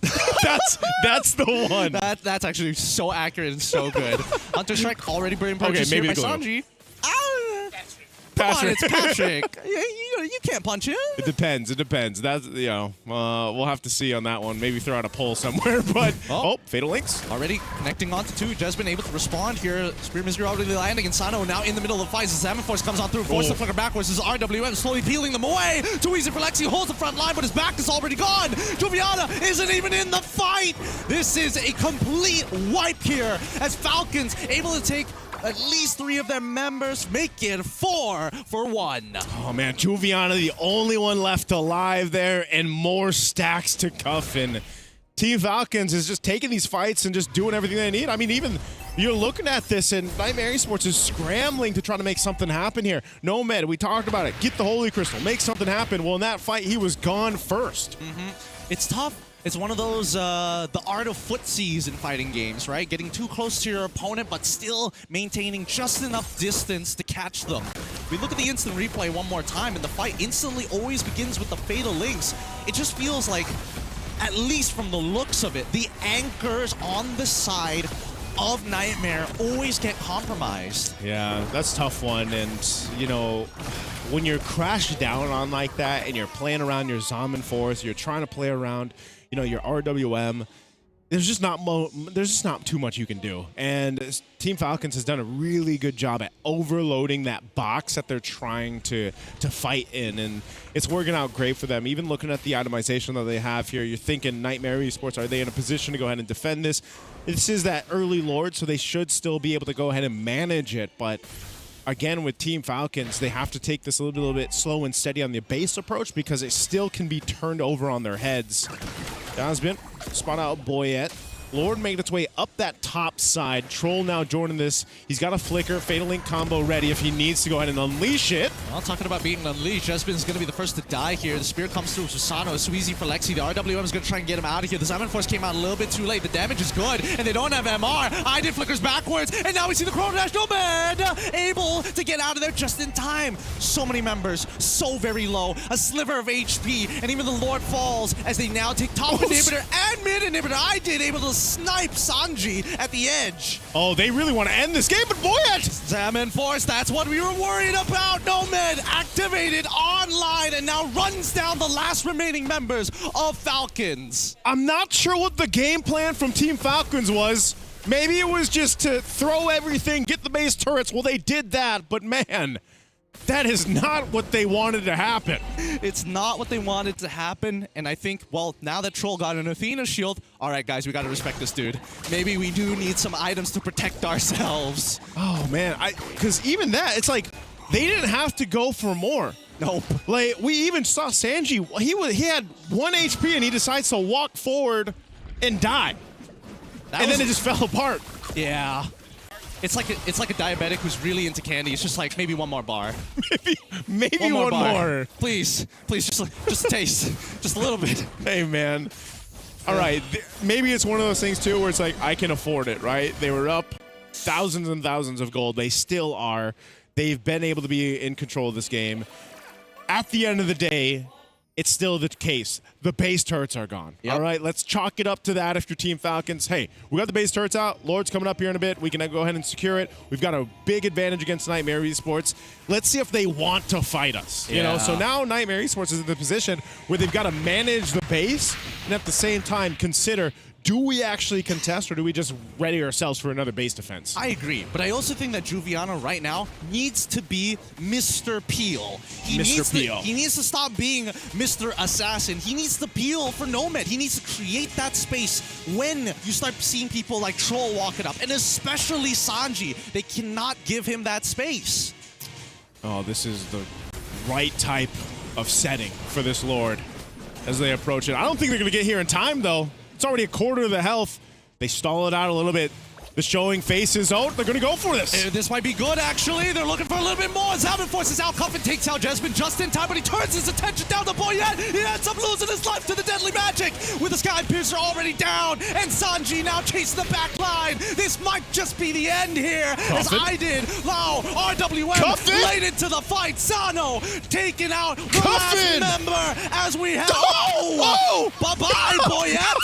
Oh, no. That was... Oh, man, you saw Boyet. He knew it was like, all right, that's my bad. And Cuffin's like, I'm sorry, dude. I wish it could have been faster. Cuffin gets the second Savage on the same hero. 12-0. That's a with homie. Finesse. That's a homie. That's why Boyet gets the big bucks. That's my Boyet. That's my Boyet. That's my boy, Boyet. What a game. What a game. What an ending. A Savage again. In day 2 here, the wild cards. We saw it. It was in the writing, man. As soon as the stacks were building on the Jushin, you just knew. We just knew so much. And once again, the Jushin is just the Savage machine. Like, what else can I say about it? She is him. Oh boy. That's probably the best joke, but Gideon, you made a really hot take of saying, you know, the Jushin nerf is unnecessary. I feel like most of us feel like it's not enough. Yeah, Gideon. What are you talking about? She's not picking people back to back to back. Hey. First of all, 2 Savages, 1 Maniac, multiple triple kills, and let's talk about the win rates and first pick as well. And it's not like she's not going up against counters. I mean, sure, but then Boyet could have gotten with Sky Piercer and gotten the same Savage as well. Sky Piercer is the difference maker here. I mean, just now best player didn't get a Savage. Yeah. He had a Sky Piercer. Hey. Was he playing some shit? We get in. See? We know. You're giving yourself away, Gideon. All right, fair enough. I do think that it's a little hard to get through right now. But at the same time... You know what's the biggest problem? What's the bigger problem? It's hard to kill her. Because out of all the mids, she is the tankiest, followed up by Eve. Because Eve just gets those shields and movement speed. Yeah, no, I think that's one of the few big differences here, right? When you see Eve get that shield, she doesn't get to move around like Jushin, and her shield's arguably even bigger. Yeah, the problem, not only that, but it's so hard to kill her. So hard to... Even if you manage to catch a Jushin, usually they either have that flicker, they have that purify, they have the ability to use the beacon, they have the team playing around her, so they're going to peel for her. So it's like, that's why it's been such a strong pick for so long. And regardless of, you know, the changes that happened to her recently, it doesn't really matter because if the team plays around it right, it's going to work. It's going to be valuable. You know one of the crazier things about her? What's that? She still has enough damage, even if she builds brute force. Yeah. She's a mage that can build tank items and be like, I got enough damage, you guys need to catch up. Also Yves as well. Under Imagine that if Farsa can be like that. Oh, Farsa by brute force breastplate. Maybe that's what's wrong with Farsa. Yeah, she can't build brute force. You know, she really needs the extra movement speed and tenacity. Can we put some magic damage on the brute force just cause? Actually, that'd be very funny. I would love some on Gord as well, man. I'm just saying. Right? You know? Right? There's a lot of mage heroes that aren't picked up because they already deal with being too squishy in the current meta.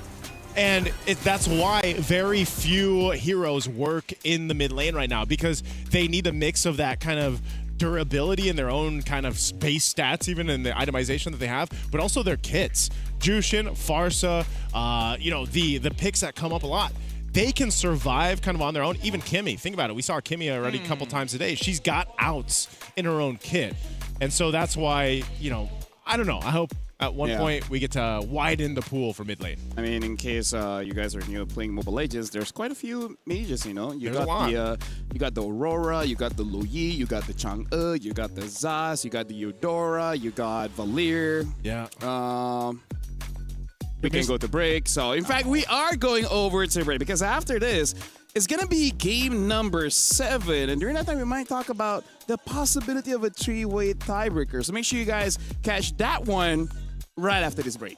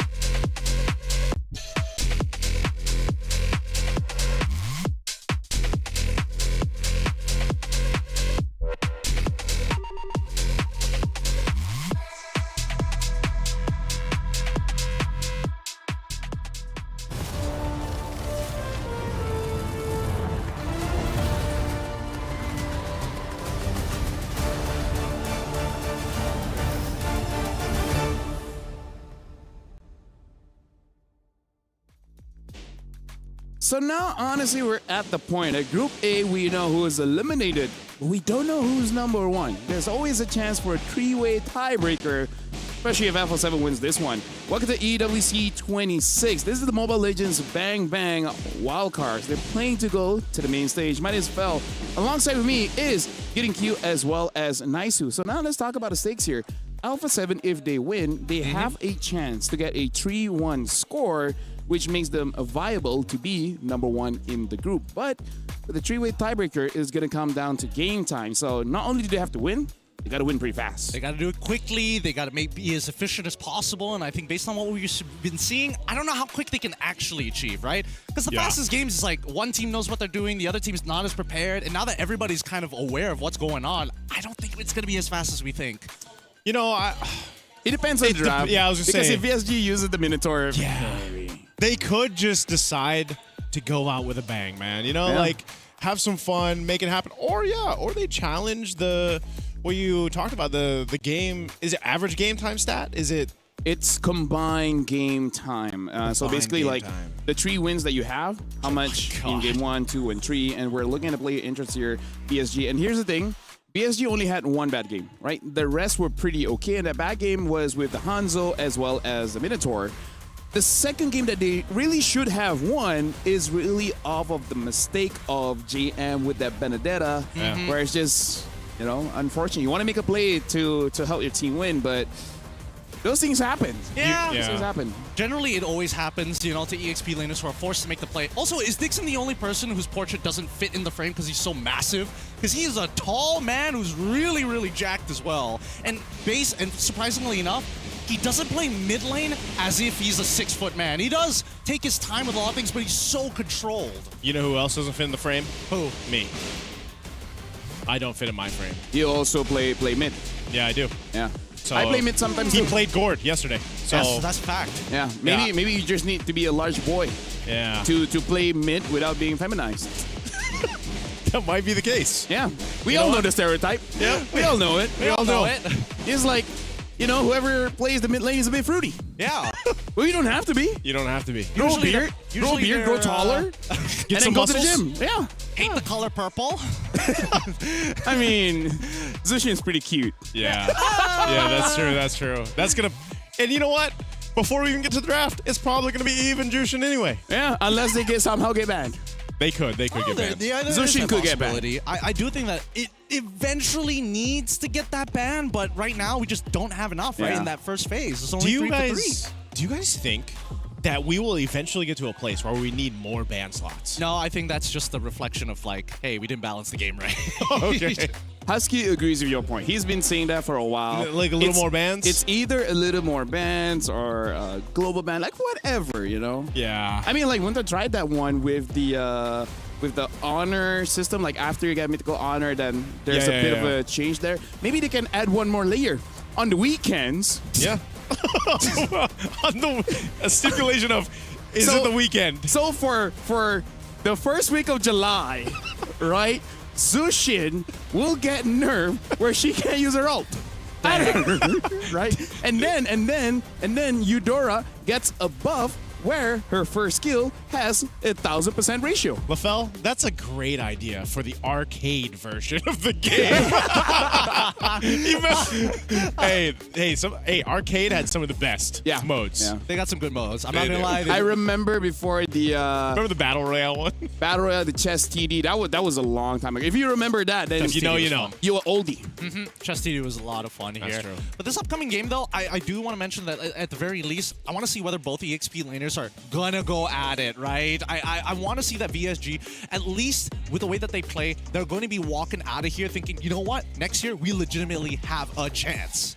VSG for me, I don't know. I guess coming into the wild card, I expected more from them. I don't know. I'm kind of left to, and I feel like I've said that about a couple teams now, and that's just been the case of wild card. I feel like that is Group of the death, nature. man. Yeah, and that is actually a lot of the sentiments even online that I've seen in the discussion boards and everything else. So, but that's why I like wild card, because it is always a great kind of peek into the up and coming regions or players. I mean, hell, even Sunset Ravens, great for them. They got their dub earlier on today. It's unpredictable, unlike the main stage. Hey, I like Main some stage MPLs. is not going to be predictable. Right, I like some MPLs. Hey, whoa, don't pull me into this, man. I'm just looking You forward guys to are from the MWI. same region. I'm looking forward to MWI. That's where my eyes are No, at. that's why I'm talking to him. It's like it's not like we knew that the grand final is going to be a 4-0. Oh. What? No. It's not like we knew who's going to be the champions, you know, by week 2. By week 2? Oh, Yeah. Look, the Farmers League is already over, so at this point, we're only hoping for the Oh best. my goodness. It's Speaking not- of your league, by the way. Yeah.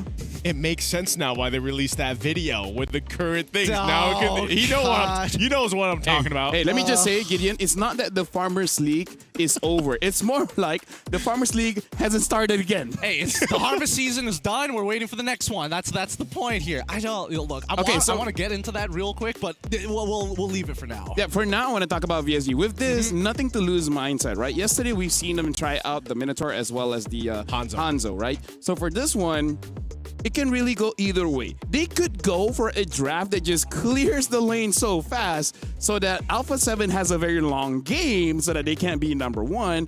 Or they're just like, you know what? We're here to have fun. We have a signature draft that we wanted to play since like the first game. It just didn't happen, right? So maybe they're just like, they'll try something spicy, but there's a chance that they might lose very early. Oh, that's fair. Like trying the Ling. The Ling? Is that really what we're going to be left with here? The Ling is crazy, though. It's not just the Ling. You can go many different routes.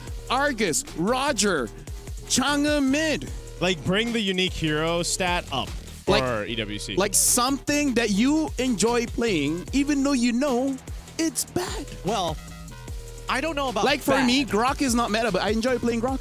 I think that's understandable, but then this comes into a position where what do you guys think about Selena? It was one of the few heroes. I like it. Is one of the few heroes that we did actually see in Asia games, and I thought we'd see it a little bit more here at Wildcards. It's if you can, you can. If you can't, you can't, right? Because there's quite a lot of heroes like that, like the Cho, the Yuzong. It's one of those heroes where you have to spam, like, you need a few reps in before you can really confidently pull it out. So now, VSG, betting out the Yusin Shin as well as the Freya. Now, Alpha 7 betting out all the tanks.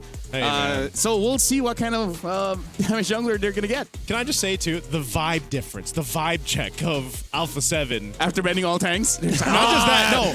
Getting to this point, their 4th game, and it's good to see them all smiles here because their first game today was rather shaky. Even I was like, whoa, I don't know what happened there. Don't all of our first games are like that?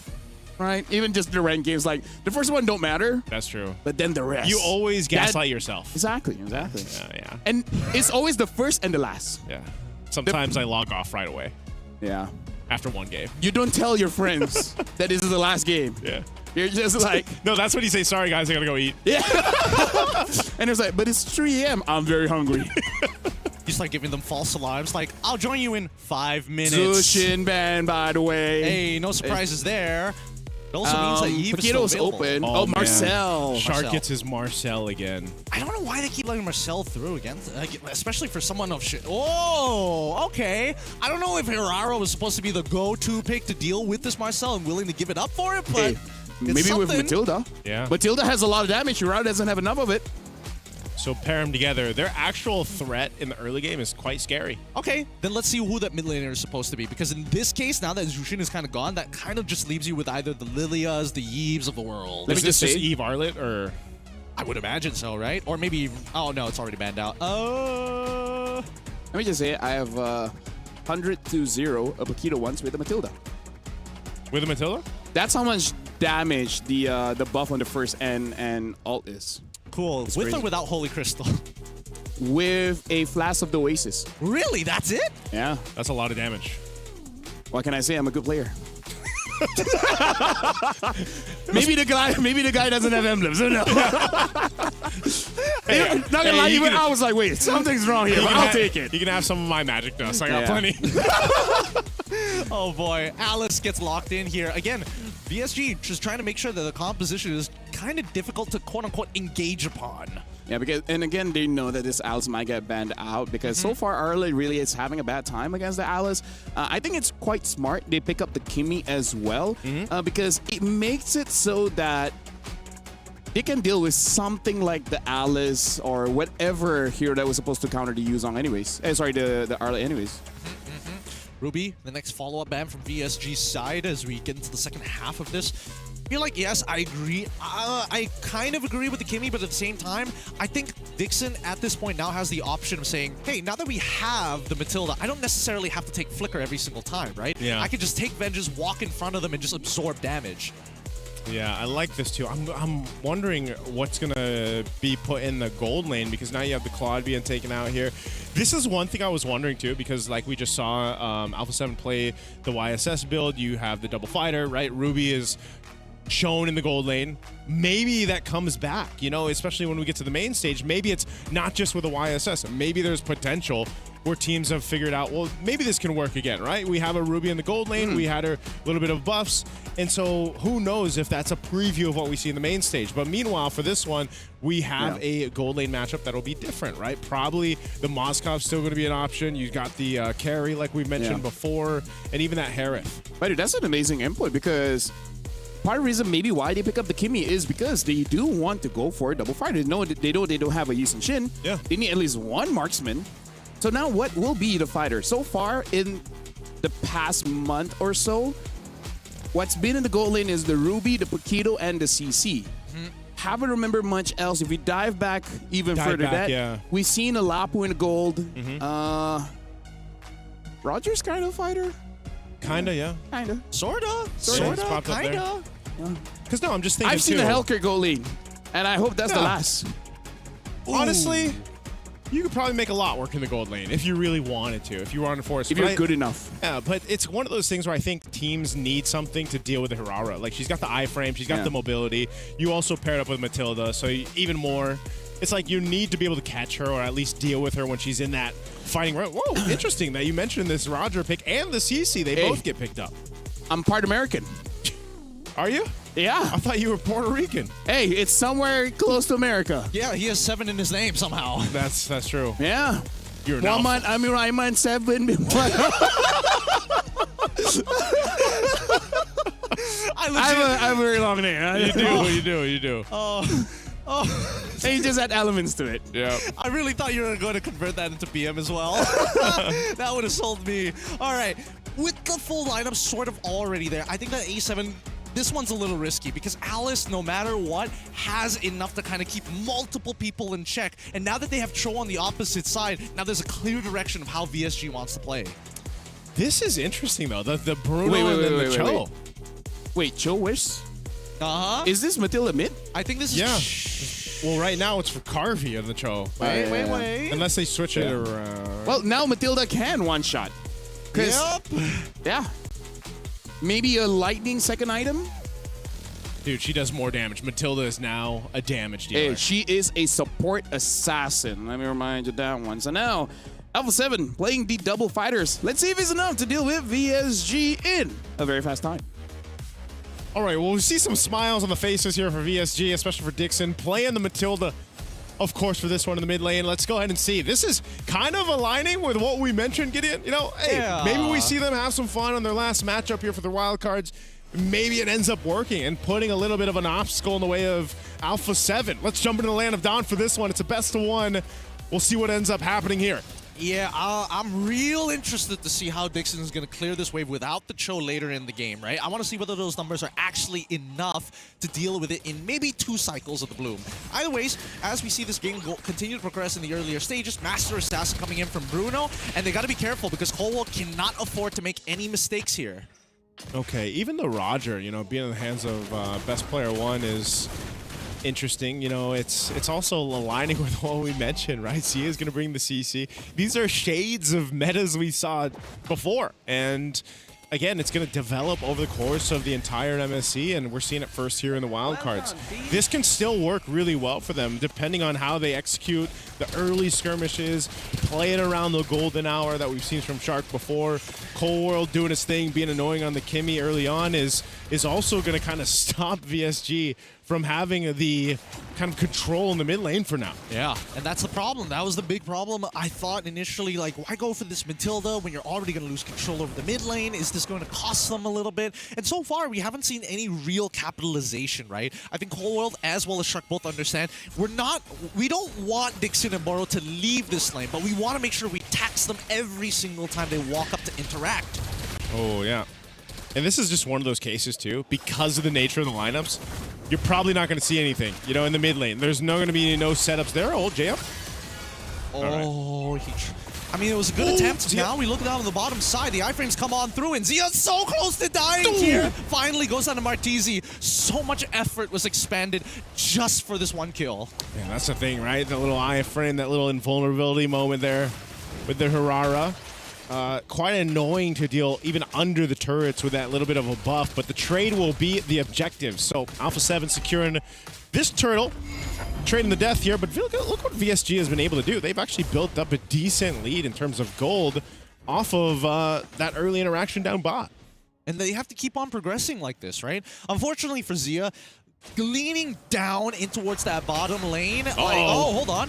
Final slash. Oh, dodged by Martizi here, as we do see that Lord Jam is able to follow up on it. However, not enough as BP1 able to dodge a good chunk of the abilities, but can he get away is the real question. Manages to, but in that back line, while this was happening, Dixon flickers out of the way, pulls Boro out of the fight. Nats and Shark find nothing. Oh man, Nafs, what a guy, right? To be there for best player. Let's see if he does juke and jive. JM is going to be able to try to use that final slash, gets away, has the moves. So he's fine, even with that gleam. Actually staying on him, still going for it. Yep.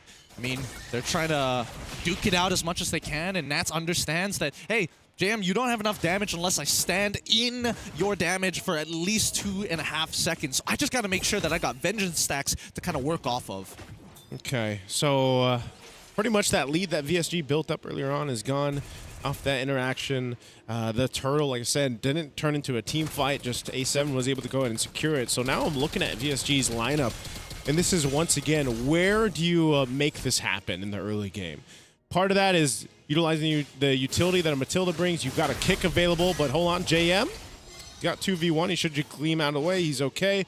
And that's the thing. Even if you can get a, let's say a combo, right? Your Way of the Dragon, it's not like you can do that with your mid laner. Unless Dixon surprises us with the amount of damage a Matilda can actually deal out.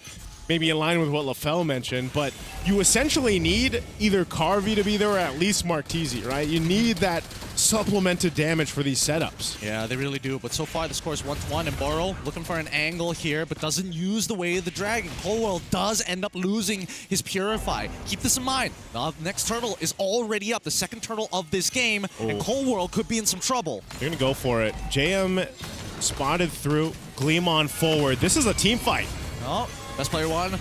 In range for making sure the curtain call is already down here as Nats chimes into the fight. Final slash already through. Boro gets the kick, and then right into it. The golden hour comes out in the perfect time. BP1 secures the next kill here as Dixon might just be next on the chopping block. Man, as we said, Shark with the golden hours, just trapping in and getting a full blitz to the face when he gets out. They will trade it, though. Carvey able to go ahead and push down nearly the turret. It's a sliver of the health away, but the second turtle does go in the hands of A7, and they're looking to take more from VSG. Couple items being picked up here, too. Zia gets the War Axe. Martizi making his way down bot.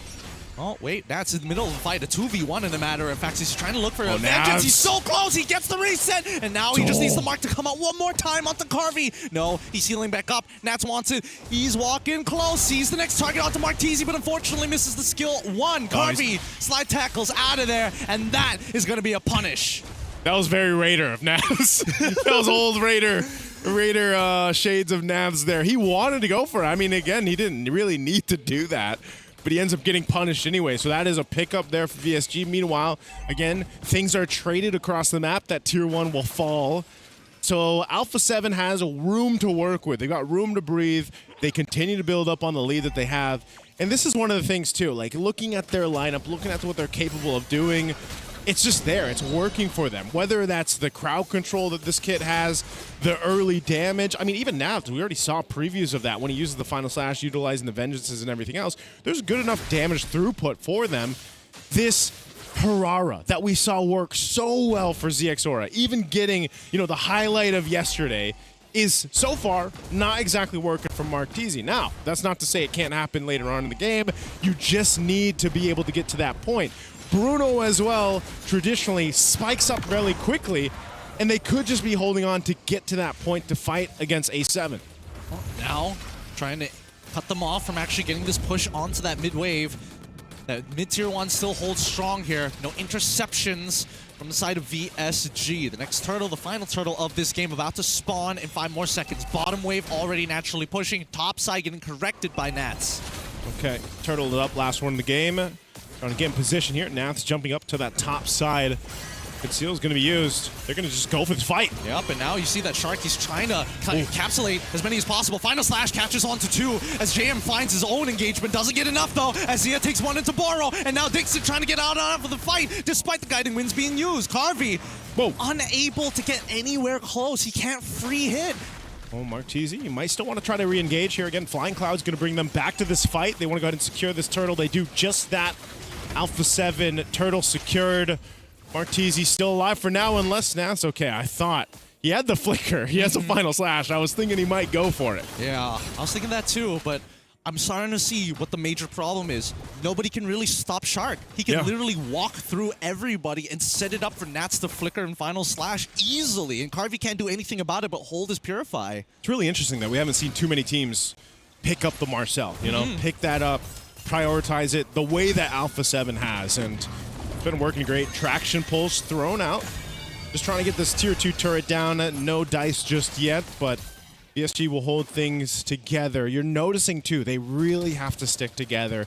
At least someone around Dixon, Boro, because of the mere fact, like I mentioned minutes ago, that's the only way you're going to capitalize on kills. You need one of those members, Carvey or Martese, to make it happen. Carvey, it's his time to start to step up towards this game, provide that damage on that Bruno, make things happen, because this is what's happening. Your space on the map, your turrets are just going down little by little. Alpha 7 will go ahead and open this one up for the win. All right, the big ticket items are finally in. Herrera, Martese in this case, got the War Axe. Wait, Heading Wind's already coming out. Dixon, he's out of there. They managed to protect the mid-tier 1 successfully. Bottom side, still, that T2 is still up. That wave is crashing fast. Herrera's gonna try. Martese underneath this turret, uses the I-phrase, dashes twice, and dies straight away to best player 1. Boro getting his own attempt here, but he's not gonna use the Way of the Dragon. He uses it at the end, but it's too late. They're trying to delay this wave, and for what? Yeah, I don't know, man. VSG just not synchronized here. They're getting caught everywhere, even under their turrets, so this Holy Defense is going to pop down to that bottom turret. Lord's coming up in 10. They might be able to go ahead, hold on while they can, but a tier 2 mid falls as well. So Alpha 7 has done all they've needed throughout this game. Another shield will pop in mid. Nexus take the buffs, take the Lord, and march towards a victory here, unless... I don't know. I don't know. This is scary, and now they might force it out. Once again, Golden Hour is going to catch the top inhibitor as Boro is isolated. The Dragon's already out. Now comes in. Oh, JM onto 2, flickers away, tries to get away from this with Final Slashes, counter engages. Colwell takes 1, BP for another onto JM, and finally Dixon brings Carvey out of there. What can we do, brother? They're holding on strong, but that wave might just be the end game. Oh, it could be. They're just going to hold on the best they can. Now they're looking to close these things out. Carvey, just get the autos in, clear that wave, and it's too late. A7 take this game as well. Very clean game from Alpha 7. Game 1 today was just a wash-up. It was a warm-up. Because now from game to game to game, they've showed us that they are here to contend and go towards the main stage of MSC. A tough loss, though. PSG, they're going to be thinking about it. They're going to be thinking about these losses, especially for someone like of Carvey's level. Yeah. I've been here before. Unfortunately, I couldn't make it to the main stage. It's going to be a long time for the next one, but at least there is maybe some hope for that WEU is going to be back. Yeah, hopefully. That was a pretty fast game coming in from Alpha 7. Again, that is what they need in order to contest to be the #1 spot. But although, let's be real, it kind of doesn't matter that much because it's just avoiding the #1 team off of Group B, which later on we'll see who is #1, #2, so that we know the matchup is. and it will only be a 3-way tiebreaker if the next game Foot wins. Yeah, should be. Yeah. Against who is it again? Yeah. Foot is playing. I got it here. Oh, he's got it. He's got it. I got it here. Foot is playing KOG. KOG is on a lose streak. They lost twice in a row now. So, hey, who knows? Well, to be fair, KOG did well earlier. They just got come back by Hans. It's just, no. Yeah. And that's the thing. Oh man, that's sad to see because I'm hoping that KOG actually is able to get the win on the following game. Maybe a little unlucky, but coming back to this one at the very least, right? There are some ideas here that make a lot of sense, but that win condition, we didn't find the secondary win condition. Martisi got nothing early on. Carvey, I guess it was a steady incline, but Nats is just too much of a problem with that final slash. Again, this is the thing about Alpha 7. They set the tempo and they increase it. And then they increase it again, and then they increase it again. It really is just applying more and more heat, more and more pressure to the point where there's just nothing much that you can do. Because again, I believe we have discussed this on broadcast, off broadcast. This is one of those metas where it's very punishing once you lose a small lead, because the snowball is just an avalanche. It's very, very quickly. Yep. It's been apparent now for multiple games throughout day 1 and day 2, and it's just one of those things where when you pick a draft like this too, by the way, and this is what we saw yesterday, where VSG tried to test things maybe a little bit too much. Like there's room for some of the experimentation, some of the uniqueness, but maybe this was too much, right? You have a Hirara, you have a Matilda in the mid lane for Dixon, and just you couldn't really do too much between the Matilda and even the Cho combination, you know? So it's one of those things where it wasn't enough, right, for VSG, and Alpha 7 took advantage of it, and that was a very quick, decisive game for the win. I mean, like we said, we just want to have fun, right? Because honestly, there are games where I'm playing mid, I'm like, I kind of want to feel like I want to play Matilda, because she does have the damage, and she can survive. This is not as AoE as most mages. I don't know. I feel like right now, A7, I don't know if they wanted to draft like that, because it does kind of show what they're capable of, right? Now you know, hey, all right, maybe Cole on this Kimmy, like, we got to keep our eyes on this. We can't ban the keep getting R-line. it. Ban the R-line. That's another good one. Again, Marcel. Stop giving Shark Marcel. He's really good at it. Like, one of the few golden hours that just makes so much sense, no arguments. And I feel like that's part of the problem that other teams will face, is that actually there's too many things that you think about banning. Yeah. You're banning out the Yusin, you're banning out the Marcel, The Ruby.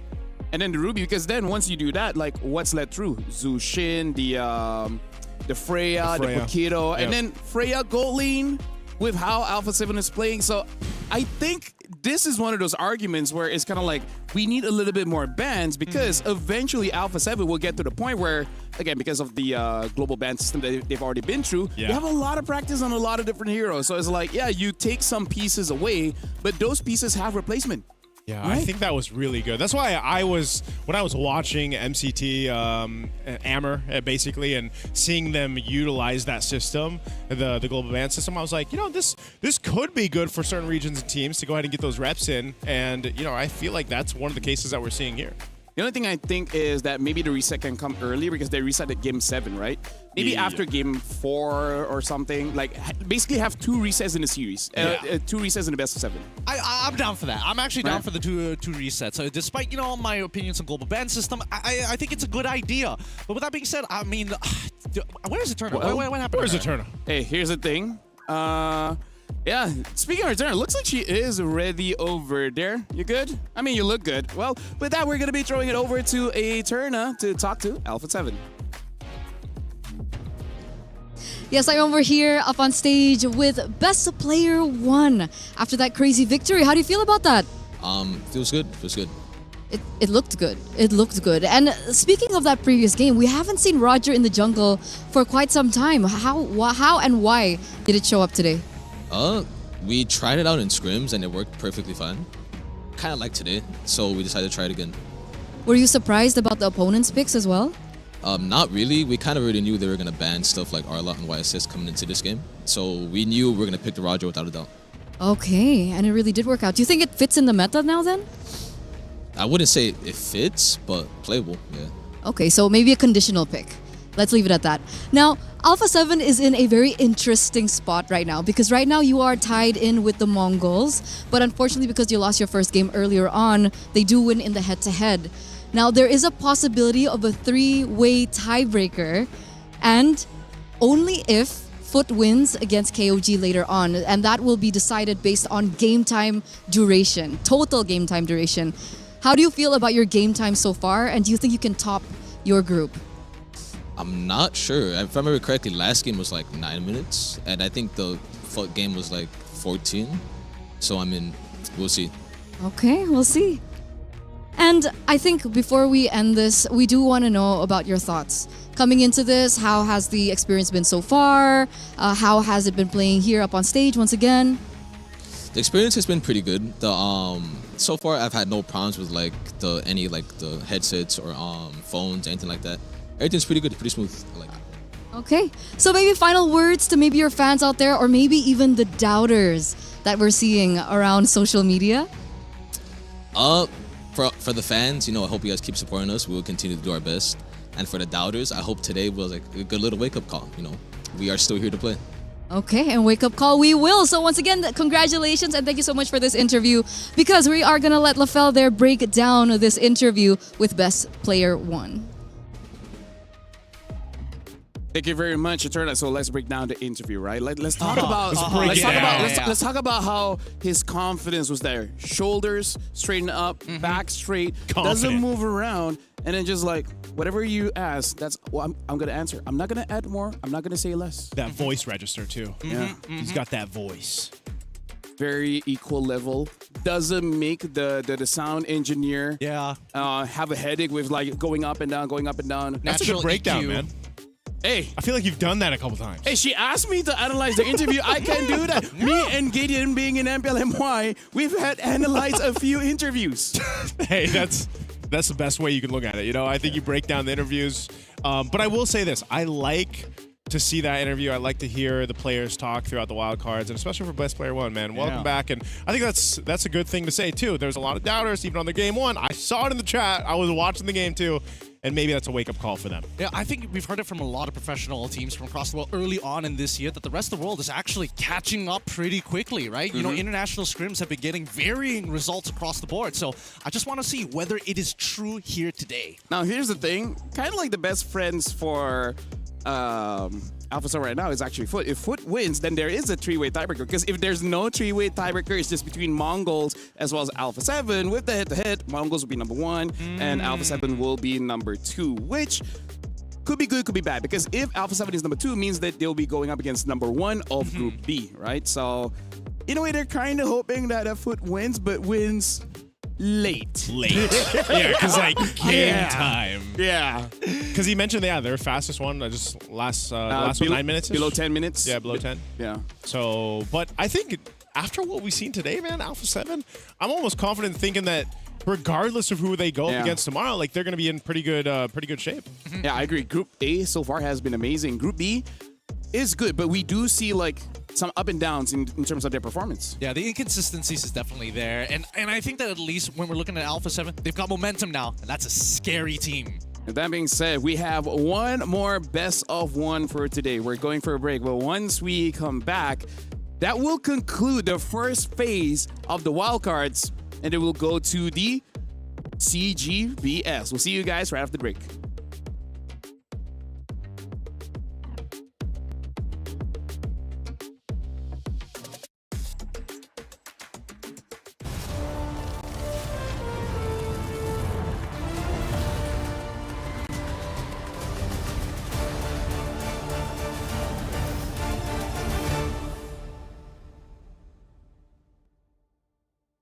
Hi, we are Kings of Gamer Club from Thailand. Winning MSL Thailand Season 1 really means a lot to me. I've been playing a really long time ago. This is my first championship. It really means a lot to me. I really dedicated this international tournament with my beloved father who passed away recently. I got a dream, Payen and Nai, climbing on Eiffel Towers. And today we are being here. I hope the dream comes true.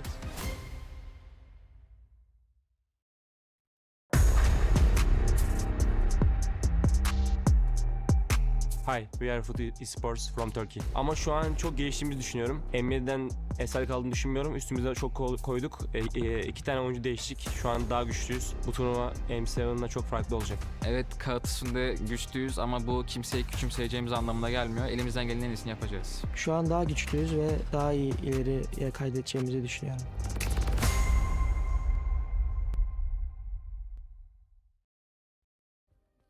Play is in our DNA.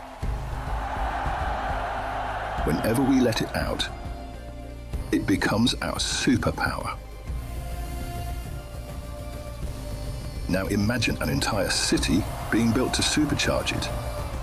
Kadir City, powered by play.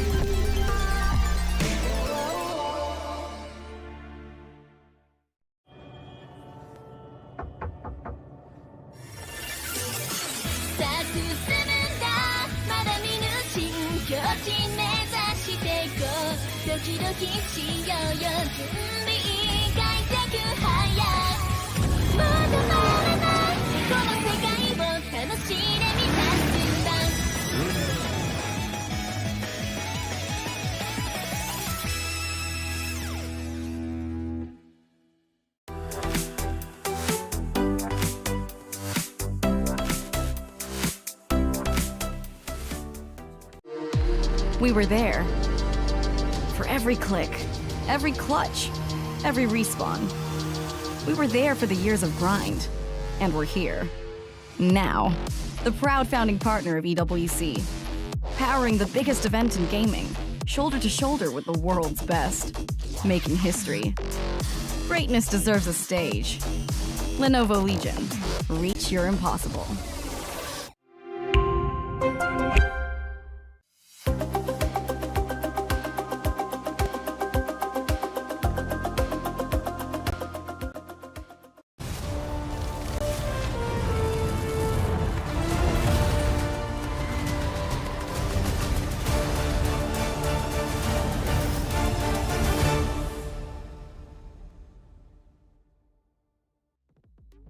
Welcome, friends. This is the final best of one for the wild cards. It's going to be between KOG going up against Foot Esports. And this is EWC 26. Mobile Legends Bang Bang wild cards.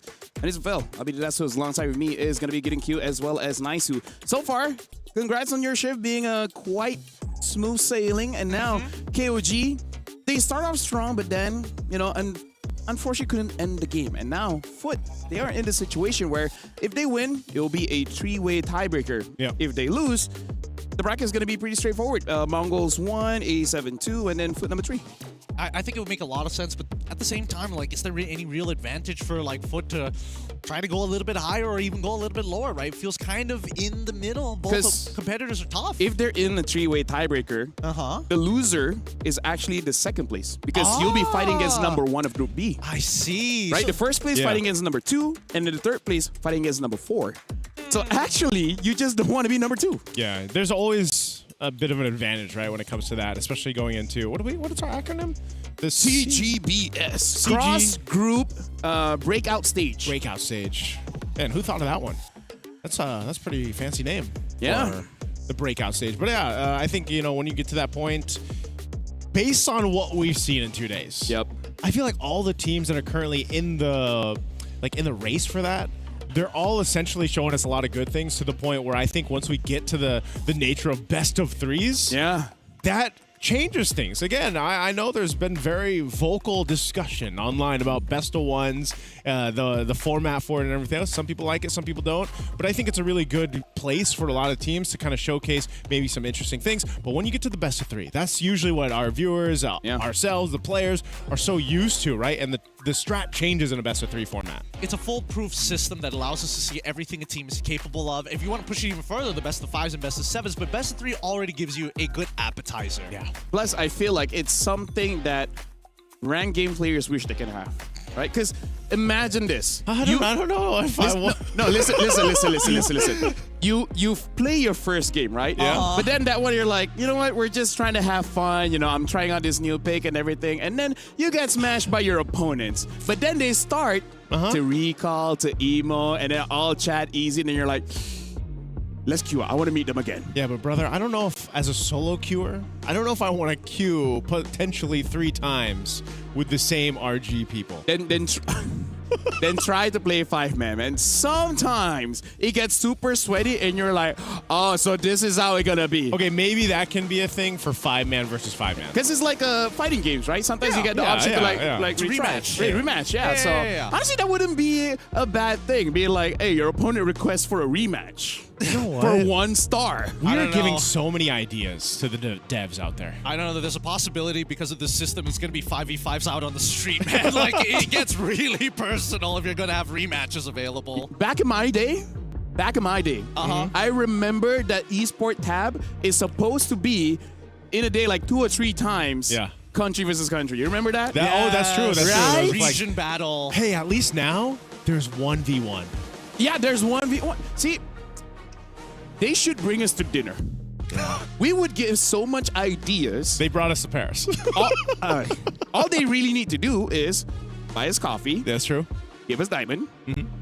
And a bonus paycheck. And then we're good. Ideally the size of $1 million, because these are only $1 million ideas. I don't see any problems with them whatsoever. Well, right now looks like Foot will be the first pick. KOG will be the second one. Baxia as well as the Matilda banned out by Foot. And then for KOG, the Freya as well as the Zushin. Now people are like, you know what? Yeah, the nerf ain't enough. At this point, I think this is a small nerf, but it should be enough. Nerf her HP. Nerf her HP or nerf her the size of her shield? Meaning like the number of the HP. Yeah, either or. It's a tough one. It's a tough one. She's been too strong for too long, Because man. I remember these 2 heroes suffered the most when their HP got cut, which is the Claude as well as Lilia. Yeah. Both got cut enough so that they can get 2-shotted.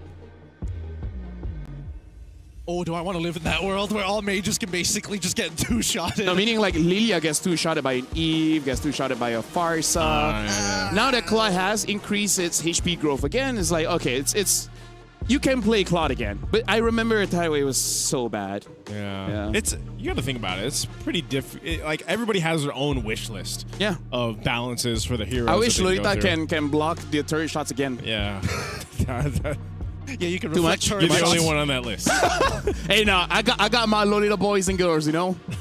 I'm sure they want the same thing. Actually, I'm pretty sure most of them have never experienced that. I get to experience that for 3 hours before I got changed. Oh, yeah. That's a pretty quick hot fix. The thing has been there for a long time. Yep. It's just that Nobody ever used it. No, I didn't have enough battle points. Oh my god. I couldn't buy her. I see my opponents do it, and I'm like, you wait till I get 32,000 battle points. And then I get it, and then they're like, okay, patch. I'm like, oh my god, that's great. What's the patch? Lolita can't do that anymore. No!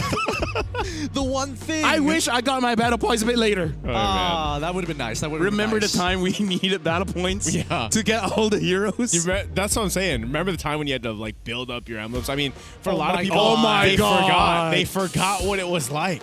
They didn't have to go through that. They didn't have to go through it. Paquito for speed, by the way. Yeah, Paquito first pick is expected, but now this should be the Fredrin. Is this going to be a Claude? Or are they going to pair it up with the Eve? We'll find out now.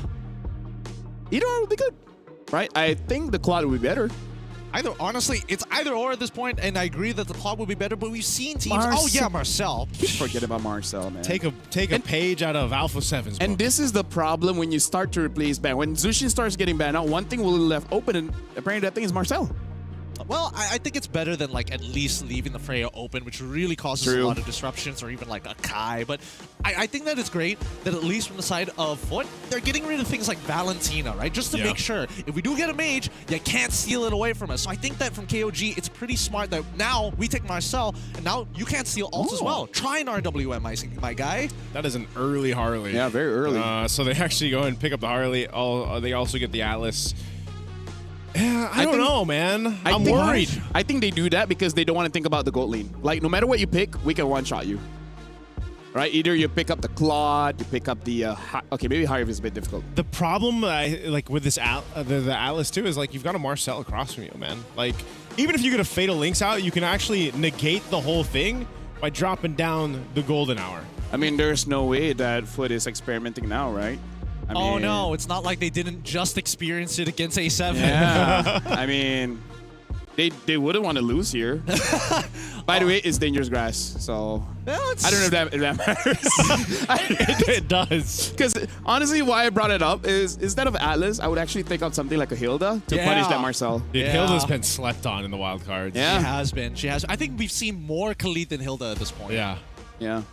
We've seen more Matilda than Hilda. That too. Matilda, Hilda. Also, what are your thoughts on this, right? Because I was thinking that Red 3 should have been Yves for the side of KOG because Foot decided not to take it, and they've already got the Marcel to open up the map in case someone like, Harley tries to attack the mid lane. So this is my analysis on this. They're also sick of Eve's shit. So they're like, this character sucks. That's why they banned out the Jushin. Yeah, so they're like, wait, we are red pick. Red 5, we can have some fun. An Odette. It's not too bad against a comp like this, admittedly. Right? See, everything is like, wait, there's nothing that can stop the Odette. And then, hey, that could be fun. Because this is something that SRG does a lot. Yeah. They let Red 5 be a mage because somehow, some way, Stormy will find a way to counter the team. Yeah. If you have the hero pool wide enough to actually take advantage of. But now we see that Carry's going to get banned out, and KOG, one-track mind, making sure that their jungler isn't going to explode. What is Foot? Are they just going to lean towards an Obsidia again? I think they might. For RX? Like, after what we saw previously? I mean, at least they don't have to deal with Arlot for now. Like, yeah. But, Sora, you're still going to have that threat between the crowd control that's provided for the first 3 picks, even for KOG. So, I don't know. They went with the Claude band. Carry is that one. Are they still going to expend the last bans on both sides towards gold? I would ban the Harif, and then any other marksman, I feel like the Harley will deal with quite well. Yeah. I don't know about this one. I really feel like for the second half, banning out the Claude here, I felt like they should have used the Claude as a tool against KOG to get some confirmation of what they want to do, right? Because if not only are they getting rid of the carry and decide to get rid of Moskov or Claude in that case, you know for a fact that KOG is playing around that mid trio. Let's see. Last ban here. KOG is going to be the Gord, so they'll take that out. Interesting too. There should be a Harif ban, and then for KOG. At this point, honestly, you can go either or in terms of the mid as well as the gold. But I think since you have priority, you might as well pick up a gold laner. Yeah. They might even just take our Kimmy for KOG. I don't know. Like to pair it up with that. True. That Fredrin. True. Might be a little tough because no matter what, you You're have a little to kind of. Well, thank you. Of course, I'm built like a twig. So I think that unfortunately, when you're dealing with these Harleys, especially if you're Kimmy, without the flicker, it becomes significantly harder, right? Because then once Harley gets the landing truncheon, they're ahead of you. Oh, dang it. Well, I was saying, man, I could see it coming through. So it stopped in its tracks. No, banned out. Damn, you guys have the third eye or something. Yeah, He's man. unlocked it. I've spent some time with the analysts over there in MPL Philippines. Yeah? And I usually get one right. Who, Ingen? Yeah. No, he's a smart guy. He's a smart guy. Hey, not as... Don't knock him, okay? He's the referee. He can see the pigs before we do. That's true. He literally is third eye. He at this point has more stage experience than us. Okay? That's a fair argument, but here comes the Moskov lock-in here for the side of Foot. Still, having to deal with the Harith is a little hard, but the Lilia will make it a lot easier. Shout out to Wolf, by the way. Yeah, shout out to Wolf. We miss you here. Yeah. The last pick. Oh yeah, again, Harif. It's still gonna be difficult for the Harley to do much. This is the last pick gonna be. This is gonna be the mid lane. Yeah. So Kimmy was taken out. The Eve is still there, but it's not really the best. Eve Farsa. But I'm happy with the Farsa. I would like to see Farsa. Farsa needs justice. She does, but at the same time, you're giving up like a decent amount of pressure, right? Because you have to make the Fine, choice of Chang'e. trade. Chang'e, not the worst, but still same problem about having Purify and Flicker. Yeah. Fine, Novaria. Honestly, probably the safest one. That's like by far the safest one. You know what? Kill What's Harley. next? Pick up the Eudora. Hey, technically, didn't she go through a little bit of a change too? Yeah, Eudora honestly is quite annoying, and I think it is quite viable. But Fine, Zetian. Why did you say that? Why are you? Do you have something about Zetian? Yeah. Because the damage is not enough. Zetian power spike is level 12, so that your ult gets like quick enough. But before that, you're trying to win the lane. If you don't win the lane, you're like a sitting Empress. Speaking of Empresses, nice as well as getting Q. Good luck on this one. You guys are Empresses. I was gonna say, I guess we're Empresses. Why not Emperors? Sure. You know, because there can only be one, unfortunately. That's true. That's true. All right. Well, ladies I and mean, you gentlemen, can be the Emperor of the West. You're not part of this. Yeah. You're not part of this. Or you can go even further. Northwest, east, south. Or southeast. Why did it have to be the diagonals? let's stay in one region. Yeah. Let's stay there. All right. Okay, LaFell, thank you for your service for this one, man. You know what? It's me, Nice Gideon, to bring in the last game of day 2 here for the MSC Wildcards at EWC 2026. We hope you guys have had a great time, because I know in parts of the world it's getting a little late, right? For me, it's past my bedtime if I was still there, but I'm here. Yeah. And so, Gideon, let's jump into this last one. Land of Dawn. We know what's at stake. Foot Esports and KOG. All right, let's see how this is going to end up, right? Because Foot really took the initiative here to say, you know what, Payan, you are not going to get caught this time. You got to play something else this time round in RX. Hopefully he can make up for the performance on Obsidia with this Moskov. And again, it's going to be some tough work. Yeah, looking at the emblems too, nothing sticking out too much. Again, the I don't know, reintroduction of Harley coming back in, at least here day 2. He's still a threat, like we saw from the previous matchup when he was brought out, debuted through this. But the main thing is are you able to go ahead and complement that early damage that he has with an Atlas setup? Potentially, yes. Psyche, again, one of the first players to get a Savage on day 1 of the wildcards, is playing this Lilia. Early good damage. Oh, he's quite low. Oh my god, he nearly died there. I thought for a second the true damage was going to be eaten up, but now he's going to make it out of there. Forcing the flicker out from Psyche is great. And initially I thought, wow, that was a winning trade for Psyche. Like, really nice job. You force Zed to go for the recall, and then he gets chunked out by Nile, and now it's back to even. And arguably more of an advantage for Zed. Yeah. So maybe the Zetian's going to be more of a threat. Up top, though, 33rd. Oh, he's going to get locked down straight away. Oh, he 33. flickers, he dashes as well, and he saves his life and still managing to hold on to that last creep to hit level 4 at the right time.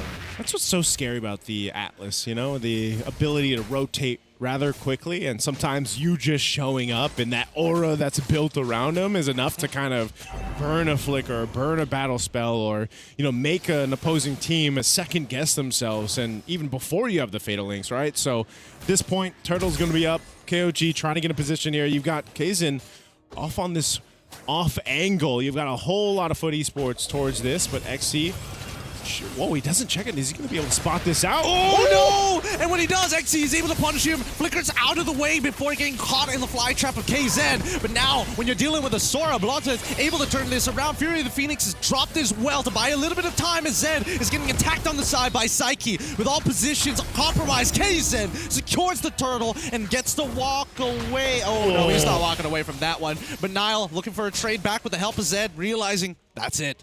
No more. They got the turtle, but man, they died, right? Multiple deaths there. And for Exy, I mean, look at this amount of damage he's able to pop out with this instant replay here. Just Nile's gone an instant with a deadly magic, but the damage that's coming through from Exy is just so good here. So much to overload those health bars right now. And even with this, there's the Fury of the Phoenix like we were talking about, but ultimately there's not too much that they can do here. Yes, they secure the turtle, but this just fight is so much to deal with. There's so much early game damage with this kind of lineup that Foot Esports has. Yeah, really nothing much they can do about it.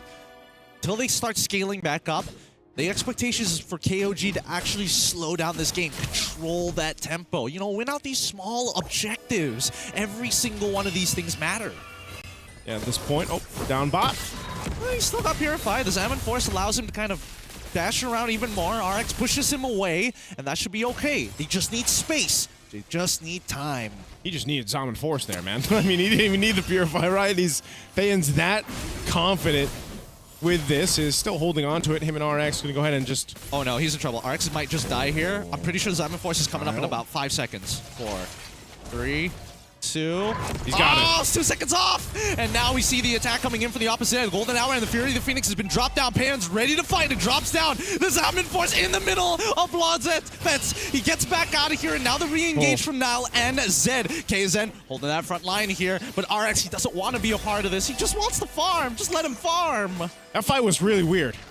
Right, but no one goes down, a whole lot expended, battle spells and everything else. Essentially, it'll be a reset for them to go ahead and set up for this turtle coming up here. But yeah, Pan, he held on to that Purify for a really long time. He knows that limit, and also, you know, you saw that highlight of this being dangerous grass, being able to maneuver around these bushes. Here's for the turtle.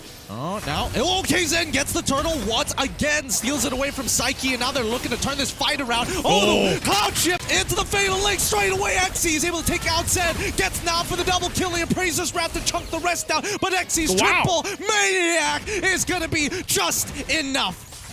FUT Esports just exploded. Just exploded on KOG. I mean, what the heck did we just see? That was a team fight. Actually, that wasn't even a team fight. That was just a massacre. Yeah, let's look at the instant replay and see where the Nuclear Shadow ends up, because it all starts with just a fat wombo combo. Cloud Shift and then Fatal Links. Dude, the Fatal Links was as fatal as that could be. I mean, he's able to grab essentially 4, setting things up for Xe. I mean, that was the quickest Maniac I feel like I have seen.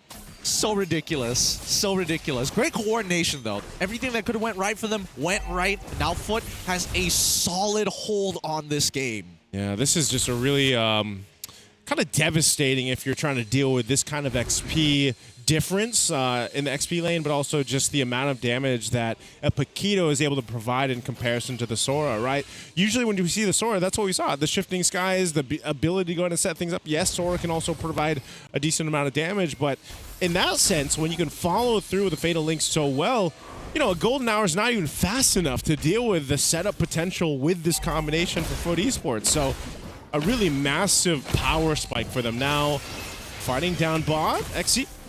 Oh, get away. The spear connects. Oh, Zed able to get over the wall before actually getting collapsed against it. Fury of the Phoenix to buy some time in the Golden Hour to get KZN out of there, but KZN can barely move. Zaman Force out for Payen to turn this around, and KZN says, thank you. An opportunity wasted. Purified to get him out of there. The Fatal Links does not connect with the backline, now getting attacked by the one and only Zed. He goes down, and Xe double kill again. Walking away. Payen, no mana. Nothing left to fight for. And Xe is the champion in this game right now. 7-1-4.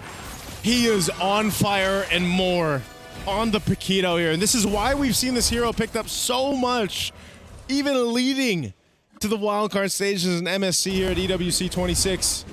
And this hero, you'll see a whole lot of it throughout the main stage because, man, the ability to do that, you know, exit the fight, come back, have that full locked and loaded combo is just too much for a lot of teams to deal with, especially when you're down. I mean, we just had this whole discussion. Oh, RX, he gets Retribution. He's got it here. They've already got the reset with the Energy Eruption. Praiser's Wrath, you know, just to put a little spice on top. But KZN now genuinely out of position here. Do they have enough time to turn this around? Cloud Shift as well. They engage Fury, the Phoenix, Fatal Links, front line, in trouble. Payen trying to make the happening. Golden Hour bought the time that they were looking for, and Payen, he's running out of the duration of the Zaman Force, finds one, looking for the second, jumps back in, gets the third, but Xe says no with a double kill, and Zed finally collapses to Kazue. Oh my goodness, man. Again, Xe just farming kills here, and the rest of FUT Esports as well.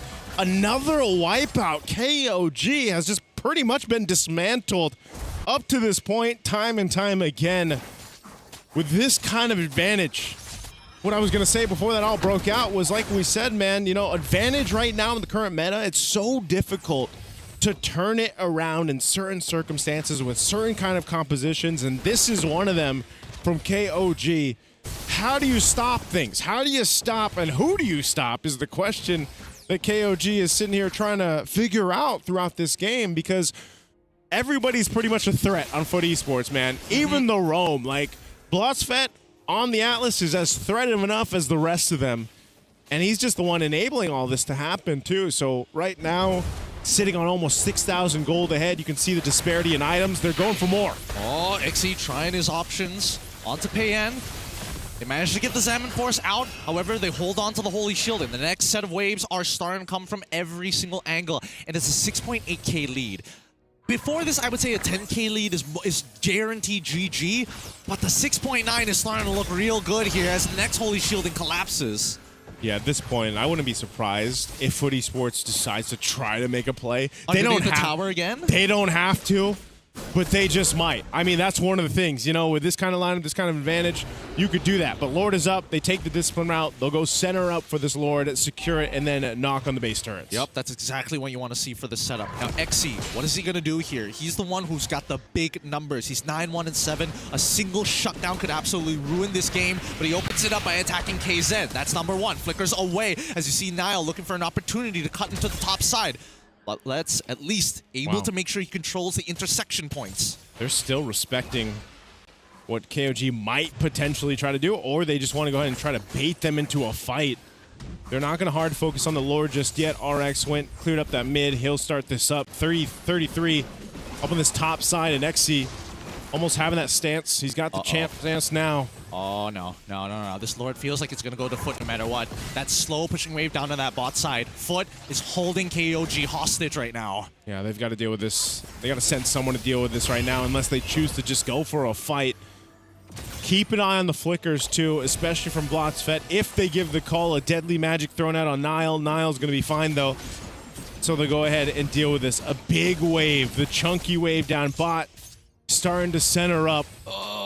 KOG's got to play the macro level here. Half health on this Lord. This is making me so anxious right now. They're gonna lose. They know that they are willing to drop the Holy Shielding, but they are waiting for a singular win condition. And number one, it has to go be looking towards Kazue's side. Wait, KZen, you're a little low here. Oh, he's really low. He gets 4 members with a Fatal Links right into the golden hour. Fear the Phoenix comes out just in time, but it's too late. Psyche takes him out. Kazue, the next to fall as their third, is able to find him. 4 for 1, and XC comes out with even more than he came out with. Oh, they're going for Payan, too. Payan just trying to walk away, clear out the bottom lane. He's still got a shield there, but man, Payan, what can you do against this team?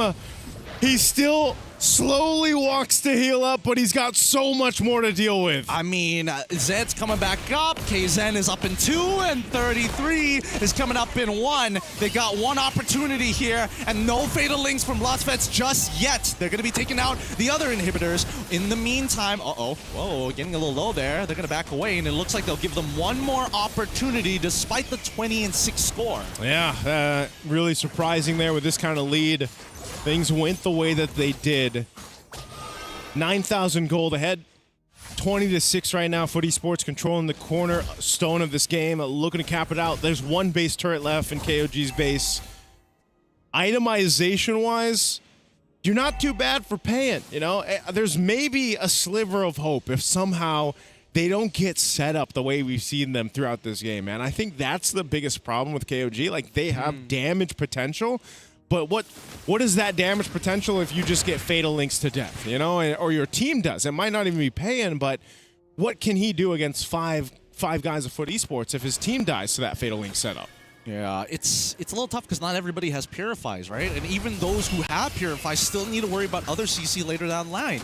Now, Niall, going in and out of the fight as always, just to buy a little bit of time, the important time that KOG needs right now. With 2 missing inhibitors, they're just going to be locked underneath the crystal. Okay, so right now it looks like KOG is just going to go ahead and play the defensive game, right? Hold things down the best they can. You still got a minute towards that Lord to come up here. So this amount of time that they're going to be able to buy, I'm wondering if it'll be enough to actually turn a game around. That's the big thing. Part of this is not just keeping Payan alive or him keeping himself alive through that eventual base push, or if they try to contest the Lord like they did previously, and it comes down to maybe a miracle retribution, that could be maybe one of the win conditions that KOG is looking for right now. Because at this state, they have so much ground to cover. You almost have to get in a position where, all right, maybe we rely on a miracle play. Uh-oh, they might get sandwiched in, though. Well, let's find out here because RX is ready to fight. And now, Fatal Links onto 2 frontliners. Fury of the Phoenix as well to buy some time. Payan goes with his Salmon Force, but is forced to move away. As you see the RX, he ends up flickering into the golden hour. He could have caught 2, and that's already 2 down. But Foot have found the hole that they've been looking for and are looking for more. 33 the next up fall. RX saved from his previous sins. They got a wave in mid. They're looking to go ahead and close out the game. They're looking for the crystal at this point. Zed will try his absolute best, but now the first to go down, and Zed just has to watch as the crystal finally explodes. That's GG, well played. Foot take the game. Foot Esports, they take the dub. That's going to give them that advantage that they needed, that they wanted, you know, and they showed it in this game. I mean, they weren't kidding around at all. They drafted a composition that they're comfortable with. They executed perfectly. And Exy, man, the MVP of this one. Woo! My goodness, what a performance with this Paquito here. And he even got a Lord as well. Like, he secured a Lord for them. Exy just did it all in this one. I mean, like, honestly, getting a Maniac, securing basically everything, but honorable mention, Bloodspite, man. Like, I don't think it's like MVP, but look at all those sets. Like, as a roamer, even I'm like, goddamn. Gardon. Yeah, I think he... Great to see it, huh? Yeah. To be fair, I think that Bloodspite did have a couple of awkward angles, but he made it work because he understood the most important thing is to separate the front and the back. And once they did that, oh, goodbye, backline. Yeah, honestly, that was an amazing performance coming in from Foot. So that makes it so that we are in a three-way tiebreaker. And KOG, they will be number 4. So now it's between number 1 until number 3. We'll see whether we will explore that or not, because there's a chance, because again, we got to calculate everything, that we might just show it on social media later on. So make sure you guys follow MLBB Esports, just to make sure that you guys are up to date on the latest news and to also see who's going to fight against who. But for now, this game really showcased the abilities of XC as well, because on the Freya, he was amazing. Like, I don't think I remember a bad XC game. Like, even in losses, it wasn't his fault. Yeah, there was just, I don't know, XC, he was one of the first ones to also bring out the Freya, right? If I remember correctly. So there was just a lot of really good performances from XC, and this is kind of what I feel like allows Foot Esports to play these games that they've been having. The rest of the team really comes together. I mean, even think about it, right? On the first day, Psyche got the first Savage of Wild Card. So everyone has kind of had their moment with Foot Esports through the past couple of days. So hopefully they can take that and bring it into the next the last 2 days of the Wild Card. Yeah. Because again, after this, it will be the CGBS, and then afterwards, once we're done with the cross group, at the final day, 3 best of 3s, we'll see which one team, it's just one team throughout everyone from Group A and Group B that will go over to the main stage. And at this point, the competition gets a bit crazy. It's not just a best of 3, but again, you fought so hard in day 1 and day 2, and then after 2 days, it might just be over. That's just the nature of competition, you know what I'm saying, right? It's tough. It's really, really tough. And you can see that the members here, they're not too down about it. They know that, okay, we still have opportunities to really prove ourselves at this point. And I think from either side, right, it's a learning experience until it is the elimination matches. Yeah. That's when they throw everything on the table. And that's what I expect in the best of 3. You know, I think even when we get to the best of 3s tomorrow, I'm excited for those personally because, like I said, best of 1s are great. You get a couple days of them. Bring us to the best of 3s now. Bring us to the spiciness of what Wild Cards is going to be. Yeah, best of 1, it's either cheese picks or the very best draft that you can bring through, and then in the best of 3, it's all about pacing yourself. I would say 3, 5, 7. It's like fighting, right? You know that you're going to fight for 3 rounds, 5 rounds, and everything. You don't want to expend all of your stamina on round number 1, right? You want to pace. You have to know your opponent's habits, and then try to win off of that. But again, with that, it's also like one of the best ways to showcase a coach's capability. Yeah. Right? With their experience in terms of how they draft and how to calm the players down, because sometimes they get too hype or sometimes they get too down. Honestly, I was going to go back and do some homework on a lot of these coaches, right? Because the real question is, some of these coaches are actually recognizable from year to year. I mean, they've come to MSC as wildcard teams for other teams before. Yeah. They always have either a style or like, you know, either incorporate with the team or very militaristic, you follow my rules type deal. Yeah, I like that because even when you look at some of the best teams in the world right now, one of the main things that they say, and this has been shared throughout a lot of interviews and podcasts out there, you know, being able to go ahead and help the players reset from just game to game within a series is such a... It's a skill that is innately in the coaches, but also to work with the individual players and their personalities get them to reset quickly. It might even be a bad game because even some of the best players out there have had bad games, right? And so to be able to do that, that is a massive thing to prep them for the main stage of MSC. And because of that, it's no surprise that a lot of teams that have been able to perform very well has invested a lot in their coaches, because gone are the days it's just one guy, right? Remember back in those days, just one coach doing the draft, doing the motivations, doing the discipline training. He's cooking for them. He's cooking for them, waking them up for practice, taking everything. them to the gym. Now everyone has their own roles. Like, you're a tactical coach, you think about the game. This is the head coach. Making the decisions in terms of the training, as well as, you know, disciplining the players every once in a while. Now there's like what, a minimum of 2-man coaching team, but now we got 3, 4. Some teams even invest in psychologists. So yeah, going into the best of 3, that is going to be a good test for the coach, because we saw here in the wildcards, first game, almost everyone had a bad game. Yeah. But then eventually they got better. Yeah. I think that right now we don't actually have like a rhythm in the draft. We know like some picks that will come out, but in terms of the order, I don't think the openers are really set for a lot of the wildcard teams. Yeah, actually, they're very team different. independent. Yeah, it's super team independent. I mean, again, some teams like Alpha 7 that pick up the Marcel first right on the blue side, or maybe the Arlot, for example, for Nats. Like, it's becoming very clear. And again, I feel like, in a way, the disadvantage, let's say, of the teams that go through the wild card is whoever ends up making it to the main stage. All those teams have all this data on you, right? So that is another part of the gauntlet I feel like these teams go through in the wild card. And it's supposed to be the wild card. Yeah. That's why it's fun.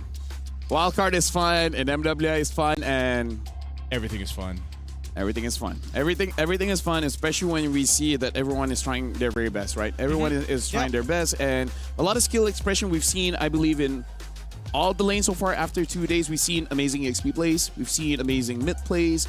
The jungle, we even see damage jungle coming in from best player 1. So I feel like overall, no specific hero or lane has been the outlier to be like, this role kind of sucks right now. Not really. Like any of the roles. Actually. Yeah. The only sucky thing is just like, I don't have much options. But other than that, it's all good. I really think it's just, yeah, I suppose.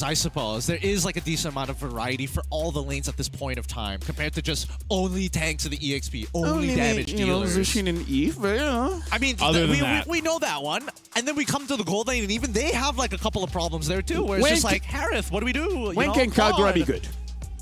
Well, I mean, she is picked up in the Philippines, and there are some players that can play her in the current meta, I feel like. I think. You sure about that? Your voice pitched up just a bit there. I think. Yeah. I mean, like, hey, I like Kagura, use her time to time, but again, it is one of those things where in this meta, it's kind of like the mid is a utility. Yes. So that's why we don't see Kagura a lot, because she's like an assassin type of mid. That's kind of what I mean, you know? Like, let someone else be the utility, but then you know who will be?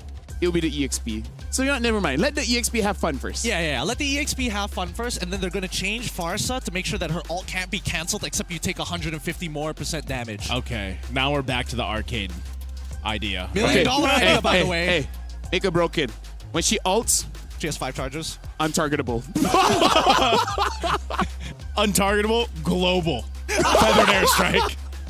Right? No. It doesn't strike from the air. It comes from below. so that you can't even dodge it. Exactly. That's the true global. That's the god ult there. Why do we want to make Farsa great again? Because she's a baddie. That's the only. I don't know if that's valid. Hey. I don't know if that's valid. Hey, ask the player base. Yeah. They would say that's good enough. Really? Zushin's a baddie, Hirara's a baddie, and see how many people wanted Hirara to work. Literally, if they just want... Think about it. Even Merkel wants her to work.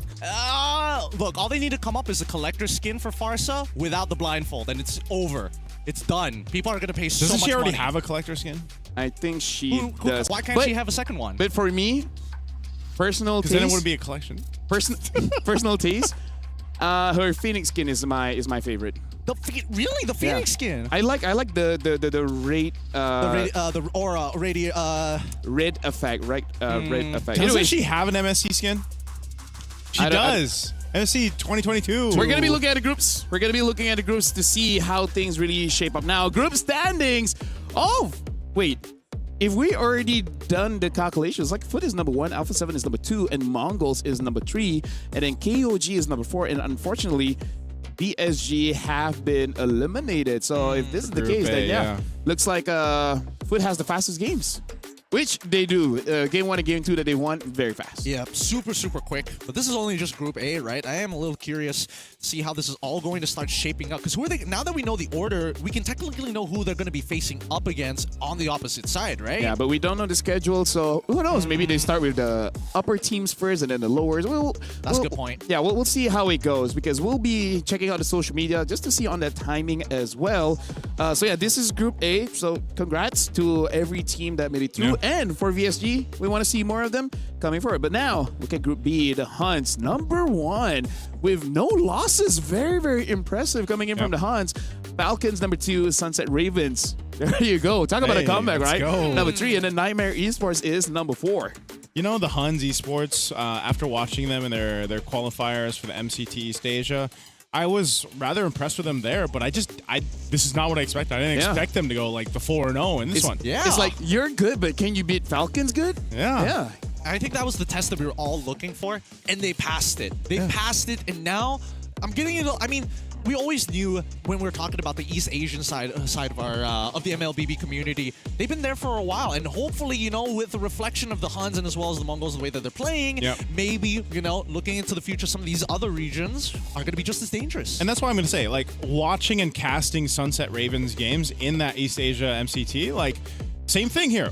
It's great to see them make the improvements from watching them there. And, you know, in that qualifier, it seemed like they were really struggling, not just in the picks, but the way they rotated around the map. Well, then you watch them here in the wildcards, and I'm like, whoa, that improvement from that time to now has been pretty vast. So, and think, they're rather new, right, to the competitive scene of MLBB. So who knows what more improvements we'll see from Sunset Ravens and the likes. And unfortunately, Nightmare just couldn't get a win for it today. But hey, maybe it's just day 1, you know, still jet lag and all this kind of thing. So hopefully going into the best of 3s, we see improvement, especially with, let's just say, the frontliners. I feel like Javiana can do a little bit more. I agree. And that allows the mid as well as the gold lane to just perform a little bit better. That's why I think, what do we say? Let the XP laners be the guy right now, or let them. It's weird because like before people would be like, oh, it's the junglers, it's this, that. I think the stars right now are XP laners, man. Yeah. Well, I mean, a bit of a yes and Gloves no, right? off. Gloves on. If they're Paquito. If they're Paquito.